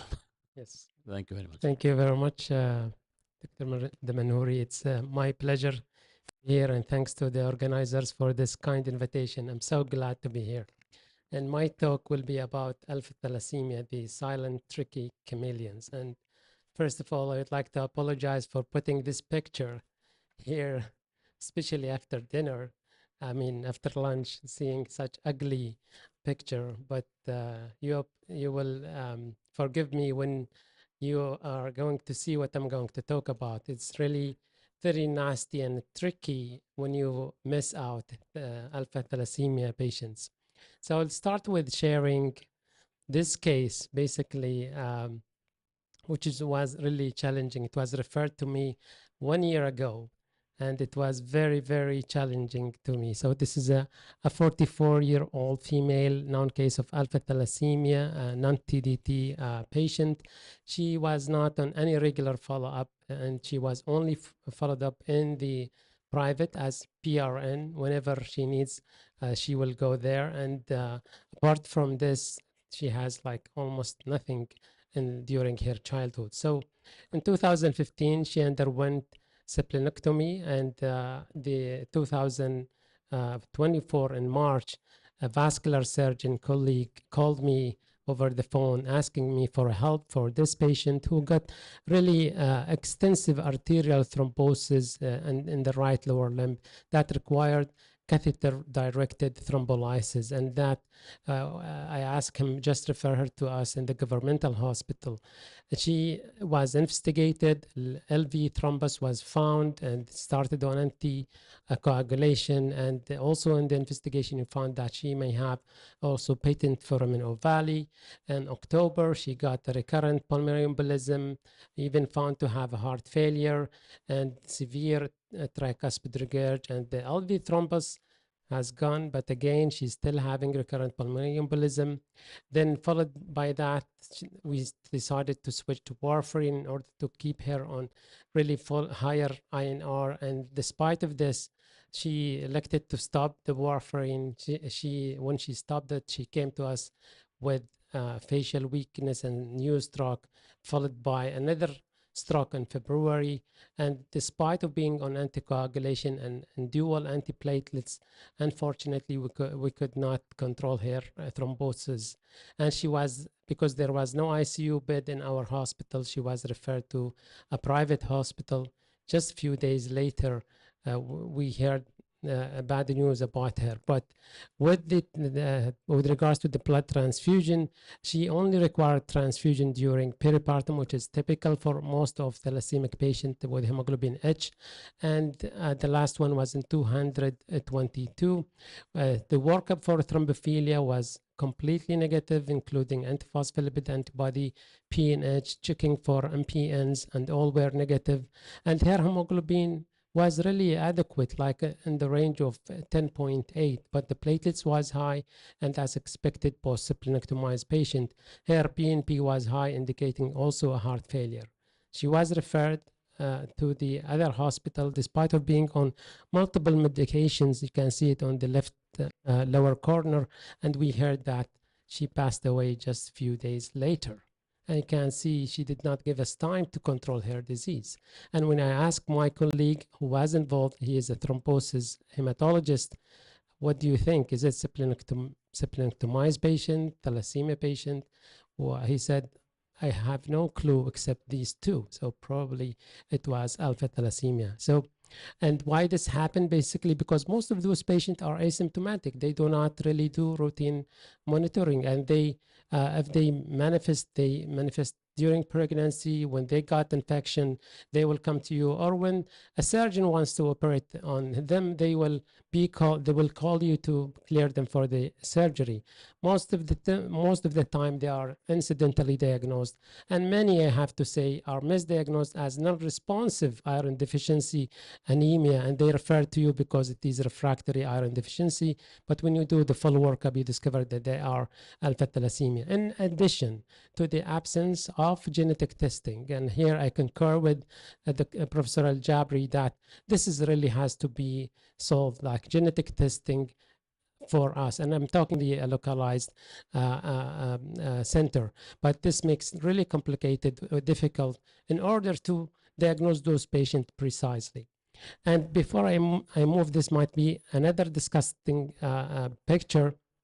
There is an old saying states that if your duty is including eating a frog, and it's better to eat it in the morning so that the rest of the day you get that done. And Mark Twain have said, if you have 2 frogs, you better start with the biggest one in order to get something relieved. And let's say here, we have to eat that frog. I'm talking about the molecular understanding.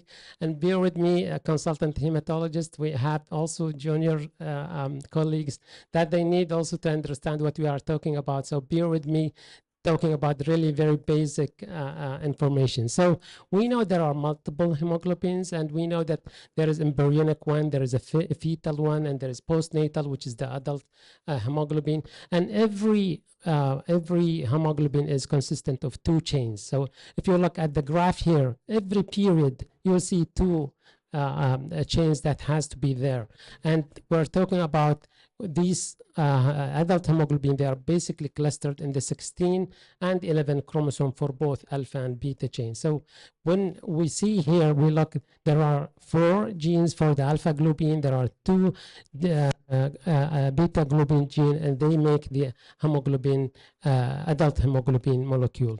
And when we look carefully here, you can see that the hemoglobin molecule will have 2 alpha, 2 beta, and when there is a beta globin gene deletion, there will be absence of or deficiency of the beta chain, and that will result into beta thalassemia. When we have on the other hand, if we have alpha globin gene deletion, that will lead to the absence or deficiency of alpha chain, that will lead to alpha thalassemia. Now, where is the chameleons here? Chameleons will come because it's always about the diagnosis. And if you look carefully, you will see the chameleons appearing now here. And it is really difficult to find this diagnosis in order to have a precise diagnosis for those patients. And we sometimes rely only on some hematological numbers, and like microcytosis, hypochromia, and decrease in iron. But that's, again, all can be seen in iron deficiency, and that's why they are misdiagnosed. We're talking about the increment in the red blood cells. That's another hint for us that it may also be alpha thalassemia. But again, even if you do the hemoglobin H inclusion bodies, there are even traits you can see them positive. So it's, again, is not really easy. If you go with hemoglobin electrophoresis, as Professor Jabri said, again, if you diagnose them with possible hemoglobin H or alpha thalassemia or hydrops, ultimately you have to go to the genetic testing. Without this, you cannot really precisely identify those cases. And when we're talking about the severity, you can see here that the spectrum is wide from asymptomatic patient to a lethal patient. And here's the chameleons again lie there. And they're talking about when the patient has only 1 single gene deletion, that will be a carrier. When we have 2 gene deletion, that will be the trait, and you can see it might be deleted in different alleles, but it might be also deleted in 1 allele. But when we talk about the hemoglobin H disease, we're talking about a 3 gene deletion, and that's basically the symptomatic patient and the clinically really difficult cases that sometimes you may miss them. And when we talk about complete deletion of all 4 genes of the alpha chain, that will lead to hydrops fetalis, which is basically really not compatible with life. And to make it more difficult here, we sometimes do not have the deletion, but we may have an abnormal gene. Here we're talking about the non-deletional mutation. So this is exactly the same as the silent carrier, because even if it is not deleted, but it is abnormal. And when we are talking about also the hemoglobin H, even if you have 1 gene not deleted, but it is abnormal, so that's another hemoglobin H, and this makes it even difficult. And to make it more easily to be understood, here is a chair with 4 legs. And if you look carefully, this is like the normal person. We have 4 alpha globin genes. But if we miss 1 leg, this will be the silent carrier. If we have 1 broken leg, that will be exactly the same like the carrier, sorry, the silent carrier state. But if we got 2 gene deleted, so this is will be the trait, and if we got the 3 2 deleted and 1 broken, this is like a hemoglobin H disease, exactly like losing the 3 legs of the chair, and this is like what's called deletional hemoglobin H disease, while the other one is called the non-deletional hemoglobin H disease. And I hope I made it very simplified for you. So we're talking about the symptoms. Well, severity varies.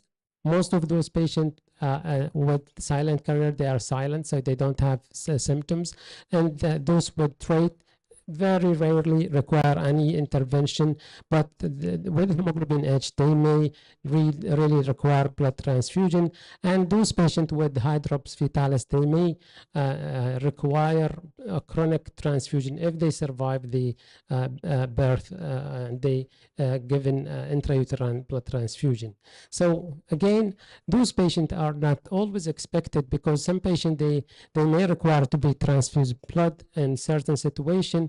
But if we're talking about the clinically relevant forms, we have like different patients. Some patients, they are non-transfusion dependent thalassemia, and some patients, they may require transfusion dependent thalassemia. So they are swinging between these two. And sometimes one patient might be non-transfusion dependent thalassemia, but over time they will be moving to the other side, and they will require chronic transfusion or the rest of their life.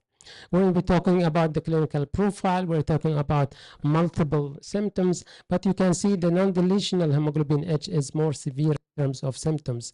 They will, like 60% of them, they will have symptoms, and the age of diagnosis will be earlier, even some of them less than 1 year of age. The history of transfusion is more common with the non-deletional hemoglobin H, up to 60%.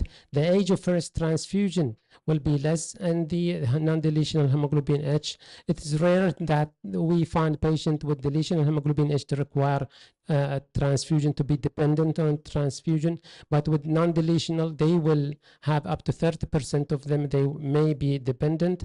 The bone affection, more common with the non-deletional, and the growth retardation, the splenomegaly, also more common with the non-deletional hemoglobin H, and the hemolysis episode is really very common with non-deletional hemoglobin H. With regards to the baseline hemoglobin and deletional, the hemoglobin will be around 9 to 11, but with non-deletional, they will have 7 to 9 as their baseline. With regards to the symptoms and passing the gene to the offsprings, most of these silent carrier and trait, they do not have symptoms, but they still pass the gene to their offspring. So hemoglobin H is a possibility here, and in trait, there is even a risk of developing hemoglobin bars. When we talk about hemoglobin H, they will have moderate to severe anemias, splenomegaly, leg ulcers, and gallstones, and they will require really good supportive care in terms of folic acid and supplemental calcium. But again, the gene counseling is very important. The genetic counseling is very important, because they are at risk of passing hemoglobin H or even hydrops fetalis to their offsprings. With regards to the clinical management, you can see in hemoglobin H, those with deletional, most of them, they may require episodic only, but we need also to keep an eye on the iron, because they may develop primary iron overload, but usually on the 3rd decade of their life. However, the non-deletional one, they require regular or intermittent, and some of them, they may require even splenectomy, and we have to look carefully on the iron overload, because they will develop it much earlier in the first decade of life. And there is also increased risk of developing sepsis for those patients with splenectomy, in addition to developing thrombosis. So with regards to the hydrops fetalis, the most of those patients, they die on their in the uterus unless they are diagnosed in while during pregnancy. And there are what's called intrauterine transfusion, and there is even ongoing clinical trials on stem cell transplant in the uterus itself. And most of them, if they are survived, they will require long-term transfusion and even transplant if they survive. With regards to the management, there is really clinical heterogeneity of hemoglobin H, and this can affect the management. And to make it very simplified, we need to look at whether the patient has deletional type or non-deletional type. And if the patient has 3 out of these 5 criteria, like clinical anemia affecting their daily living, functional hemoglobin of less than 7, or growth retardation less than 10 percentile, significant hepatosplenomegaly more than 5 centimeter, or frequent hemolytic crisis more than 3 or more than 3 per year, then if this is absent, then all what you need is supportive care and on-demand blood transfusion. But we have to be careful when they reach to the age of 15, then we need to look for the iron overload. But they have to do it on a regular basis in order to start chelation therapy as early as possible. But if they have this criteria, then we have to decide whether this patient is less than 6 years of age, then regular blood transfusion plus iron chelation. And if they are more than 6, then splenectomy plus chemoprophylaxis or regular blood transfusion can be offered. And those patients who are on regular blood transfusion has to be also later on checked for iron chelation therapy. With regards to the transfusion therapy indication and the deletional hemoglobin H disease, they usually have mild to moderate anemia. Most of the time they are more than 9. If there is like an acute event, then like acute febrile infection or hemorrhage or surgery or during pregnancy, then you give the blood as needed. But those patients who are non-deletional, if they are mild, they go with the deletional. But if they are symptomatic or severe episode of anemia, then we have to consider them as possible transfusion-dependent thalassemia patients and trying to get their baseline hemoglobin around 9. And if they have, if they are well, then they can be intermittently transfused, or if they do not, then it depends on the situation. But some patients, they may require regular short-term transfusion according to the situation. In order to decide about the transfusion, is always have to weigh risk and benefit for those patients, the risk of iron overload, immunization, and transfusion reaction. This all has to be considered. And with regards to the iron overload, it always has to be done according to the beta thalassemia protocol. So you need to check their serum iron ferritin and the MRI, checking the T2 star as well as the liver iron concentration. And according to the situation, you need to manage those cases. Splenectomy is another way to go for those patients, but again, like my patient, she's splenectomized and 9 years later she passed away. But again, it has to be weighing risk and benefit for those patients.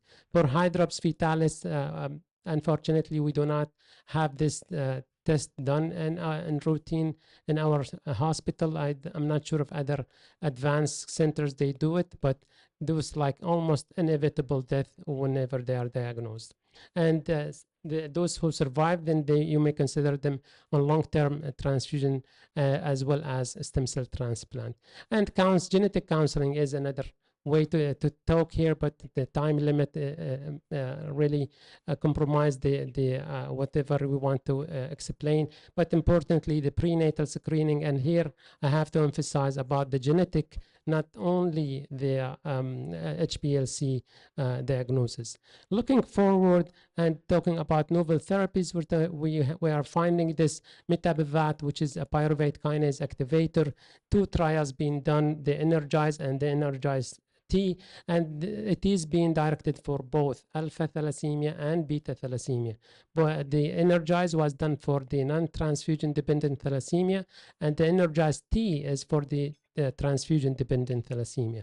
And basically, it is red blood cell specific receptor pyruvate kinase activation that will increase the ATP and decrease the formation of the 2,3-DPG, and that will lead to improvement of the anemia and improvement in the ineffective erythropoiesis, leading to decrease in the iron overload as well.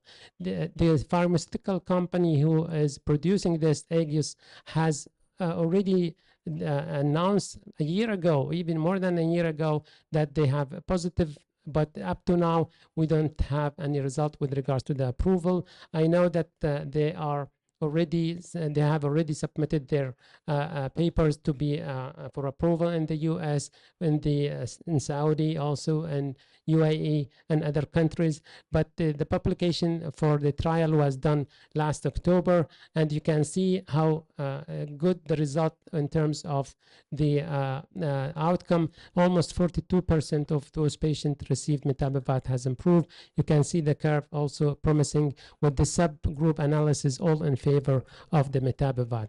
Another drug is the etapivat, which is another PK activator, and it has been ongoing trial at the moment, and we expect that the final or the completion of the trial will be in the coming September.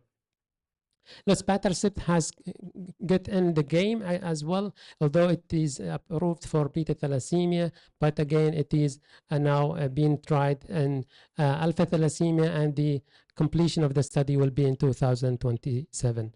With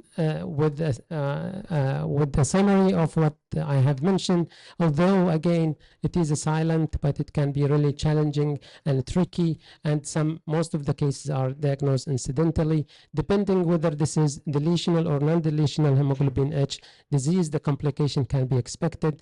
Always we need to support our patients, whether they need a transfusion or they need splenectomy. The typical they manifest to us when they have infection or pregnancy, but sometimes we got a call for preoperative clearance. And here I have to emphasize that we really need the genetic testing for our patient, at least on those areas with endemic with alpha thalassemia, in order to get really an accurate diagnosis and genotype identification. With this, I conclude, and here are pictures from Al Qatif from my city. Thank you very much.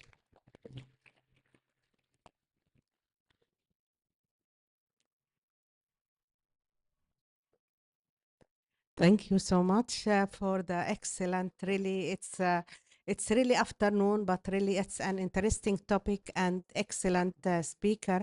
Unfortunately, because of the will not have any question, just will get a group photo and then we'll start the next session. Sorry for that, but you have the speaker here. If you have any question, will be outside. Thank you so much. Interesting.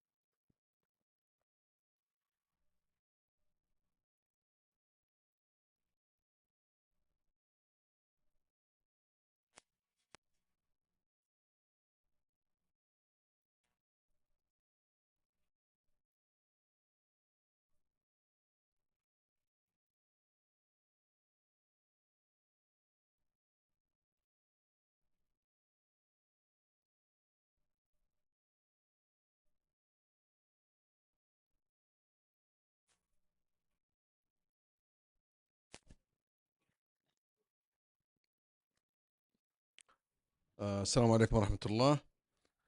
بداية أنا أود أن أتقدم بالشكر للسعودي سوسايتي اوف هيماتولوجي دكتور أحمد بارفع، البروفيسور أستاذتنا طبعا البروفيسورة سعاد جاعوني for this great gathering صراحة.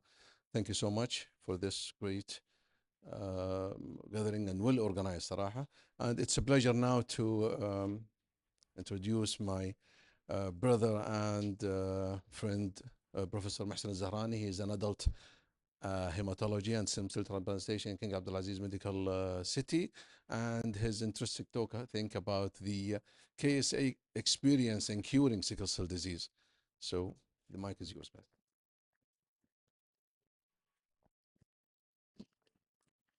Thank you, Dr. Hassan, for the introduction. And again, thank you for the organizing committee to invite me to present about our experience in transplant for sickle cell disease and also gene therapy. These are the agenda of my presentation. Sickle cell disease is a multi-system disease. It affects every organ in our body from mild to lethal complications. And many patients, they have multiple organs involvement. Some patients, they have one organ affected. That may lead to reduced survival and poor quality of life, which is the main feature of this disease. The survival for sickle cell disease patients, it's much less than the normal population. And if you see in the left side there, this figure is a study from UK and US, two centers. The median survival for patients with severe sickle cell disease is 48 years. And those with mild sickle cell disease is around 54 years. So even in countries which they have excellent clinical health practice, they have lower survival for these patients. The available therapies, as you know, it's mainly supportive, and sometimes the toxicity from these therapies is more than it will add to the burden on the patient, like transfusion and other complications. So we have to really think about the curative options. We have the stem cell transplant that is practiced for the last 40 years, and the gene therapy, which is also approved for the last 2 or 3 years. And based on this, the number of transplant is increasing year by year. This is a report from the European Bone Marrow Transplant Registry. As you see, the number of transplant is for sickle cell disease is increasing, and even beyond 2017, I expect the figures even higher. And this slide, actually, I took it from a screenshot from the mobile. There was a presentation and working party for hemoglobinopathy in the European bone marrow transplant, showing the 15 largest center reporting to the EBMT transplant for sickle cell disease. Alhamdulillah, here in Kingdom, Saudi Arabia, 2 centers, they are the highest center reporting or doing the transplant globally for sickle cell disease patients. The first center is our center, King Abdulaziz Medical City, and the second one is King Faisal in Riyadh. There are concerns with curative options, including the effect. Always we think about transplant-related mortality, post-transplant complications. You are introducing a new immune system, so the immune-related complications like graft versus host disease, graft failure, and other toxicities from the transplant. Availability of a match-related donor, always you talk about this. So no transplant without a donor. Cost of the therapy, of the curative option, either transplant or gene therapy, it is very costly treatment. Effect on quality of life, huge number of patients. There was a study done before by a group led by Dr. Abdulrahman Sultan. They estimated that around 10,000 sickle cell disease patients, they fit the criteria for transplant. And eligibility of high-risk patients like patients with end-stage renal disease, pulmonary hypertension, and sickle hepatopathy for this treatment. However, the outcome of the transplant has been reported many times, and for pediatric patients, they have excellent outcome. This is a report from 2018, previous studies using myeloablative regimen. You expect survival at more than 95% and event-free survival or disease-free survival more than 91%. So you can cure more than 91%. And in recent years, even the outcome in pediatric almost approaching 100% cure. This is a study done from our center, our colleague in the pediatric division, using this protocol, TBF, thiotibia, bisulfan, fludarabine. As you see, the curve is like flat 100% cure rate. in the pediatric patient with low rate of graft versus host disease. Also, in the last EBMT meeting last month, a UK center reported similar outcome. So in pediatric patient, you expect to have high response and good outcome. A large registry-based report, 1,000 patients from multiple registries, large registries, EBMT, Eurocord, and CIBMTR. They reported the outcome of 1,000 patients, and this was published in 2016. If you compare the pediatric patient outcomes, survival 95%, adult patient age more than 16, 81%. So there is risk of dying from the transplant 20% in adult, which is very high compared to the pediatric patient. Also, the event-free survival is better in pediatric. Why is this? Most of the patients here, they received myeloablative regimen. And this regimen is tolerated better in pediatric compared to adult patients because sickle cell disease patients, when they grow up to the adult age, they develop multiple organ toxicities. So they will not be able to tolerate this heavy regimen. And this transplant, were most of them reported before 2013. This study also reported in the last European bone marrow transplant, actually a few weeks ago, by USO. As part of the working party, hemoglobinopathy working party in the ABMT. And they reported that more recent cohort from 2010 to 2021, 1,815 patients, so recent cohort compared to the previous study. As you see, the outcome here is better in the adult. The pediatric patient survival is almost similar to the previous report, 95%, event-free survival 92%. But if you see the adult patients, the survival is better compared to 81%. Here it's 93%, and event-free survival 90%. So why there is improvement in the outcome for adult patients? Mainly because now we know how to transplant these patients. We know they are at high risk for myeloablative regimen, so it's better to use less intensive regimen like reduced intensity or non-myeloablative regimen, and better selection of the patients. And this is what we did in our center. We are doing a non-myeloablative regimen. This is a report on 200 patients, basically alemtuzumab, which is a monoclonal antibody against CD52, that present on T lymphocyte and B lymphocyte, and TBI 300 centigrade with GVHD with sirolimus only. So chemotherapy-free regimen. And survival here is 94%, event-free survival 88%, similar to the report from the NIH, the group who invented this regimen. When we compare our result using this non-myeloablative regimen compared to our colleagues in the pediatric, they use myeloablative regimen. Also, we see improvement. So the pediatric, they have 100% event-free survival, overall survival, and adult overall survival 95%. So there is improvement in adult using this regimen. Other groups, they try to improve on this further. So what they did, they do preconditioning with azathioprine 2 months before transplant. This is a group from Amsterdam, in addition to the same regimen. And they claim, or they reported already, there is even further improvement in adult patient, more than 96% overall survival and event-free survival. Also, the chimerism, which is the test that you test for the percentage of the donor cells in the recipient, either myeloid by checking for CD33 or lymphoid by checking for CD3. So you see the myeloid almost above 90%, and the lymphoid after the first year it start to go up close to the 90%.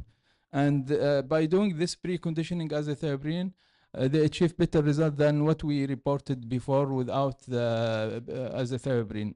So this is another way to improve in the outcome of this regimen. We start doing this protocol as outpatient, and we have this abstract presented as oral presentation in the last ASH 2024. And by doing this, we start doing more patient, we saved more inpatient beds, and this, of course, will save the cost on the treatment. And actually, we saw less complications and better quality of life for these patients. Also, with this regimen, you can do, like I mentioned, a difficult group, those who have end-stage organ dysfunction, like renal failure or liver cirrhosis. So we did some patients, and they have excellent outcome. Another major challenge of the stem cell transplant is the lack of donor, match-related donor. You need a match-related donor. And it has been reported from the European and North America, the chance of finding a match-related donor for sickle cell disease is less than 20%.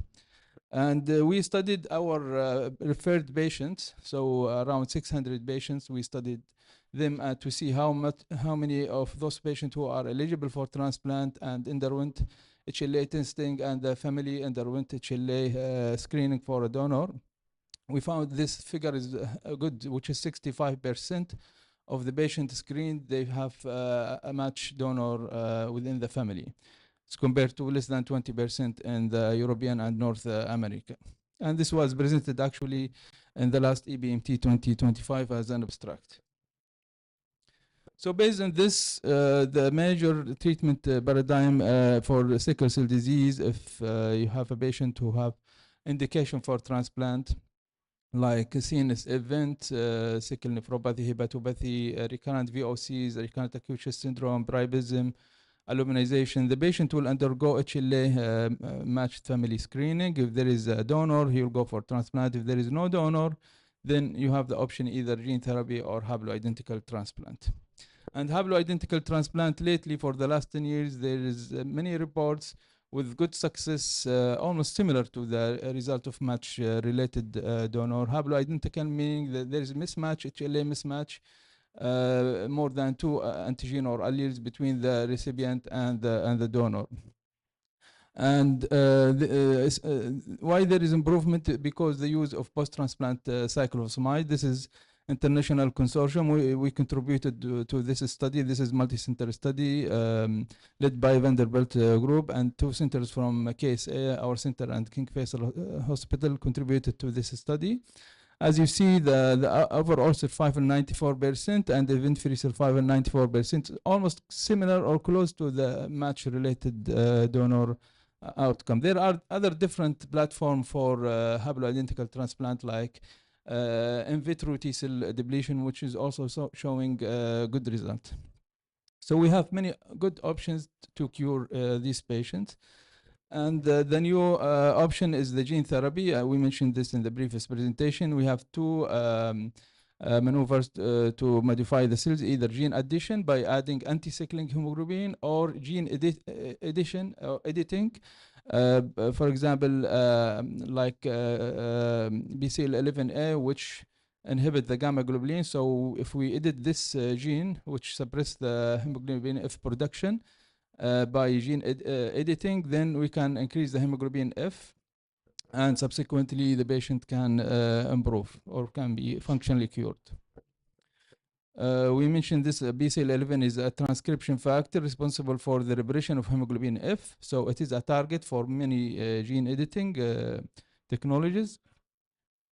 And if we increase the hemoglobin F, we reduce the symptoms of the disease and reduce the transfusion requirement for beta thalassemia. There are 3 studies done for gene therapy for sickle cell disease. The first one, Lovocil, which is Bluebird. Here they use the gene addition of anti-cycling hemoglobin, and they reported here 94.7% of the patient were free of severe VOCs. The other 2 studies for gene editing, so CRISPR-Cas based disruption of BCL11A, which is Ixacil from Vertex. So here there is increased production of hemoglobin F, and they reported 93% achieving the primary endpoint. And the last one, which is the BM101, which is base editing, more precise even, of the BCL11A. So there is no report of the outcome so far from this study.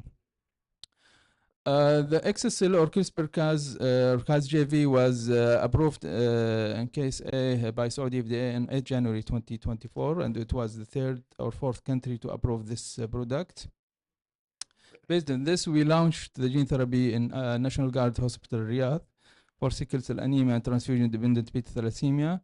And the first thalassemia patient collection was in February, almost 1 year ago. And for sickle cell patient collection started on 4th of March in 2024. And the first patient who received the infusion in July 2024, first patient treated with gene therapy. So you see that there is a gap 6 months here between the collection until the infusion.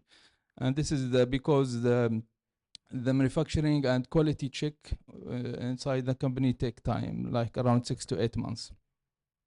So our first patient was infused in July 2024. These are our eligibility criteria for the Cas-JV. Age 12 to 35, subject to severe sickle cell disease defined by recurrent VOCs, not responding to hydroxyurea, requiring 2 per year for the last 2 years, or recurrent acute chest syndrome.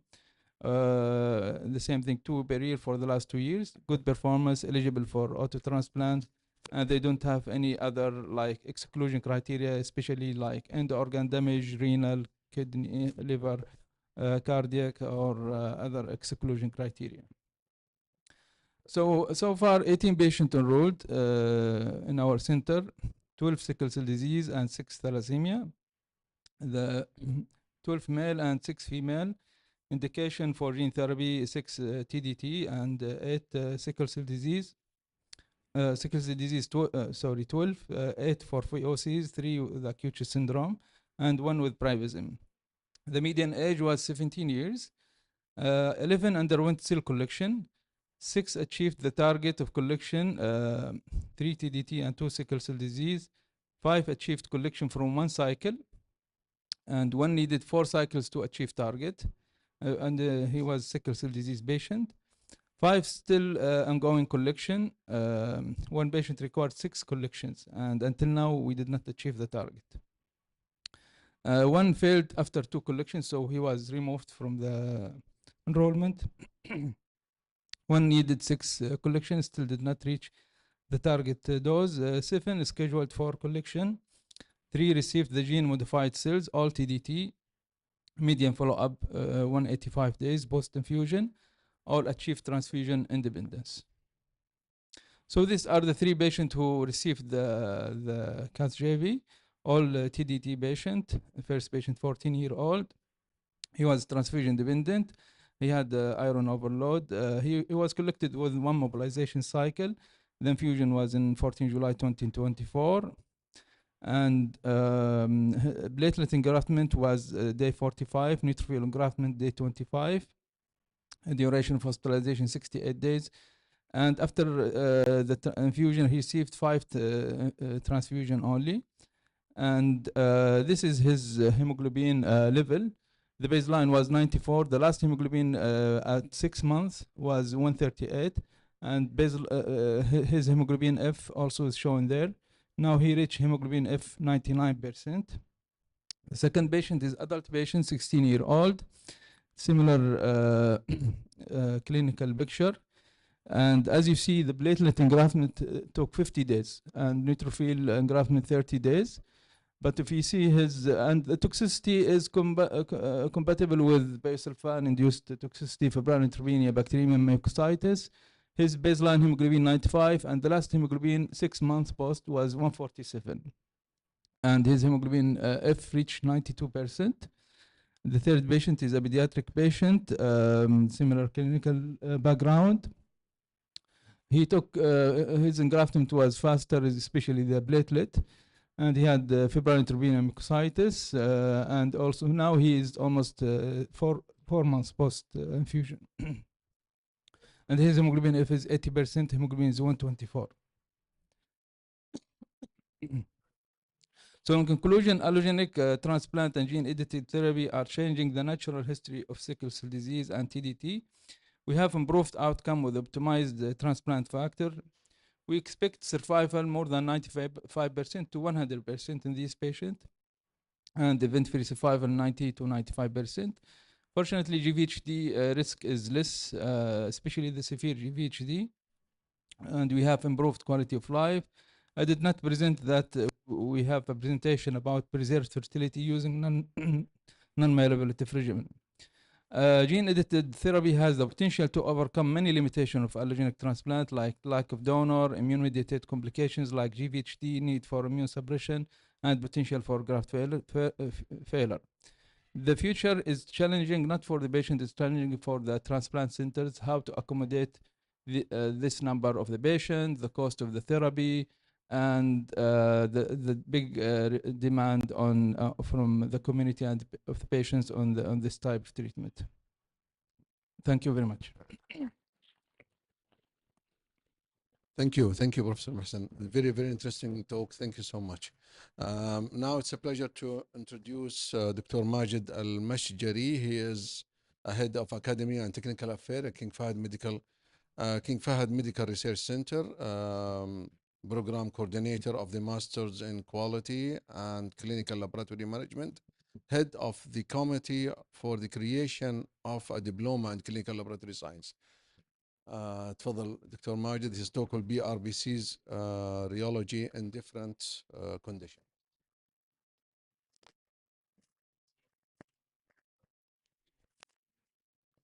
Assalamu alaikum wa rahmatullah. First of all, thanks to the scientific committee who gave me the opportunity to present in this prestigious conference, especially that my talk is between two sickle cell disease experts, Prof. Mohsen and Dr. Sultan Mtayri.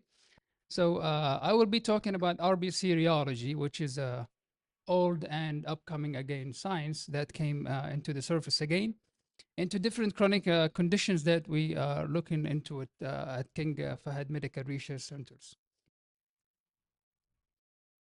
The importance of studying RBC functional studies is because RBC is delivering the oxygen, and we know that.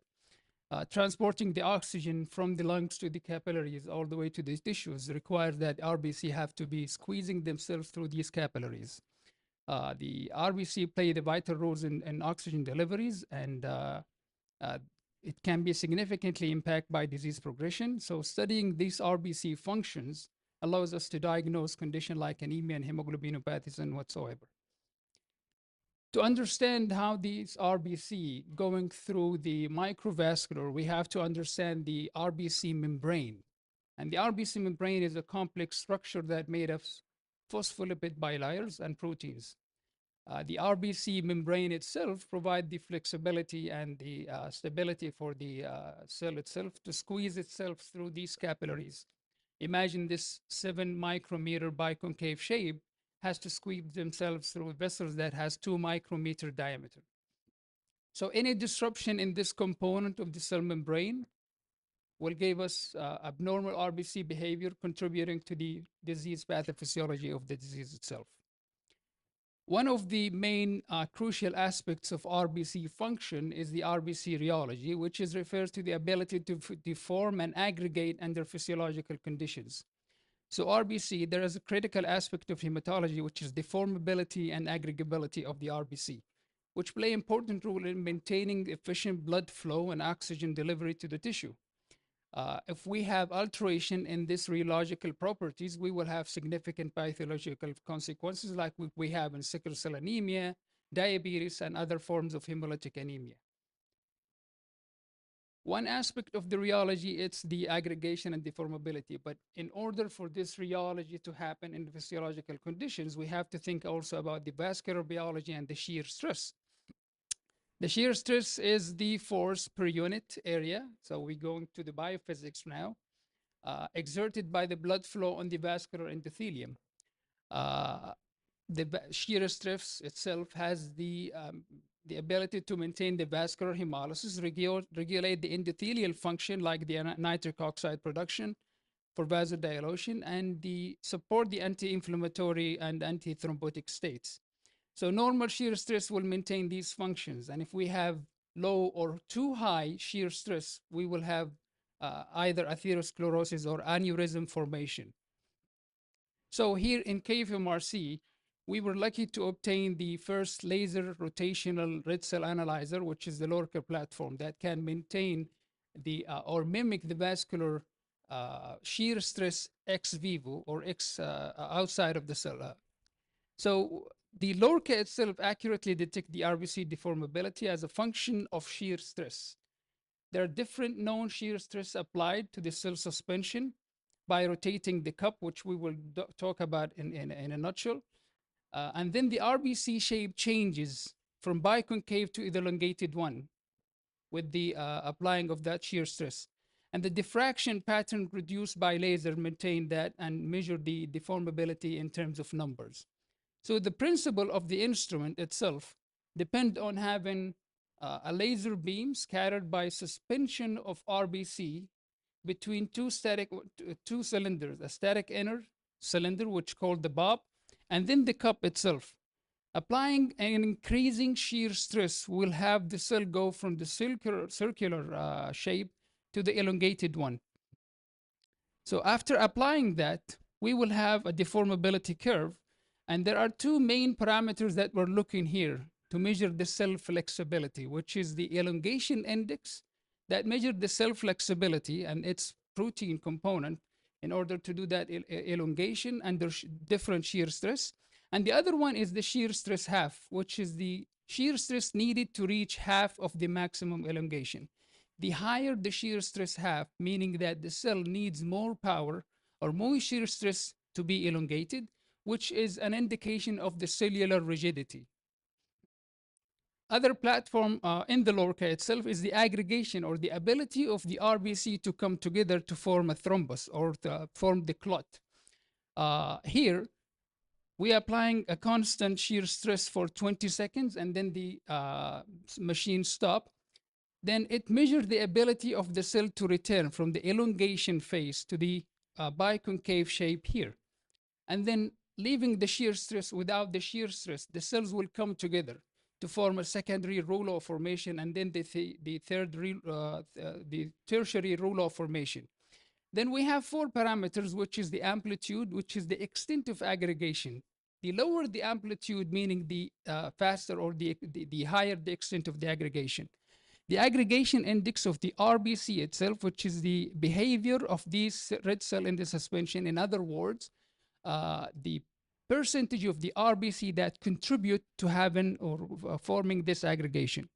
The T half, which is the time needed to reach half of the aggregation.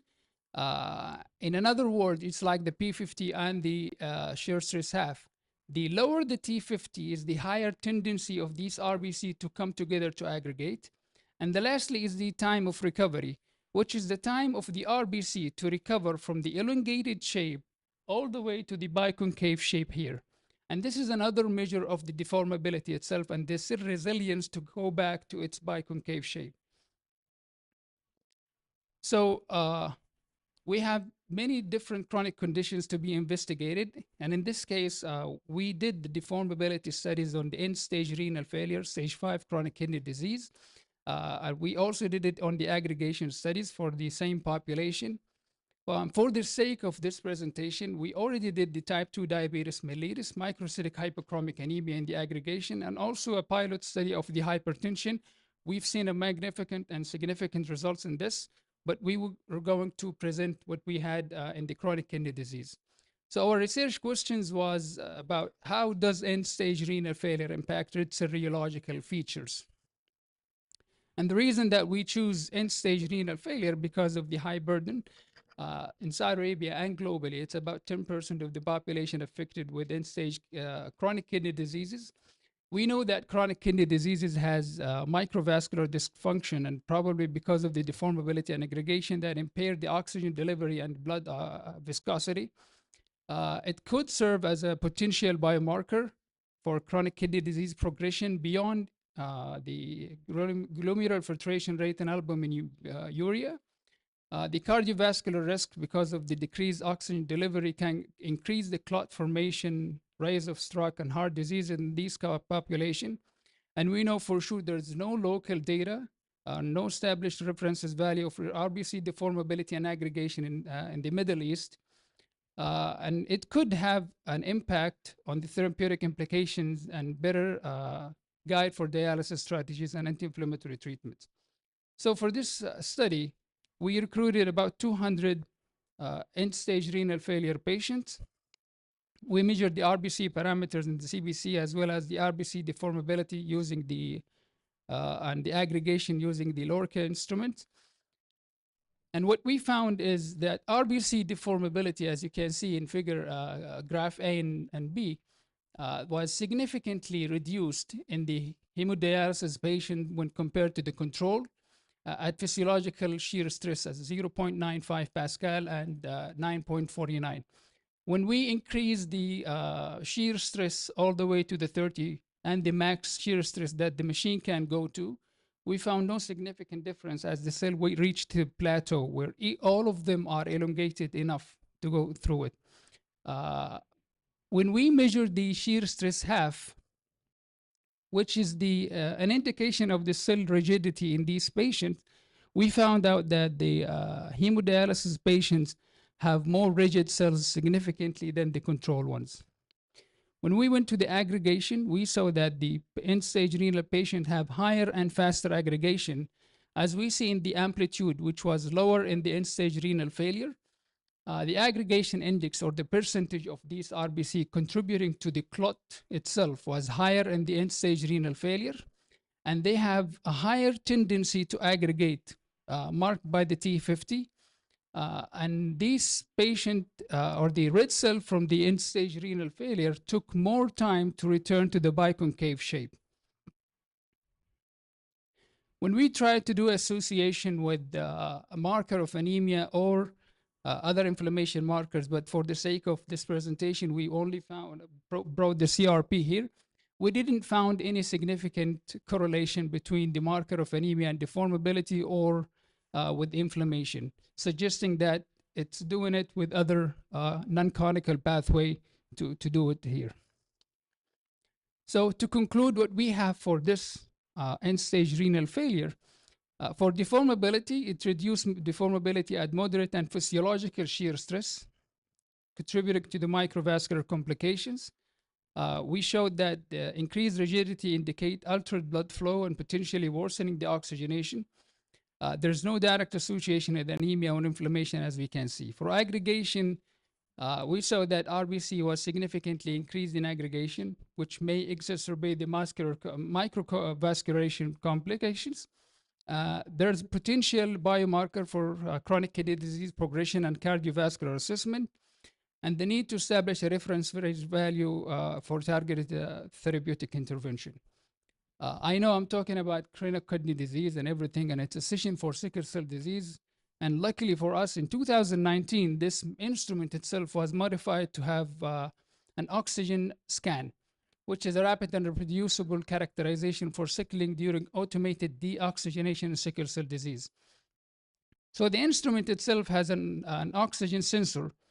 And what it does now is that we're measuring the point of sickling, or the ability of the cell to sickle during deoxygenation, as a function of the elongation index and the partial pressure of oxygen, and it's millimeter mercury.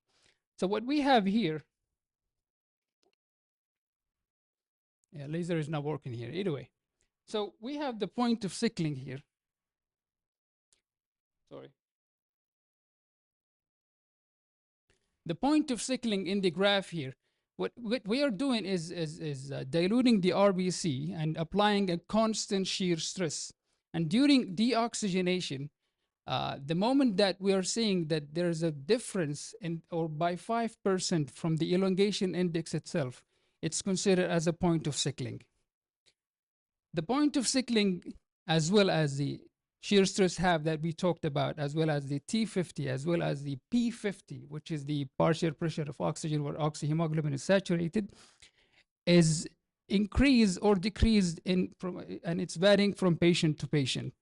What we're doing here is that the point of sickling itself could be a prognostic value with different treatments and with different genetic diversity.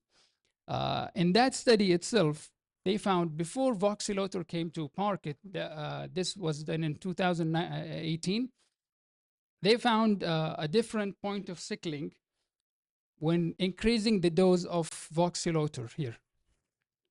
So this is the first point of sickling. This is the second one, and this is the third one here. With the negative one, the higher point of sickling, meaning the higher severity of the disease, the lower P50 or the lower point of sickling, meaning that the patient have less severity of the disease itself. And again, they found that with the hydroxyurea treatment on the A graph and HbS untreated, we can see that even with the untreated one, the elongation index was starting at lower rate. With the hydroxyurea, the elongation index was increased, meaning the cells are more healthier than others, and the point of sickling itself was shifted to the left. Same applied to the transfusion and the healthy control, as you can see in graph D. Sickle trait and healthy control almost have the same pattern. And sickle cell disease with hemoglobin C or the heterozygous SC have a lower point of sickling when compared with the HbS untreated one. We can say that also in a different study, point of sickling is correlated with markers of disease severity. There is a positive correlation, increasing point of sickling, again, that increasing point of sickling, meaning increasing the disease severity, was increased and significantly correlated with hemoglobin S percentage, and negatively with hemoglobin F percentage. The MCHC, which is another phenomenon to have the higher MCHC or the mean corpuscular hemoglobin concentration will increase the rate of sickling. This was done even, I can go all day long with the MCHC since it's my PhD thesis in it. But again, if we increase the MCHC by 1 gram per deciliter, meaning increasing the rate of sickling by the 30th of power. In the MCV, which is normocytic anemia, we didn't see, or they didn't see any significant correlation. 2 minutes. But with the P50 itself, we found out that there's a significant correlation, increasing the P50, which is increasing the decreasing the oxygen capacity, will increase the point of sickling again. Another study that was a multi-center study and multinational one, they found that that also, again, it's correlated with disease severity, especially if we have one type of acute or more than acute complication. In a pediatric and adult cohort in general, the point of sickling was significantly correlated. And the pediatric population itself was correlated very well with acute chest syndrome. And in the vaso-occlusive crisis, the point of sickling was significantly correlated with in the adult cohort. So the potential of this marker, we know the prevalence of sickle cell disease is rising, and 2.3, the highest rate in Eastern province and Southwestern. And we know that for sure there's no local data of established point of sickling data in the Middle East population. And we have the first LORCA instrument here in the MENA region. And the importance is that it can enable accurate assessment of the disease severity and facilitate monitoring, therapeutic intervention, support personalized treatment, because each patient will have different point of sickling, as we can see here. It enhances the comprehensive sickle cell disease research capabilities. And what we are aiming is to improve patient management and clinical outcome and strategic advancement in tackling sickle cell disease. This marker can be useful as assessment for disease severity, lower point of sickling indicating milder symptoms, higher point of sickling suggests more severe form of the disease. It can be also monitoring therapeutic efficacy. As we can see, it was evaluating the hydroxyurea and voxelotor, and as well as the transfusion. And it can be also used for personalized treatment planning for that reason. The ongoing work that we're doing now, and we're trying to expand it to multi-center studies, is investigating the usefulness of point of sickling as a prognostic marker in sickle cell disease in different treatment regimens, with the collaboration with the hematology department in King Abdulaziz University, as well as with Dr. Nahad Goshmak from the second cluster, health cluster from King Abdullah Medical Complex. We're also exploring the potential of in-house hemoglobin modifier that we're doing at King Abdulaziz University with the collaboration of the College of Pharmacy. In the preclinical study, we're doing the iron restriction. The effect of iron restriction is a complete of what we're doing in the PhD thesis on the gut microbiome and the bone health in transgenic mouse model of sickle cell disease. And lastly is the impact of RBC deformability and aggregation in cardiovascular and chronic disease settings. Lastly, we are aiming in the hematology research unit is to create a specialized laboratory platform to assess RBC health under various clinical conditions with the main focus on sickle cell disease. And we believe that this will contribute to healthcare outcomes, a diverse research innovation, and support Saudi Arabia Vision 2030. Lastly, I would like to thank the scientific committee for the invitation and also for the research team that's been working tirelessly in this project with the medical doctors that we have, with the PhD holders, and as well as the master graduate and the master student that we have in the lab.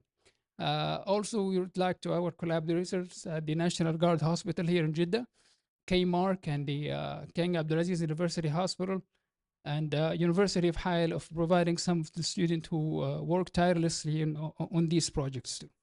So thank you very much.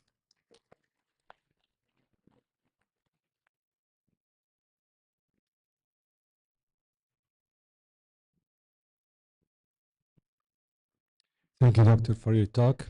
Assalamu alaikum. My name is Omar Raslan, consultant hematology oncology.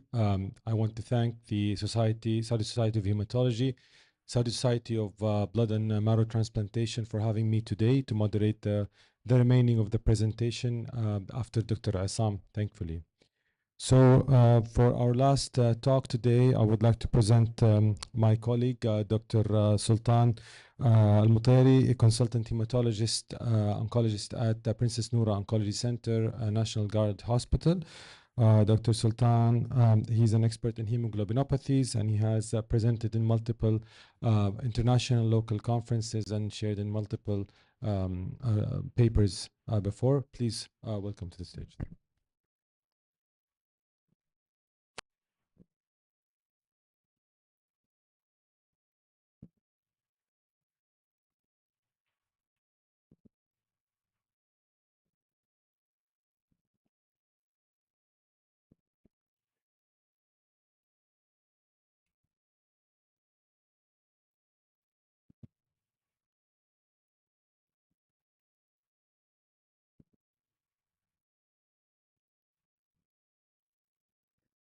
Assalamu alaikum wa rahmatullah.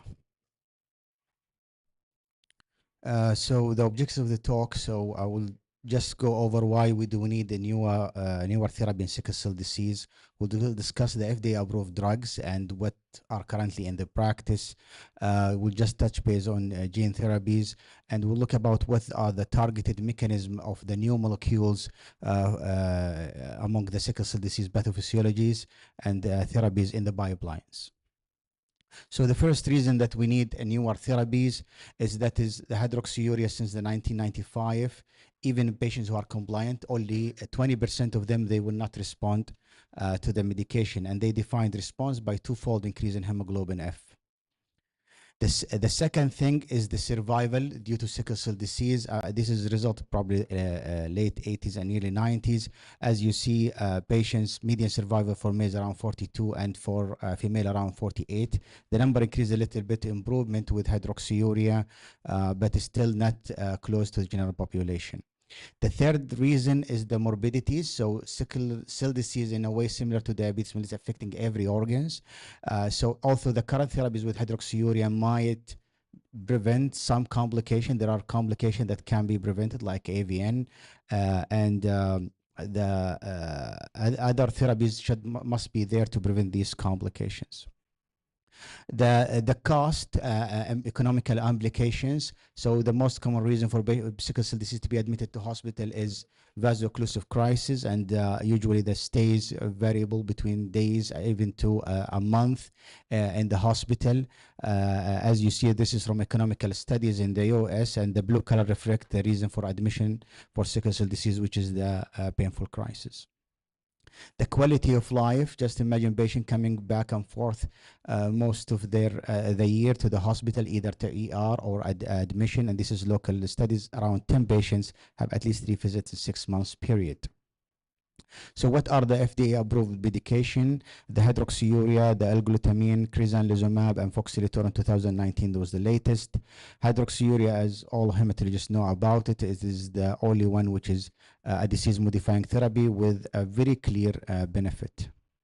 L-glutamine, it is USA FDA approved. However, it is not Saudi FDA approved yet. It is work as an antioxidant medication orally twice a day, and it was designed to reduce the painful crisis. And this is the main study for it. As you see, like 45% reduction in painful crisis. Also the acute chest syndrome. I mean, if you ask hematologists across the kingdom, there is kind of mixed responses. I think there is benefit, but it's really modest benefit, not as expected. However, the drug is quite safe. Now, there was 2 medications that a few years ago are approved. The crizanlizumab, it was in phase 2, really showed significant clinical and statistical reduction of pain crisis. However, phase 3 trial with larger sample of size showed there is no really difference from placebo. That's what was drawn from the market here in the kingdom. The other drug is foxilitor, which was potentially a new disease-modifying therapy because it was targeting higher in the pathophysiology of sickle cell disease. However, it was pulled by the manufacturing company itself due to concern about some safety data, including mortality. The gene therapies now is a new curative therapy. Just briefly, I think my colleagues were touching on that. Just to make it as a principle, there are 3 molecular targets. Either gene addition, they just a new healthy beta chain added, or you are fixing the repaired one, and this is to have different techniques as well, or you just disregard the beta chain and go to hemoglobin F and amplify it to very high numbers.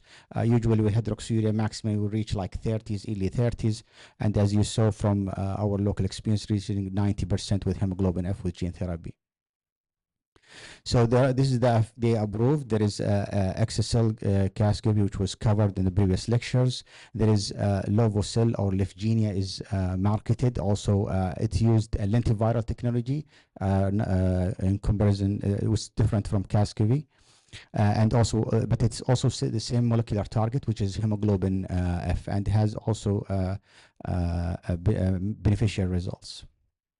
So this slide shows what are the molecules are targeting and the development for sickle cell disease. Either the drugs are anti-adhesion targeting or antioxidant categories, antiplatelets, anti-sickling, hemoglobin F induction, or working under the anticoagulant categories.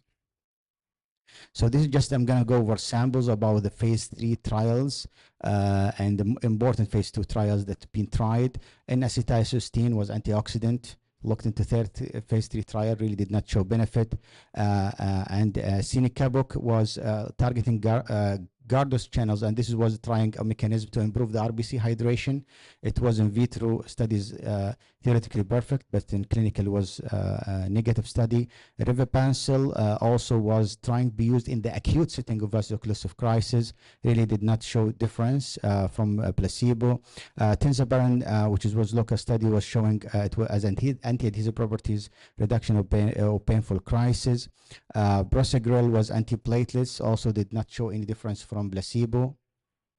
Civoparin, they were trying to instead of similar to heparin and tinzaparin, but they were removing the anticoagulant effect and just sticking with the anti-adhesive effect. Really did not show any difference from placebo. Canakinumab also was tried, interleukin-1 inhibitors, no difference. Arginine, it showed some difference in phase 2 trial, and potentially there may be phase 3 trials for it, in reduction of hospital stay and shorter time to vaso-occlusive resolution. However, the sample was a very small sample, around 40 patients. Magnesium sulfate really did not show any benefit as well.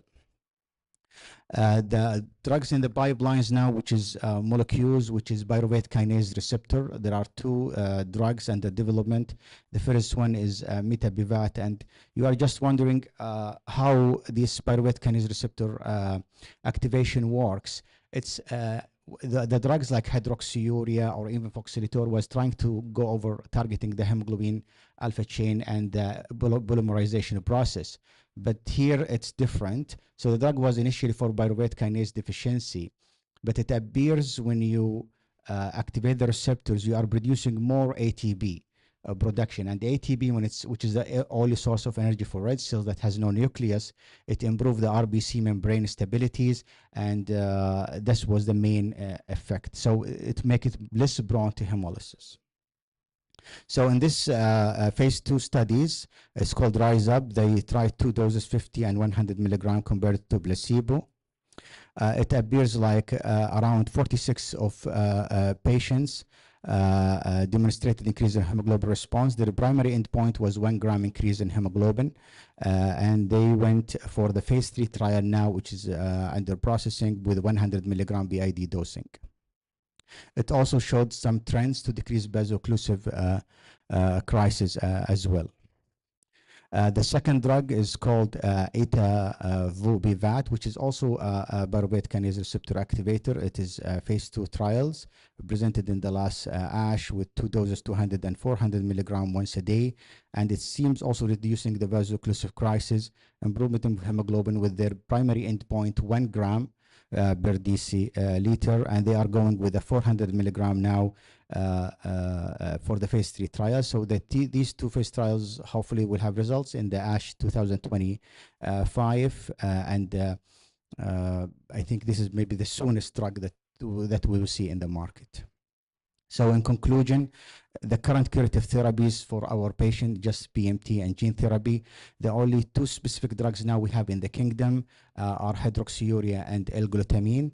There is a remarkable really failure of drugs in sickle cell disease, which is probably attributed to the complexity of mechanism of sickle cell disease. Thank you.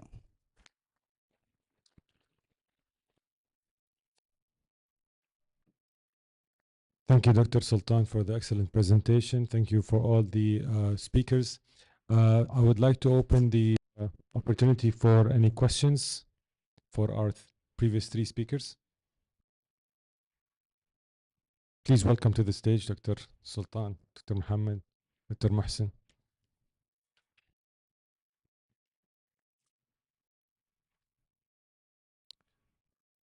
We'll take 1 or 2 questions maybe. طيب.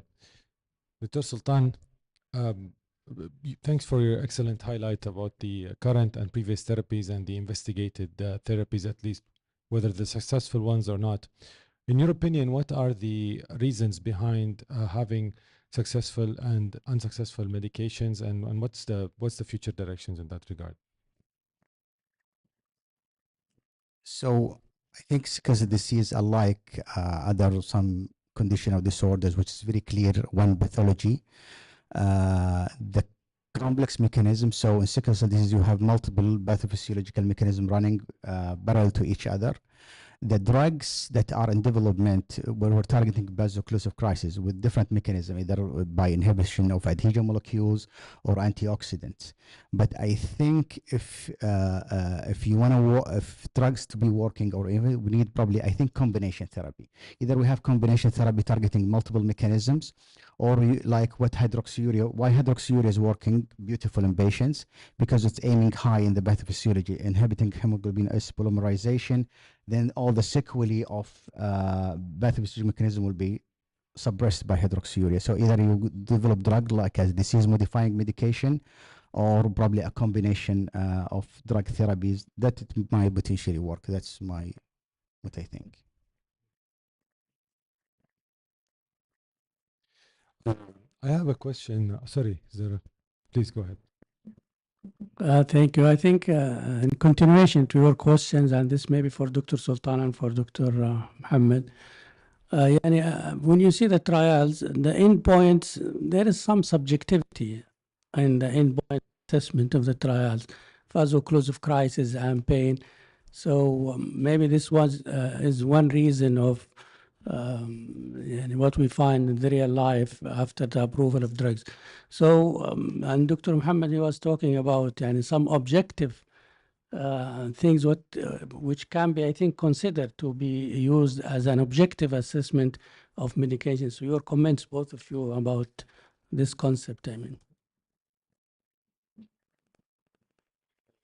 You mean the point of sickling or the degree of Use it as an endpoint assessment for the trials, not just use as subjective like pain assessment, which can be different from, I see the patient, I give him a score of 6, maybe the other person will see him, will give him score of. But if you have an objective endpoint assessment for the trial and the sickle cell disease. So all of this sounds great. However, there is some obstacles here. So if you are talking about, then there was a dilemma about definition of severity phenotype of sickle cell disease. I mean, if patient have like severe degree of sickling, it doesn't need, that means they're gonna severe phenotype. So there are modifiers of severity of disease, of sickle cell disease. Now the main problems is, let's say you took example of painful crisis. So they looked into multiple things like inflammatory cytokines. So for example, if patients have high CRP, elevated, which is inflammatory markers during or white blood cells, this is have patient pain crisis. What about a patient if came to me with pain and have normal CRP? Is he really not actual pain? Actually, it's not. So you might have actual pain crisis even in presence of normal CRP. So they frequently have elevated CRP, but there is also patients who really have inflammatory markers. Now, the second thing, the threshold for pain. So it appears this patient with sickle disease, they have higher threshold for pain. So, and you might come to the room and see the patients looking comfortable, but they really have high threshold for pain. So, statistically, even the addiction rate for patient with narcotics is quite low. I mean, there is, we have on my practice patients really clearly who are opioid dependents or have reached a point of addiction. But I think this is the point. So, degree of sickling may be helpful as a predictor of general severe phenotype of patients, but about the patients coming admission and pain crisis or to correlate it with pain, I don't think is gonna help. This is my view. Well, first of all, the need to standardize these tests or biomarkers, although it's still in the research, let's say, arena, the need is there. And we need to do more study just to standardize the reference range or what cause, let's say, if the point of sickling is with that number, does that really mean has a disease severity? Sometimes we see a disease point of sickling that is a little bit high or in the let's say shifted to the right, while itself the patient himself doesn't have let's say a chronic condition or a pain crisis at the moment, but at the molecular physiological level, he is or she is having a lot of problems. We've seen hemoglobin F that rises all the way up, and when we're measuring the RBC health itself was in the lower left side of it. There are studies of RBC adhesions, the ability of the RBC to attach to the P-selectin, E-selectin, ICAM, VCAM, and it shows that even with sometimes with high hemoglobin F, these cells are behaving differently and contributing to the vaso-occlusive crisis. There are studies that shows that with the point of sickling itself, when we shifted to the left with the holistic approach of having hemoglobin S, mean corpuscular hemoglobin concentration, looking to the inflammation markers itself, then we will decide, or the doctor can decide profoundly on that. But just taking one measurement outside of the context itself won't do us any good. One last question I personally have to Dr. Mohsen. Thank you for your excellent presentation. I have, you presented the data on the 12 patients with the advanced kidney and liver disease. I was wondering what's your approach or the outcomes with regards to patients with severe iron overload and sickle cell disease, and how does that cause issues pre and post transplant? How do you approach that? What's your experience in that regard?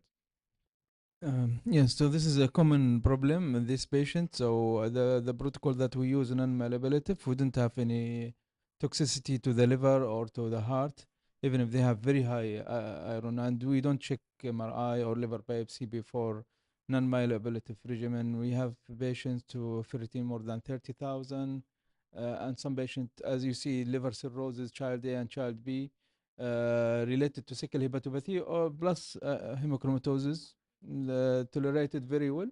So the regimen itself can be tolerated, but if you are thinking about the gene therapy using basalfan, you have to be very careful to exclude the possibility of liver fibrosis or cirrhosis. So we do the liver MRI to measure the LIC, and based on the LIC, we may do liver biopsy plus fibroscan to make sure that there is no fibrosis, because using basalfan high dose, they will put them at risk of VOD and mortality. Thank you so much.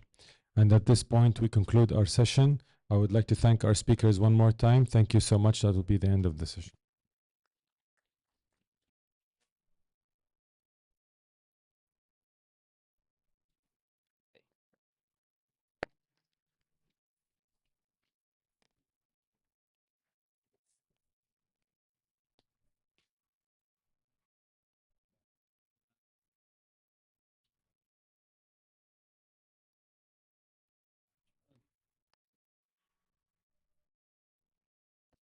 Thank you so much for the speakers and the moderators of this session. So we come to the final session. We'll start the lymphoma session, and I would like to invite Professor Mubarak Al-Mansour and Dr. Salim Bahashwan to moderate this session. Feel free to grab a coffee or a tea, but we'll move on to the session to catch up on time.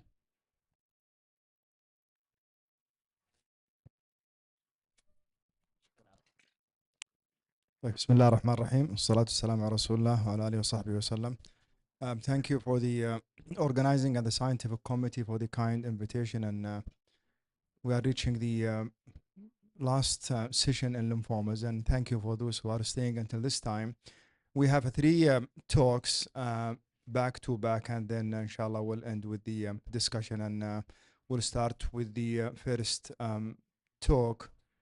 First thing, it's my honor to co-chair this session with Dr. Salim Bahashwan, Associate Professor, Adult Hematology at King Abdulaziz University Hospital. And we'll start with the first talk by Dr. Ihab Al-Hamedi. Dr. Ihab is a senior hematologist at Princess Noura Oncology Center. He is Assistant Professor at King Saud bin Abdulaziz University for Health Sciences. And Dr. Ihab will talk about the upfront therapy for the diffuse large B-cell lymphoma. Thank you, Dr. Mubarak, and thank you for the organizers for the kind invitation. So I'm going to discuss today with you the updates in frontline therapy for diffuse large B-cell lymphoma. So what we'll discuss today is the POLARIX trial outcomes, CAR T-cell therapy in frontline setting, Zuma 12, Zuma 23, future direction in small molecules and antibodies. So we start with the case. This is a 26-year-old gentleman in our center who presented with a B symptoms, cervical lymphadenopathy. ECOG was 1, IPI score of 3. His main symptoms was dysphagia and lymphadenopathy, cervical lymphadenopathy. His past medical history was unremarkable, and histology was consistent with diffuse large B-cell immunochemistry. Is non-GCB subtype. So his PET scan shown quite extensive disease affecting the bones, the spleen. So it's stage 4 disease. So R-CHOP was the initial, CHOP actually was first accepted as a treatment for diffuse large B-cell lymphoma in 1976, and then R-CHOP became the standard of care in 2002. Our problem is now it works well, but for the first 2 years we lose about 30 to 40% of patients with aggressive diffuse large B-cell lymphoma, and this group of patients we need to improve our first line therapy in them.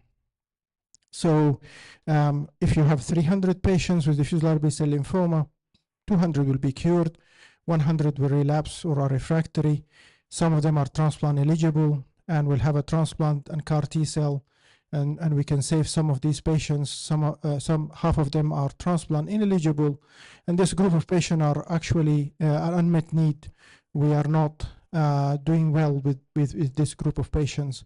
And we're not doing well also with the transplant eligible patients. There are certain category young patients who we lose because of refractory disease.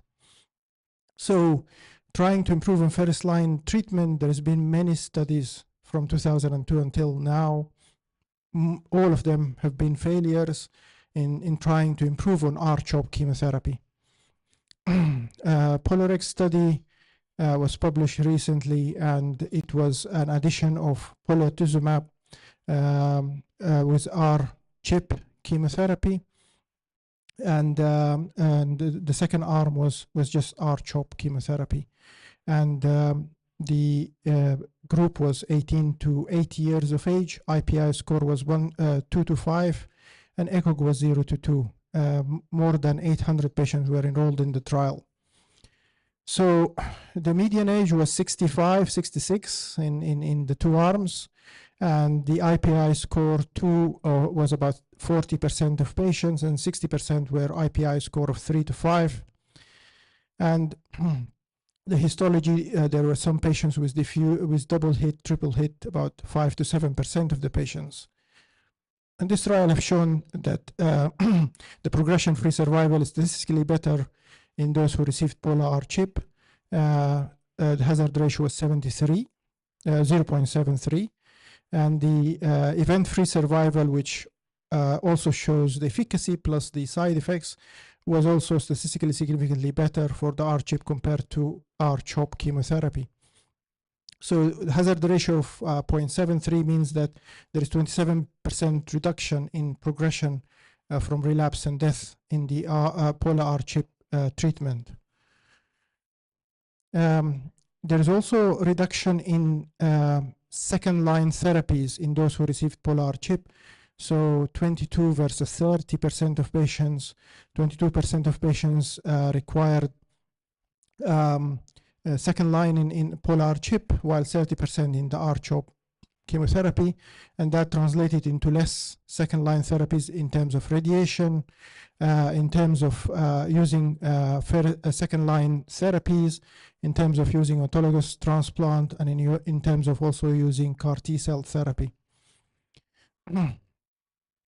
Also the second line therapies, where as you can see here, is much reduced. The risk of death is similar between the two arms. The side effect profile, as you can see in this plot chart, is equal between the two arms. There isn't any signal of increased toxicity using Pola-R-CHP, and peripheral neuropathy is equal between the two arms. And discontinuation was much less in the Pola-R-CHP compared to R-CHOP chemotherapy. So there is discontinuation, so patients received the treatment without a need for discontinuation. Also, dose reduction was much less in the Pola-R-CHP compared to the R-CHOP chemotherapy.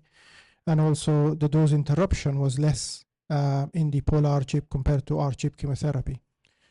This is what happened to our patient. As you can see here, he had on the left-hand side the extensive disease, and this is his PET scan after finishing the therapy. It was Deauville 3, and there was a PET scan later on, which was a Deauville 2, and he stays in remission. So this study was updated in the last ASH, the 5-year analysis, and the 5-year analysis still shows that the Pola-R-CHP arm still has a progression-free survival benefit compared to the R-CHOP. And the overall survival, it hasn't shown any benefit in terms of Pola-R-CHP versus R-CHOP chemotherapy. Less therapies, still less use of second-line therapies in the Pola-R-CHP compared to the R-CHOP chemotherapy. We move on to the CAR T-cell in frontline therapy for diffuse large B-cell lymphoma. And recently in February in Blood, ZUMA-12 was reported. And ZUMA-12 is a multi-center trial in the United States, Australia, and France. It's a phase 2 study. And the eligibility, 40 patients were enrolled in this trial, and the eligibility was high-risk patients. They either had to have double or triple hit lymphomas per investigator site assessment. or they have a large B-cell lymphoma with an IPI of 3 or more, and they had to have a positive PET after 2 cycles of R-CHOP chemotherapy, so or R-epoch chemotherapy. So, and they considered a positivity if the PET scan was 4 or 5.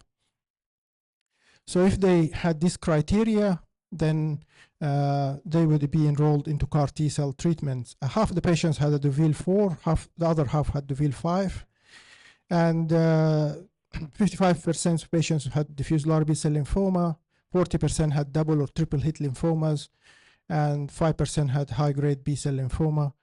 Half of the patients were receiving R-CHOP, and the other half were R-epoch.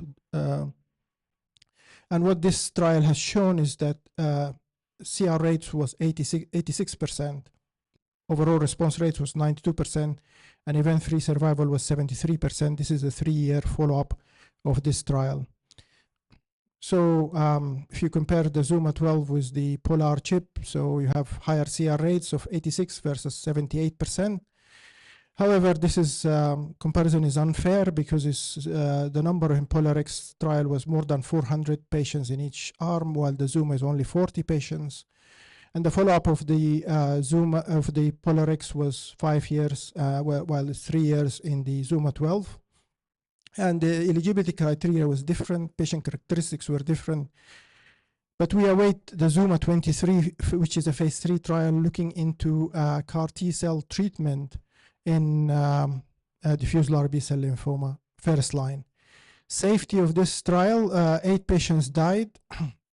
5 of them died of disease progression, and only 2 died of non-relapse mortality, 1 from COVID and 1 from esophageal cancer. The ZUMA-23 is a phase 3 trial using axi-cell, and this is, they're trying to challenge standard of care. So 300 patients were going to be enrolled in this trial. Enrollment has started, and it only includes diffuse large B-cell lymphoma, high-grade B-cell lymphoma, and transformed follicular or marginal zone lymphoma. And this is the study design. Patients receive a first cycle of R chemotherapy, and then they're randomized. Either they're going to receive axi-cell or standard of care after the first cycle of treatment. Those who are going to receive the axi-cell, they get leukapheresis, and then they get bridging therapy with either R-CHOP or R-epoch. And then after the second cycle, they get axi-cell CAR T-cell treatment. The standard of care, they continue R-CHOP or R-epoch 5 more cycles as the standard of care.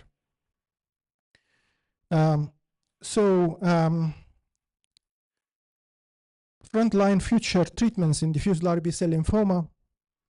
We know that diffuse large B-cell lymphoma is a very, is many diseases. It's not one disease. And you can see here, we first known this after microarray when we found out that there is ABC subtype and GCB subtype.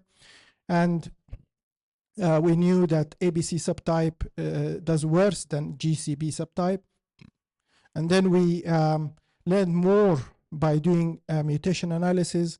And as you can see here, there are many mutations have been discovered in diffuse large B-cell lymphoma, making it many diseases, but we load them all together in one disease, which is why we have not made much improvement in the therapy in first line. But now we are improving in terms of genomics, and we are separating the different subtypes of diffuse large B-cell lymphoma. And as you can see here, that we have many different subclasses, and each subclass has a different prognosis. And I'll just point out one, like the notch, actually this, the notch 1 mutation. And you can see here that the notch 1 mutation, the 5-year survival is only 27%. So even within the ABC and GCB, there are many subtypes that we need to improve on. The future, I suspect, is going to be like this.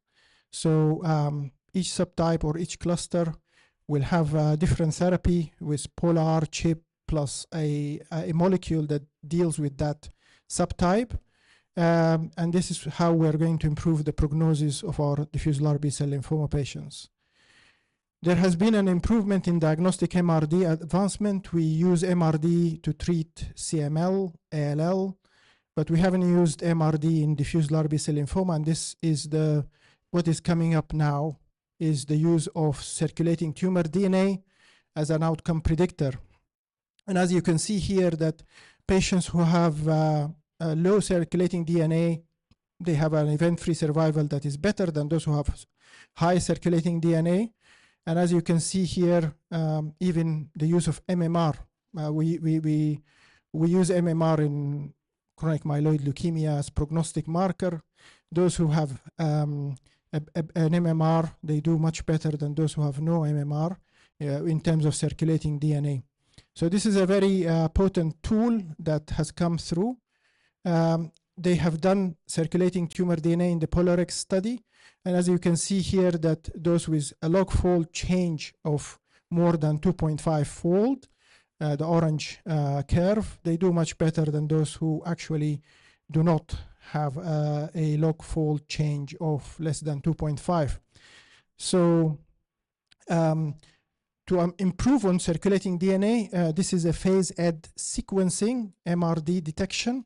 The difference between circulating DNA and phase-ed sequencing is that phase-ed sequencing uses a phased or multiple nucleotides to detect circulating DNA. So it's much more sensitive than the single nucleotide variants that are used. And you can see here that those with single nucleotide variants, they have a detection rate that is higher than those who have the phase-ed sequencing. And phase-ed sequencing improves the detection rate by more than 500 times. You can see here in this study, these are patients who have event-free survival with circulating DNA negative. And then when you separate these and do phase-ed sequencing, you find out that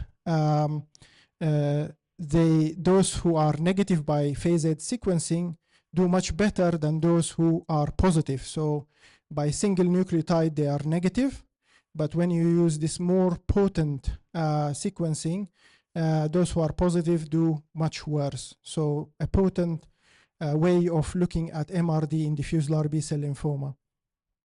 So I'm bringing you to this study. This is Alpha 3 study using cema-cel. It's a CAR T cell. This was presented in the last ASH, and they use this technology. So cema-cel is a alloCAR off the shelf where the TCR, T-cell receptor, is blocked, and you just take it off the shelf out of pharmacy and use it in patients. So this is a very potent technology. And in this trial, they used the phase-ed sequence described as being a very potent way of looking at MRD in diffuse large B-cell lymphoma. So this trial is a complex trial, but I'm just going to, for the sake of time, just going to explain the last part of it, which basically, after giving R-CHOP chemotherapy, you do phase-ed sequencing. Those who are still positive, that's to say those who are MRD positive, will receive cema-cel CAR T-cell to deal with their MRD positivity, while those who are negative will not receive it, and then to observe. So antibodies are being used in first line. We have a trial, phase 3 trial, using tafistamab plus lenalidomide and R-CHOP compared to tafistamab placebo and lenalidomide placebo R-CHOP. We don't have the results of this trial, but this is in first line untreated patients. We have also the epocrutamab R-CHOP versus R-CHOP chemotherapy, a phase 3 trial in first line diffuse large B-cell lymphoma. And we have this interesting antibody called Waveline 007. It's called zilovertamab. And in this trial is zilovertamab is an antibody. It's vedotin, similar to polatuzumab, but it binds to ROR1 antigen on the surface of the diffuse large B-cell cell. The ROR1 receptor is a receptor that increases proliferation and survival of cells. So when it is blocked, survival and proliferation is reduced. So the trial is basically looking at adding this antibody to R-CHOP versus placebo. Finally, there is this interesting molecule, glucosamide, and this glucosamide is being added to R-CHOP versus placebo. This molecule binds to CRL4, which is a proteasome enzyme, ligase enzyme, and its function is when it is blocked, the proteasome degradation, it degrades Ikaros molecule. The Ikaros molecule is, when it is degraded, there is increased apoptosis and reduced cell proliferation. And the trial design is GLOW-SEEK 1, as you can see here, randomizing the GLOCA plus R-CHOP versus R-CHOP chemotherapy. So to conclude, there are exciting developments in the characterization of aggressive large B-cell lymphoma histology by the new ICC and WHO classification. As this new classification get incorporated in new trials, we are going to improve our treatment strategies, because we are going to be treating subtypes of lymphoma. We'll be dealing with diffuse large B-cell lymphoma as different diseases rather than one disease. Polar-CHIP added an improvement in treatment strategies for large B-cell lymphoma, and Polar-CHIP has reduced the need for second-line treatments, especially in older patients. We await the ZUMA 23 outcome, which will determine the place of CAR T-cell therapy in first-line setting. And thank you for listening.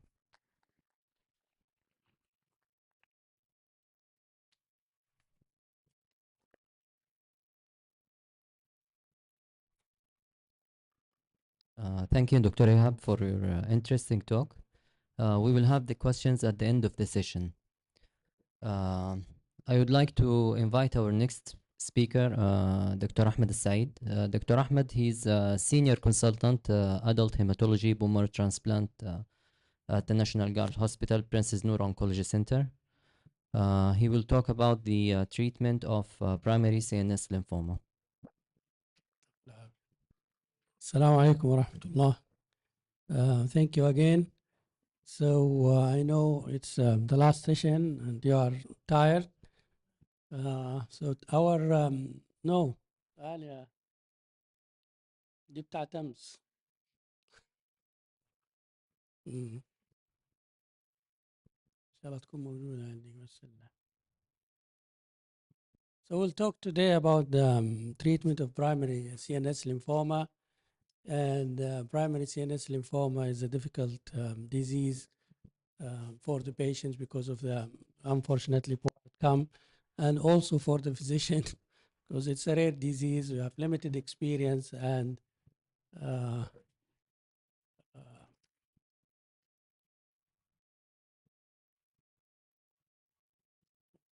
find it.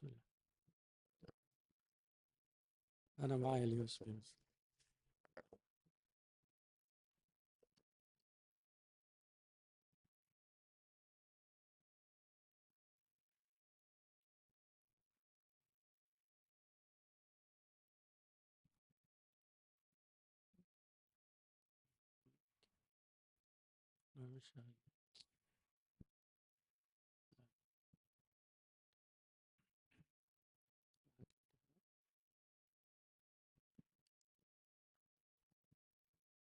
I sent it by email.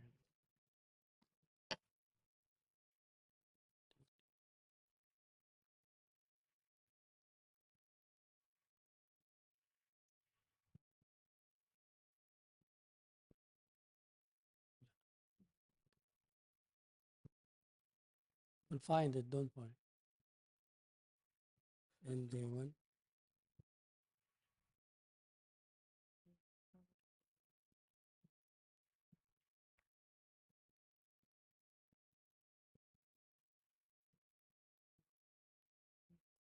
switching to satellite.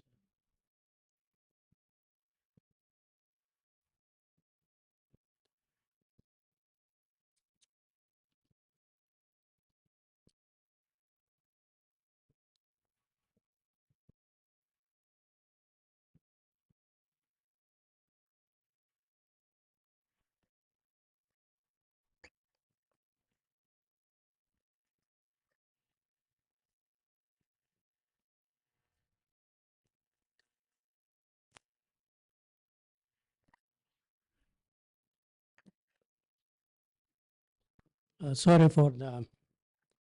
So we'll talk about primary CNS lymphoma. I will start by some brief introduction, then we'll go into the treatment. Not moving. Okay.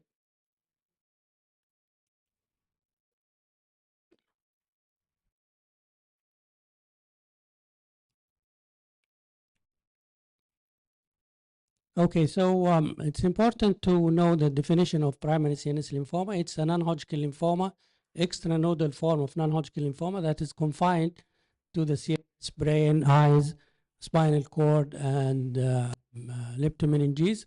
We should be sure that this is not a secondary involvement of the brain from the other systemic lymphoma. In the classification, there has been many changes over time of our classification of primary CNS lymphoma. In the most recent classification, ICC, they put it as distinct type primary diffuse large B-cell lymphoma of the central nervous system under the section of mature B-cell lymphoma. But in the WHO, last one is it's under large B-cell lymphoma, then subcategory is primary large B-cell lymphoma of immune privileged sites, which is CNS, eye, and testes. So it is a very rare disease, and it is a disease of elderly. Its median age is 67 years, and it's rarely seen in young patients and in pediatrics. There are some risk factors which can increase the incidence and prevalence of primary CNS lymphoma, mostly age, as mentioned, and immune suppressive condition. It is an AIDS-defining cancer in the HIV. Luckily, with the good control of HIV, we see it much less. And it's also a PTL disease. It's seen in up to 15% of PTL disease and also in other immune suppressive condition. Primary CNS lymphoma, it has a distinct biology. It is due to abnormal activation of NF-kappa B due to abnormal activation of certain signaling pathway, mostly the BCR and the TLR signaling pathway, and this is due to specific mutation. For example, MYD88 mutation is seen in about more than 80% of primary CNS lymphoma. If you see it in comparison to the systemic lymphoma, it's much, much less. And also there is increased incidence of CD79B mutation. And this is, as we will see, very important now in looking for targeted mutation for primary CNS lymphoma. Primary CNS lymphoma is almost always B-cell lymphoma. Rarely it can be T-cell lymphoma, especially in the kids and younger patients. And there is a talk about that's T-cell lymphoma, maybe it's not a primary CNS lymphoma. It's mostly ABC type in more than 90% of the patients, and it affects brain parenchyma, mostly multifocal and supratentorial in the vast majority of the patients. Rarely it can involve the eye, leptomeninges, or CSF and spinal cord. Clinical presentation is a neurocognitive or neuropsychiatric manifestation, and this has to do with the even location of the tumor. But as you see, cognitive impairment in about 2/3 of the patients, walking disorders, motor sensor deficits, and B symptoms. It's very rare in primary CNS lymphoma. One of the most important clinical aspects is to assess the patient performance status, because it has to do with the outcome and with the treatment. And unfortunately, about 2/3 of the patients at the time of the diagnosis, they have a low performance status. The diagnosis, contrast enhanced cranial MRI is the recommended, and the biopsy is the gold standard for diagnosis, and this is a stereotactic biopsy, which is associated with invasive approach. So in patients there is suspicion or suspect a primary CNS lymphoma, please to do a stereotactic biopsy, not a resection. And if you don't have the facility, please refer him to a center where there is a stereotactic biopsy facility to minimize the complication from the procedures. And also we need to delay the steroid, because the tumor is sensitive to the steroid, and sometimes this can confuse the biopsy.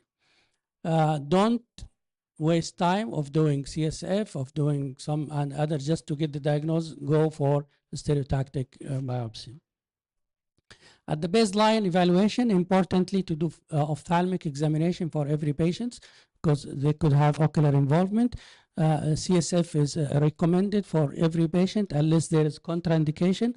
You do a whole body PET scan to rule out systemic involvement, and if the PET scan is not available, you could consider doing a bone marrow and testicular ultrasound to look for involvement there. And if there is a symptoms, you do spine MRI. Prognosis, there are two prognostic system to estimate the prognosis. It's mostly based on age and performance status, but as if you see, these two system is 20 years ago published. So we are looking for a new prognostic system, including even the molecular markers. Now, how to treat patient of newly diagnosed primary CNS lymphoma? Most importantly is the patient stratification, their fitness, especially the renal functions. And we could see if the patient is fit for intensive treatment, including high-dose therapy or not. And treatment should be carried out in special center where they have the facility. So treatment phases are two phases: induction, where the goal is to achieve CR, and this is based on high-dose methotrexate. And phase 2 is a consolidation phase, where the goal is to eradicate the minimal residual disease and to prevent the recurrence. And we will see there are three options for consolidation: high-dose therapy, auto-transplant, whole brain radiotherapy, and chemotherapy alone. So keep in mind, primary CNS lymphoma is a potentially curable disease, especially in the younger patient. And one of the main challenge is to minimize the treatment toxicity for long-term treatment toxicity, especially the neurocognition function from radiotherapy. So high-dose methotrexate is widely established as the key components of the remission induction protocol. There is a question: what is the high-dose methotrexate? How to give it? How many cycles? So in short, the guidelines find the high-dose therapy in most of the guidelines. That is, any dose is above 3 or 3.5 gram and more, and it has to be given IV in short time to obtain the maximum efficacy with minimum toxicity. The number of cycles is different between protocols. The minimum is to be 4 to 6 cycles of high-dose methotrexate. The question was, is single high-dose methotrexate is better, or if we add something to high-dose methotrexate, would this improve the outcome? And there were some phase 2 study initially compared methotrexate to methotrexate plus cytarabine, and methotrexate plus cytarabine showed better CR and better overall response rate with no increase or with no significant increase on toxicity. Then we have other studies where also methotrexate combined to cytarabine, rituximab, or adding thiotiba. And the methotrexate, cytarabine, rituximab, thiotiba, or matrix protocol was associated with CR of around 50% and overall response rate around 87% with no significant increase in the toxicity. And by this evidence, we know that poly chemotherapy proven to be more effective than single dose, high dose methotrexate. And currently we have multiple protocols like MTRA matrix and others which are available. Is there anyone which is better than the others? As you see, the CR rate in all these protocols is around 50%, and the overall response rate is around 70-80%. So they are equal. But again, if you see the CR is 50%, that means 50% of the patients will not achieve CR even with this chemotherapies. With the high dose methotrexate, there is no need to give concomitant IT methotrexate because there will be enough toxic level of methotrexate in the CSF. The other question in the induction phase is what is the role of rituximab? As we know that rituximab showed significant benefit in all B-cell lymphomas, and it is also CD20 is expressed in more than 90% of cells in primary CNS lymphoma, but because of high molecular weight, there is issue of penetrating the blood-brain barrier. So there was a debate. Initially, there was phase 2 studies with adding rituximab to MTX and RC, and comparing to MTX RC without rituximab.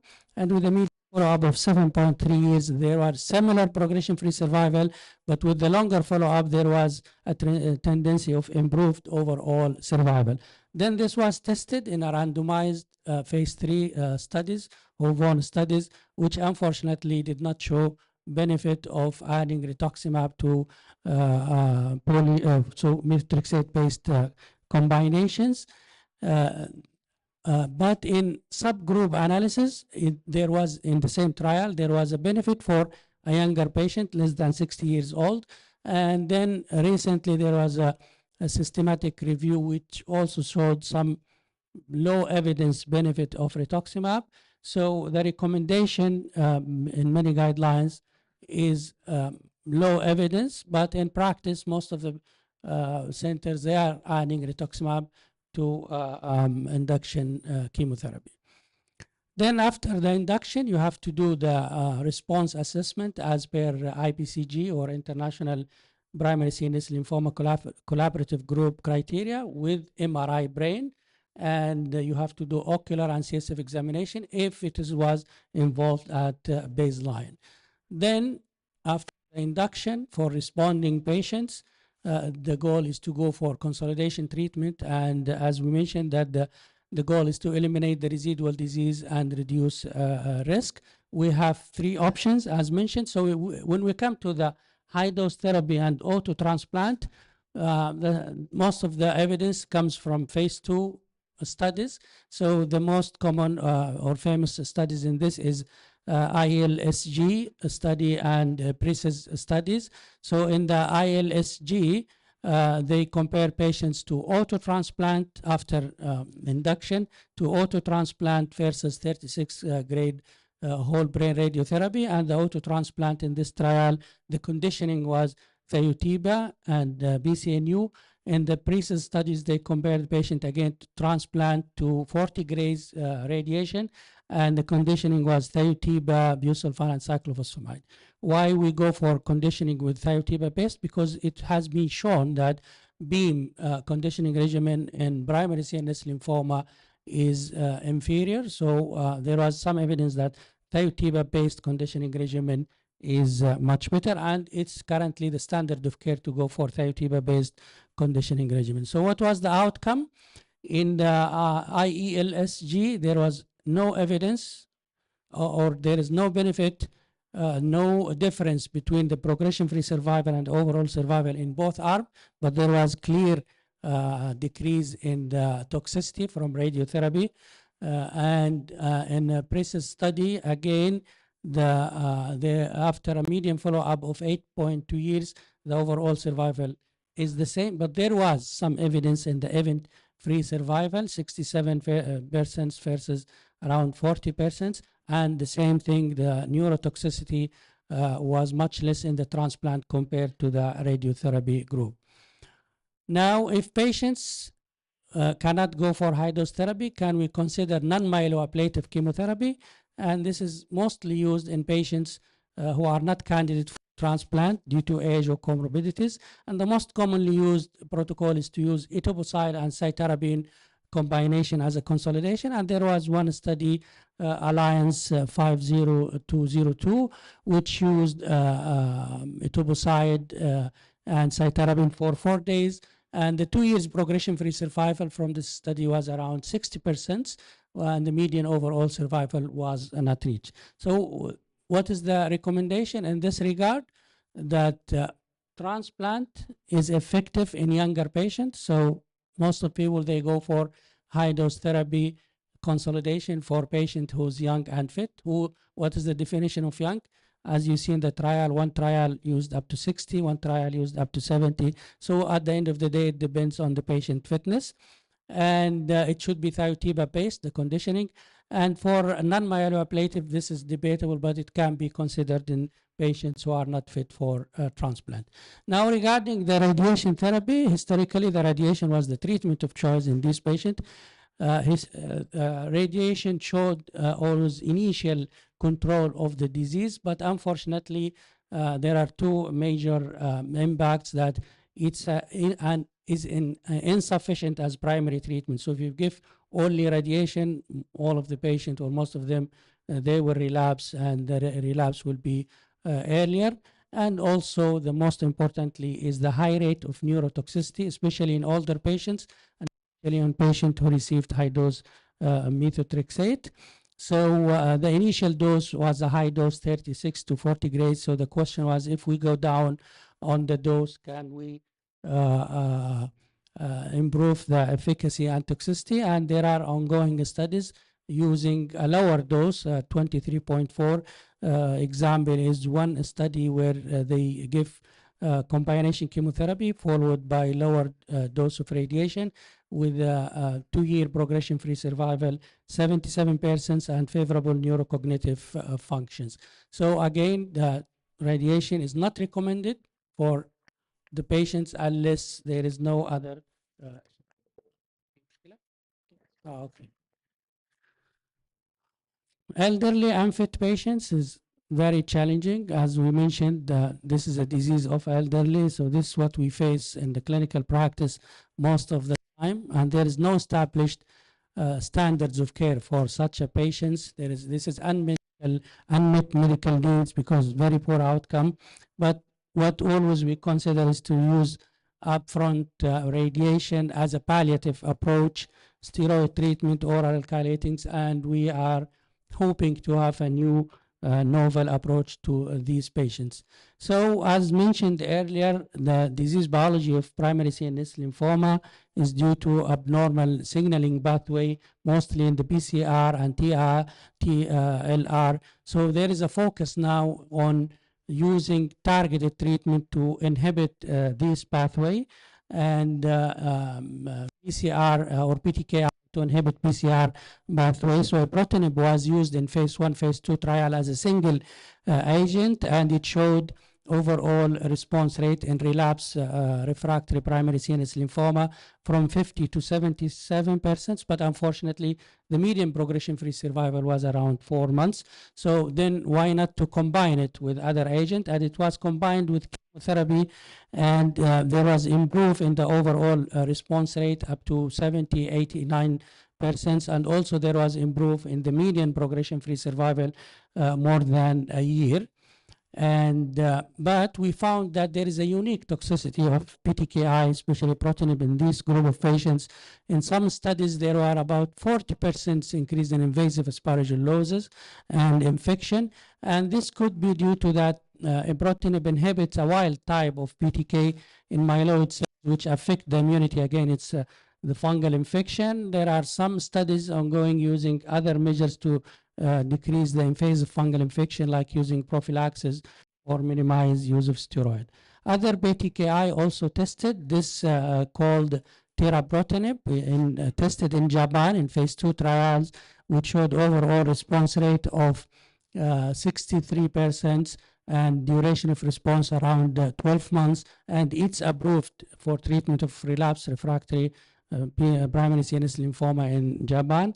Zanaprotinib also was tested in more high-risk patients, like they received multiple lines, and half of them they received transplant, and it showed overall response rate about 50% in this poor risk group. So PTKI is not approved yet, except the one approved in Japan, but it is sometimes what we use in the practice.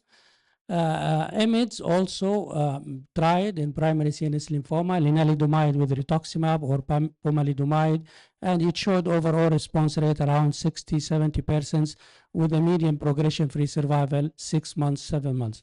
So as a single agent, we see the response rate and the median progression-free survival is not that great. So why not to combine all these novel agents and see what will happen? And there was one phase 2, 1B2 trial using ibrutinib, lenalidomide, rituximab, a small number of patients, but the overall response rate is 80%. 1/3 of the patient, they go into CR, and the median progression-free survival is 4.3 months, and 1 year progression-free survival is 37 months.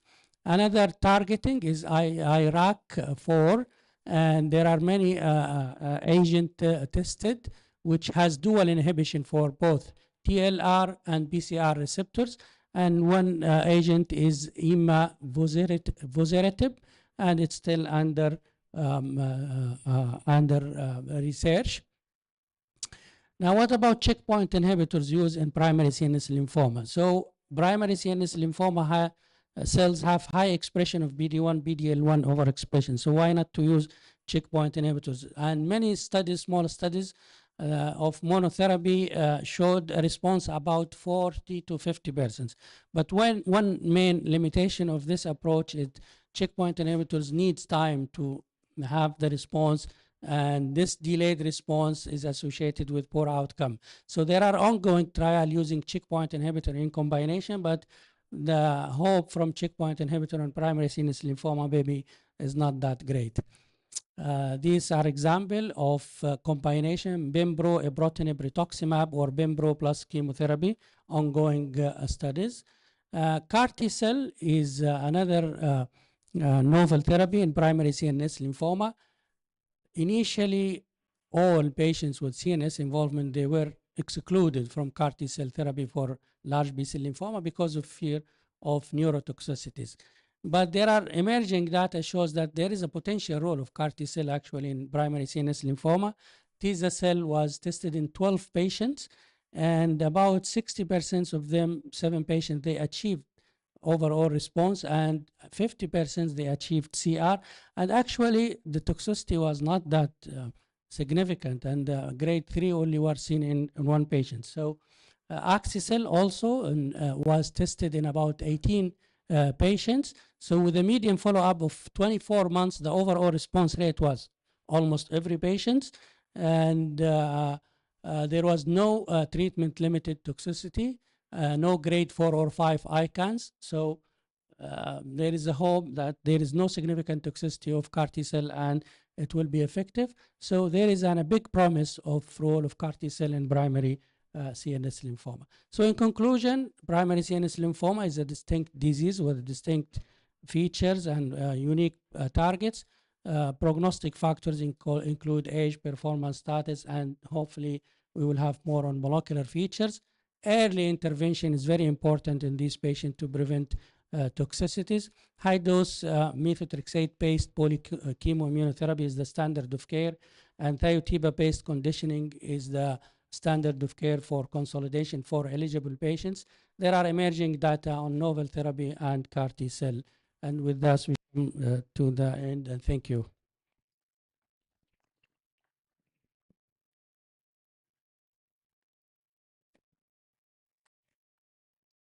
Thank you, Dr. Ahmed, for this great presentation. I would like to invite our next speaker, Dr. Sultan Al-Touri. Dr. Sultan, he's a consultant hematology at King Fahd Armed Force Hospital. Dr. Sultan will talk about the mantle cell lymphoma, updates in mantle cell lymphoma. The floor is yours.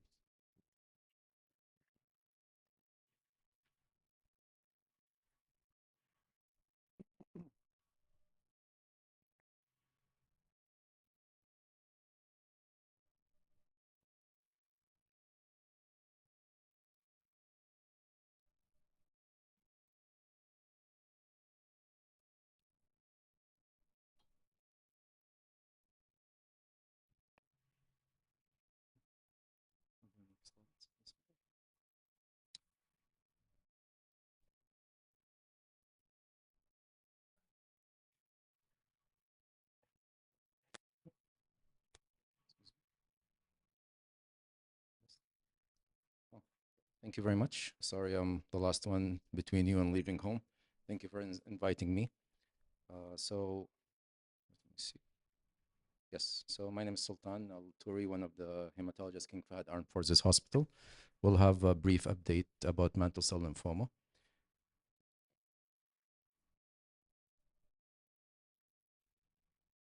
Okay, this is going to be our objective, just a brief introduction. We'll talk about questioning of the role of autologous stem cell transplantation and incorporating the novel agents with chemoimmunotherapy, and also brief points about relapse and refractory mantle cell. So historically, as we all know, it has limited treatment options and poor outcomes.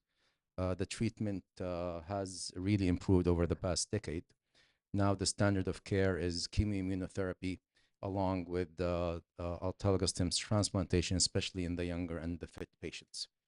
The role of consolidative autologous stem cell transplant has came under scrutiny lately because of the incorporation of the newer drugs that gave good results. This is about defining of the high risk in mantle cell. So we use mainly the MIPI score, which historically used the age, the performance, status, the LDH, and the white cell count.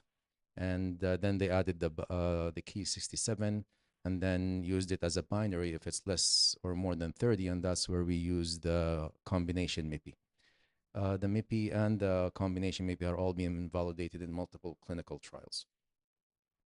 Also, the aggressive morphological variants, there is the pleomorphing or the blastoid variant. It showed in multiple studies that it had effect on the progression-free survival and the overall survival, but mainly that's really when you have also a high Ki67. Genetic aberrations, the main, there was a lot that was tested, the TP53, the Notch, the CKN2 DNA, but the one that really held through most of the studies with the progression-free survival is the TP53 and the high-risk combination MIPI. And with the overall survival that really affects is really the TP53. There are multiple studies that made the autologous stem cell transplant consolidation the standard of care until recently, and we'll be touching bases on it. This is the first one, and this is like a long-term follow-up. This is where they tested, it was started in 2004, where they used, it's a randomized phase 3 trial, the European Mantle Cell Lymphoma Network, MCL Younger, where the randomized patient of receiving the alternating R-CHOP, DHAP, versus just using R-CHOP, and then it was consolidated by an autologous stem cell transplant. And after a follow-up of, median follow-up of 10 years, it showed the progression-free survival, time to treatment failure was still significantly improved in the R-DHAP alternation versus the R-CHOP. And the median overall survival, there wasn't a statistical difference at the beginning, but when they adjusted it for the MIPI and the combination MIPI, there was a statistical significance. That's how it all started. And then there's another big trial where they used the R-MAXI, and they did a 15 years update of the Nordic MCL2 study. And it showed in those patients that the progression-free survival and the overall survival were 8.5 and 12-year respectively. That was the standard, and thus most of us has practiced for the past few years. until recently, there is more and more questioning of the role of autologous stem cell transplantation because of the toxicity. And also, and this is all has been done before or pre the Rituxan era. Now with the incorporation of having Rituxan maintenance, which is also the standard of care recently, more and more questioning are coming.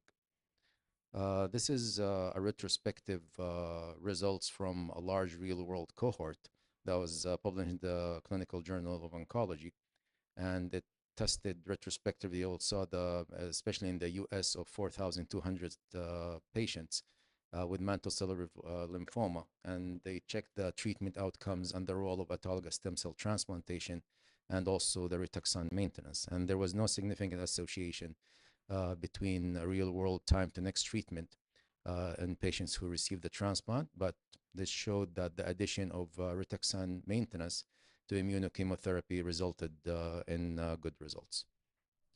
And this gave more questioning of the study of using transplant as a standard of care for consolidation. Also, there was another study because of the importance of the MRD status. There was a randomized phase 3 trial, the ECOG Akron study, run by the Cancer Research Group, and aimed to see if autologous stem cell transplant showed difference in patients with minimal residual disease. And it enrolled 650 patients, and they really tested the patient after induction therapy if they had MRD negative or MRD positive or indeterminate. Most of the patients were MRD negative, and they were assigned to receive either transplant alone or maintenance therapy without the transplant. And this was presented as a late-breaking abstract, and it showed that there is a lack of benefit. That was in December 2024, and there was no benefit of using autologous stem cell transplantation in patients who had minimal residual disease. There was no difference in the overall survival. This brought us for the famous study with a triangle, which is a randomized study to really try to answer the question for once and for all. And here, the trial used an open-label randomized cohort, a 3-arm parallel group, and it showed it was in 165 countries, and patients were all fit, and they were stages 2 to 4. And this is how they distribute. All the patients received the R-CHOP DHAP for 6. This is the standard of care most recently. And the group A will go and get autologous stem cell transplant, and then followed by Rituxan maintenance. Group AI, or they receive R-CHOP and DHAP, but with the R-CHOP group, they will get, or R-CHOP chemo, they will get an ibrutinib, followed by autologous stem transplant, followed by Rituxan maintenance, and also with ibrutinib maintenance. And the group, the same thing in the arm I, but without the autologous stem cell transplantation. After median 31 months, there was no difference between there was superiority actually of the group that had a transplant and also ibrutinib as part of the maintenance. And there was no superiority of omitting when they omitted the autologous cell transplantation and the patient received the ibrutinib with the Rituxan maintenance. And there was no difference between the overall survival. This is just to show the results. So in the top left, I mean, there was a statistical difference or the failure-free survival. And both of these groups got the autologous stem transplant, but the difference, on top curve, they received the ibrutinib, and there was no difference other upper right, and there was no difference in the overall survival. It showed, so this, the first study randomized that showed resulted that ibrutinib in first-line treatment resulted in superior efficacy, and adding ibrutinib during induction, this is one of the recommendations of the study, is to be part of the first-line regimen, and they concluded that autologous stem transplant is not for everyone as a first line. This is one of the proposed treatment by the latest ASH review article. So patients, there is no TP53 mutation, so the patient could receive the alternating therapy And if there's no high-risk biology, they could omit the autologous stem cell transplantation and get a Rituxan and ibrutinib maintenance. Consolidation with an autologous stem cell transplantation could be on case-by-case reviewed and checked and see if it's for everyone. Patient with TP53 mutation, there's no standard of care, and this is more because they have short half duration or survival. Those patients should be incorporated or going with the clinical trials. The incorporation of novel agents, there's multiple studies. We discussed one of them. This is the most one that had bigger number of patients. There's the triangle we spoke about. We'll just touch bases on other options that, especially in patients who are older and unfit for aggressive chemotherapy. And this is the number of all the studies that are running currently, most of them like phase 2 trials, even phase 1 trials that incorporates newer agents. This is, I believe, the SHINE trial, and it has ibrutinib plus bendamustine Rituxan. That's another regimen that we use in the elderly. So in those patients, patients were above the age of 65, and they received the ibrutinib daily until disease progression, or placebo, and both arms got 6 cycles of bendamustine Rituxan. Here, among 500 patients, they were distributed equally, and after a follow-up of 84 months, the progression-free survival was in favor of adding the ibrutinib. And the percentage of patients with CR, there was a trend toward the clinical significance in favor of the ibrutinib also, and the overall survival was similar in the two groups. Not a lot of difference in the adverse events. So from this study, the ibrutinib, their conclusion that, I mean, it's valid to add it, and there wasn't the safety profile of the combined therapy was consistent with the known profiles of the individual drugs.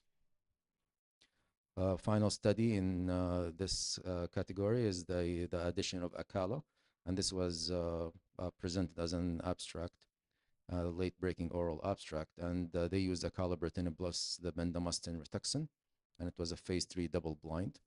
Again, the same profile of the previous study, and patient got the BR, but here we added the acalabrutinib. And the primary endpoint was progression-free survival. Again, 600 patients distributed equally, and the progression-free survival was still in favor of the addition of the Acala. And there wasn't much difference in the overall survival. And even the progression-free survival got better when they censored. There was a lot of this. There was a lot of COVID-19 deaths, but it was adjusted for it and still held its ground. The same thing for the respect of the grade 3. It was comparable between the two groups. There was discontinuation, and the difference was around 11 to 12. This gives another option of using in those patients also. We'll talk briefly about the relapsed and the refractory. So this is just a brief case. A lot of us faced one of these cases. So 56 years old male patient with mantle cell lymphoma, initially treated with the alternating regimen for 6 cycles, had a partial response, went into their maintenance, but disease progression noted within a couple of months. And the treatment was changed to acalabrutinib. Still, there was disease progression. So what is the optimal management in this setting? Clinical trials, of course, but there's a lot of emerging treatments that we could touch bases on it. As we know, those patients have really progressive shortening of response duration and with subsequent lines of therapy, and they have short survival times among those patients who are disease are progressing. Therapeutic options are the CAR-T, since it's working in a lot of array or a lot of lymphoma diseases, so why not? And a lot of patients are being incorporated. So you have the CAR-T therapy, and you have the bispecific antibodies therapy for mantle cell. And for those, this is the BiTE mode of therapy. In CAR-T, This is just a summary. So in the clinic, they collect the white blood cells, including the T cells. They return the blood. In the lab, this is the T cell engineering, where an active virus is used to insert genes into the T cell.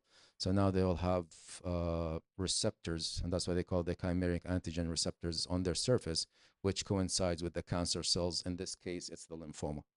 So modified T cells are multiplied until there are millions, and in the clinic, it's pushed back into the patient or infused into the patient, and the receptors are attached now to the targets on the surface of the cancer cells, and this will identify the cancer cells by its receptors. And the good thing, it remains in the body.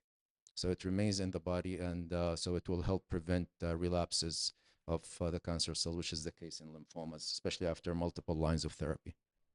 So this is the 3-year follow-up of the Bruxelles, and had a different name at that time when they did it, in patients with relapsed or refractory mantle cell lymphoma. It was part of the ZUMA-2 study. Here, patients with refractory or relapsed mantle cell lymphoma, some of them had from 1 to 5 prior therapies, including BTK inhibitors, the acalabrutinib, ibrutinib, or Zana. And they received a single infusion of the CAR T cell. Follow-up of 35 months, the median, the objective response rate among all 68 treated patients was 91%.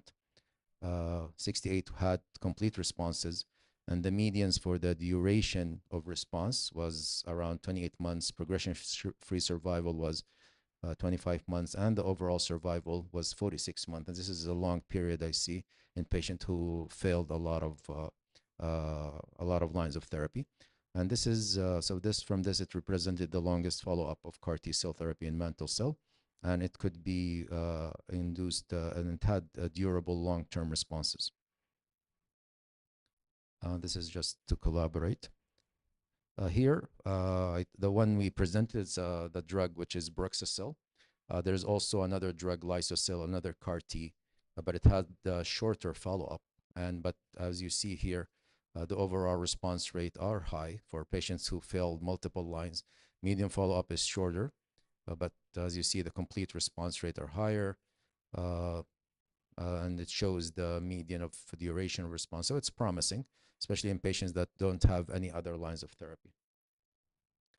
Another, but is still investigational, which is the bispecific engaging antibodies. And they are simultaneous. They engage the CD20 on the normal and the malignant B cells. So it hooks the CD3, so it's closer to, so it hooked to the CD20 cell, which is the lymphoma cells. And it had good results, as our speakers showed, that it had good responses in diffuse large B-cell lymphoma. This is just a cartoon that this is the T cell, the CD3. So you take it and it combines you with the lymphoma cells, which is the CD20, and this will result in cell death. And this is the four drugs that are available right now. And there are like small studies going around, as you see here, ibucortumab, gluftamab, and the other two. And as you see here, they're all tested, but there's a small number of patients being utilized. But it shows the overall response rate are high, complete responses, the duration of responses are, so it's a promising drug. And the lower table shows that there's still like a lot of studies going on. So I think we'll be hearing as soon as maybe the next EHA in Milan, we'll hear more and more about these studies, including the CAR T cell. This is just a cartoon or a graph to show the difference between the two. So CAR T, the pros, like we have more experience now, and it has long-term efficacy. And we already have 2 FDA-approved agents, and it could be curative in diffuse large B-cell. So the researchers are hoping it's the same case of mantle cell. The problem with it, it has long-term cytopenias and immunosuppression in these patients. And also it has higher risks of cytokine release syndromes and neurotoxicity. And it it has a lot of side effects. The bispecific, it's more of, like they mentioned, Dr. Ihab, it's like off the shelf, you know, so it's not, you don't have to like collect from the patient and to do the genetic engineering. So this is like ready off the shelf for administration, and it has comparatively less short and long-term immunosuppressive or infection expected. But as we said, the problem is still investigational, and still we don't know. It's preliminary to know about the durability of responses. And as we said, CD20 negative progression events. Thank you for hearing me. Thank you very much.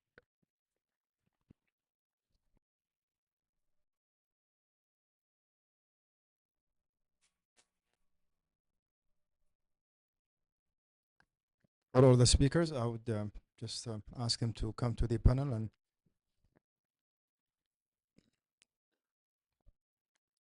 you have any questions from the audience before we start the discussion part?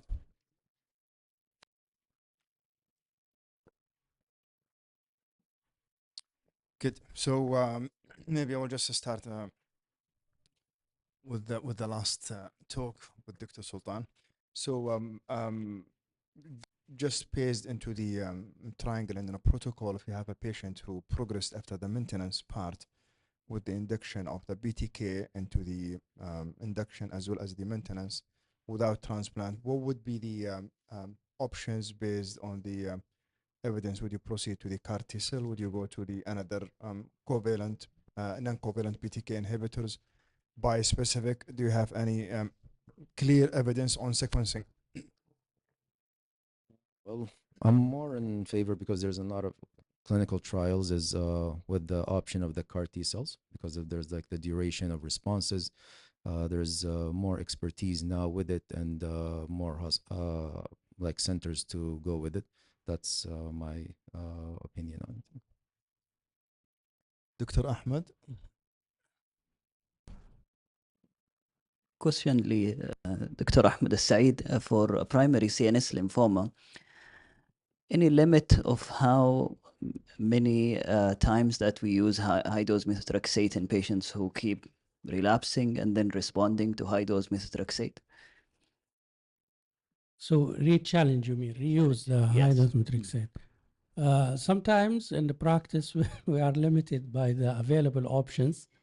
So if there is a gap, there in the guidelines, they mentioned also about this, like a year or about, then you don't have another options like novel agents or patient is not fit. So you can re-challenge, but expect a lower outcome. So maybe in the same thing, if you have a patient who achieved the CR to the methotrexate-based induction therapy, and he's ineligible for the stem cell transplant, the options available, radiotherapy, would you consolidate such patient? Would you wait until they relapse? I think the recommendation is to consolidate them. So if they are not fit for transplant, maybe the better options to go for non-myeloablative chemotherapy like cytarabine and etoposide if they can go for it, because as I mentioned, using radiotherapy alone could be associated with more toxicity, and if you use it even in older patients and in patients who received methotrexate, the toxicity will be higher. So it will be the less recommended option, and you give it as the last option. But I would recommend, as a per guidelines, to go for consolidation to minimize the relapse and try to eradicate the residual disease. Now, with novel agents, there are also some trials trying to incorporate novel agents because the tolerance for novel agents is expected to be much better, and we hope it will have better efficacy in these patients, because the main issue is that this is disease of older patients. They are not fit for high dose therapy. They are not fit for more intensive chemotherapy. So you hope to have some treatment which is more effective and less toxic. Sorry. In the same line, because I have a personal patient, the same CNS lymphoma. He was treated, elderly. I think he's in his like 65, but he's like unfit for transplant. He relapsed after treatment, diffuse large B-cell lymphoma, relapsed after 2 years, but primary CNS right now. He received cytarabine methotrexate, responded even after 2 cycles. So the MRI is repeated and we're aiming for 4. He's already almost finished with the 4th. The question is now, since he relapsed within a year or a half or 2 years, and he's already responding for chemotherapy, should I push after the 4 cycles, for example? Should I push him, for example, for radiation, or just hold the fort? I mean, he's not going for a transplant because of multiple. Yeah, this is a typical scenario.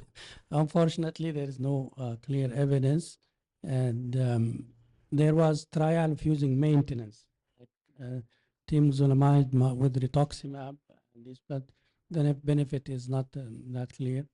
How many cycles you give at the time of transplant, at the time of relapse? How many rituximab? How many methotrexate? Not clear. You know he relapsed post-methotrexate, so most likely he will relapse also about this methotrexate-based treatment. Not clear. Radiotherapy, you can use it, but you will expect a lot of toxicity. Question for Dr. Ahmed and maybe Dr. Ihab also. So for those cases, the primary CNS lymphomas or DLBCL with CNS involvement, as you eloquently presented, there is no standards of the dosing of the high dose. So what's your preferred initiating dose, where you go with the 3 grams, 4 grams, 5 grams? Yeah, so initially when methotrexate was used alone, we were using even up to 8 grams or some, I remember in BC, I think the Mubarak was maybe 8 or 10 even grams single agent. But now with with combination chemotherapy, most of the recommendation they use around 3 to 3.5 point gram, which showed efficacy and also toxicity is an issue in these patients. So I like Matrix is 3.5 grams with cytarabine, rituximab, and methotrexate, and MTRA is also 3.5 grams. So, and the recommendation, anything above 3 grams is considered to be a high dose therapy. So when we use it with combination, I think most of the protocol we are using is 3.5. And Barak, you can comment. No, I agree. It's, that's what we are using. We used to do the 8 grams into the management of the CNS as asynchronous with the diffuse large B-cell lymphoma. So we use the R-CHOP alternating with the 8 grams on the day 10. However, I think the primary CNS lymphomas with the polychemotherapy, the most cases as 3.5 grams. All the experts are here, so let's take advantage. What's your role about CNS prophylaxis? Patients who are high risk, diffuse large B-cell lymphoma, and IT versus high dose methotrexate for.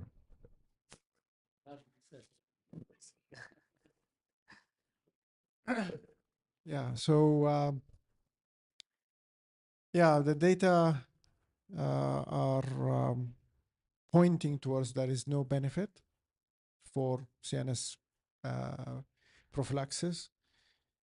However, in everyday practice, if we feel that someone has really high chance of having CNS disease, we are still using high dose methotrexate, but we are not using it during the R-CHOP. So the best thing is to finish the R-CHOP on time, because the problem with using high dose methotrexate with R-CHOP is that inevitably you are going to have delayed R-CHOP treatments. And as if you deliver the R-CHOP on time, hopefully you will not have CNS disease. So when they finish, then you can give 1 or 2 doses of high dose methotrexate if you feel that he's really very high risk. And for your CNS patient, maybe there is no evidence for what I'm going to say, but maybe for such a patient, maybe he will benefit from having ibrutinib as long, for 1-2 years after his chemo. Ibrutinib is under trial, but still not approved. It's used as a relapse in the relapse setting. Use it off-label, it might be. For the CNS, Dr. Mbarak, he reviewed our data, so we can comment about.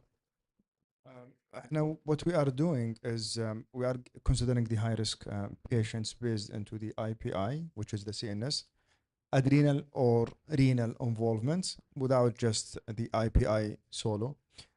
We consider the other risk factors like the sinuses, the testicles, the epidural, the breast into the female.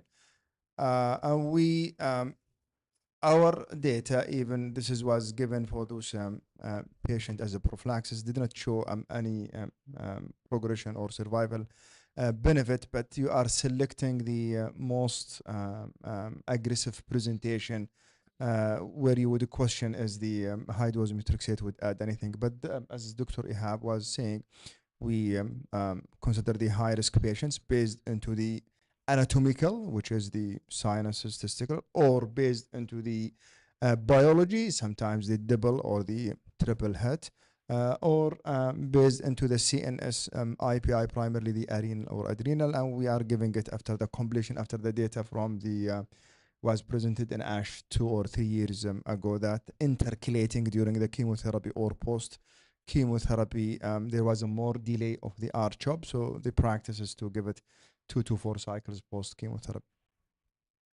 But I have a Salam. Dr. Ihab, maybe in the diffuse large B-cell lymphoma, you've mentioned something about the maybe biology-driven decision in the future to manage the diffuse large B-cell lymphoma. And we've seen just you did a nice comparison between the polar R-CHOP versus the CAR T-cell. The absolute difference is even it's not just cross comparison, but I mean they are not head-to-head. It was about in the 10%. Would that be justified, the cost and the toxicities in the future, to consider such a novel agents versus the CAR T-cell or the bispecific? Where do you see the CAR T-cell comparing to the, we've seen the Epicort plus the R-CHOP or the other novel agents. So do you think that would be considered just only for certain high-risk patients, or this is can be applied to all the diffuse large B-cell lymphoma? Yeah, it's a very important question. So, yeah, I agree with you. It's very high, costly treatment. It will be very embarrassing if the Zuma 23 shows overall survival benefit using, CAR T cell as first line after, 2 cycles of R-CHOP. But apart from that, I think it should be biology driven, because not all patients need CAR T cell in first line. It's very expensive and with toxicity. We also await the bispecific first line treatments. So it's going to be very tough. I like the SEMA cell pathway where you're choosing the MRD positive patients and consolidating those patients with CAR T cell rather than everyone gets it. So I think in the future, all these trials will give us a hint on how to best use, how to stratify, when to use CAR T cell for such patients. The difficulty with diffuse large B-cell lymphoma is that the biology of it. So if you wait for patients to relapse, especially those patients who relapse very quickly after the first line, then their outcome is not going to be very good. Those who relapse later, you can deal with them. It's not usually that difficult.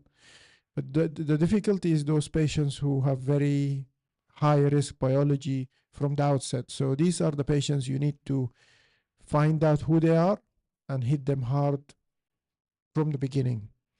But how do you find them is the difficult question.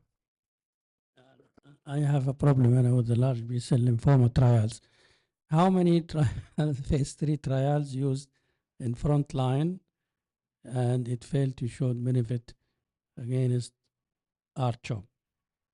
You count how many, maybe. So unless there is a clear disease biology that we know what is the main driver for the disease biology to hit that targets, we will continue doing phase 3 trials, and R-CHOP will stay there. And I think maybe here it comes the role of circulating DNA as a marker of minimal residual disease. Do you think that this marker in the future will change the practice? Like, for example, if patient treated with R-CHOP and still he has positive minimal residual disease, will that push us, for example, to do CAR-T or autologous stem cell in the first line? Yeah, this is what the Alpha 3 trial is trying to answer. This question is that MRD positivity, how you deal with it. So the phase ed technology is, I see the outcomes, the results is very potent in detecting patients who are MRD positive. And it also shows those who are going to relapse. So very high concordance between the positivity and relapse rate. The question comes is that how you deal with those so that you improve their outcome. So we don't have an answer at the moment, how you deal with those patients to improve their outcome. We will have answers in the future. And as Dr. Ahmed Said has said that actually, which is going to be sometime in the far future, I think, is to understand the mutations with each. Diffuse large B-cell lymphoma is not one disease, it's many, many diseases. So dissecting each disease, and you have a molecule that deals with the molecular biology of that disease will be the future. But I don't see it happening, soon, unfortunately. It will be sometime in the future. Maybe last question for Dr. Sultan. You presented some data regarding to the role of autologous stem cell transplant in the first remission in mantle cell lymphoma. As we know that mantle cell lymphoma is a heterogeneous disease, sometimes presented with a very aggressive behavior, sometimes behaving as a little bit indolent.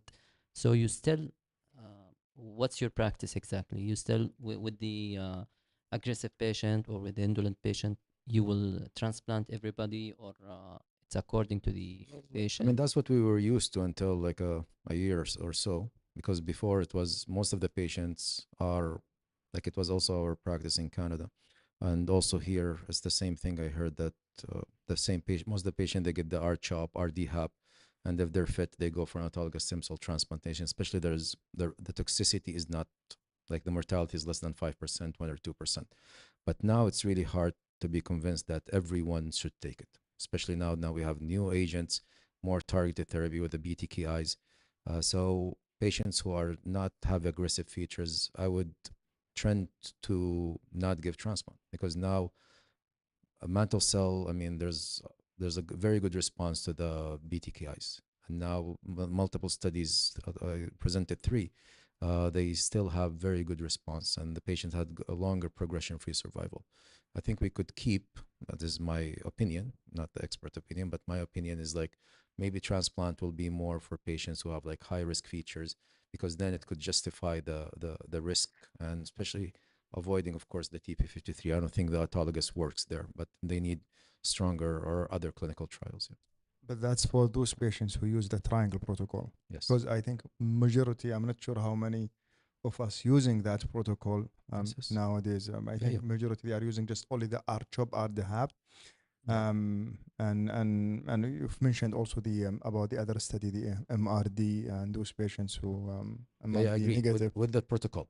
With like use the protocol because it showed good benefit. Like I think if we're gonna practice, as Dr. Mubarak said, you should follow a protocol. We don't make up one. So for those patients who have the feasibility of using the protocol, those are the patients, because it's a clear results that there is benefit there. So.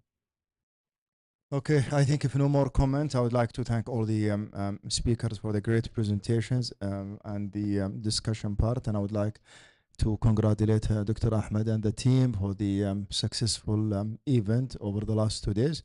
And thank you, and hopefully to see you, inshallah, in 2 weeks into the our ILC conference, inshallah, in Hilton on 24th, 5th, and 6th. Thank you.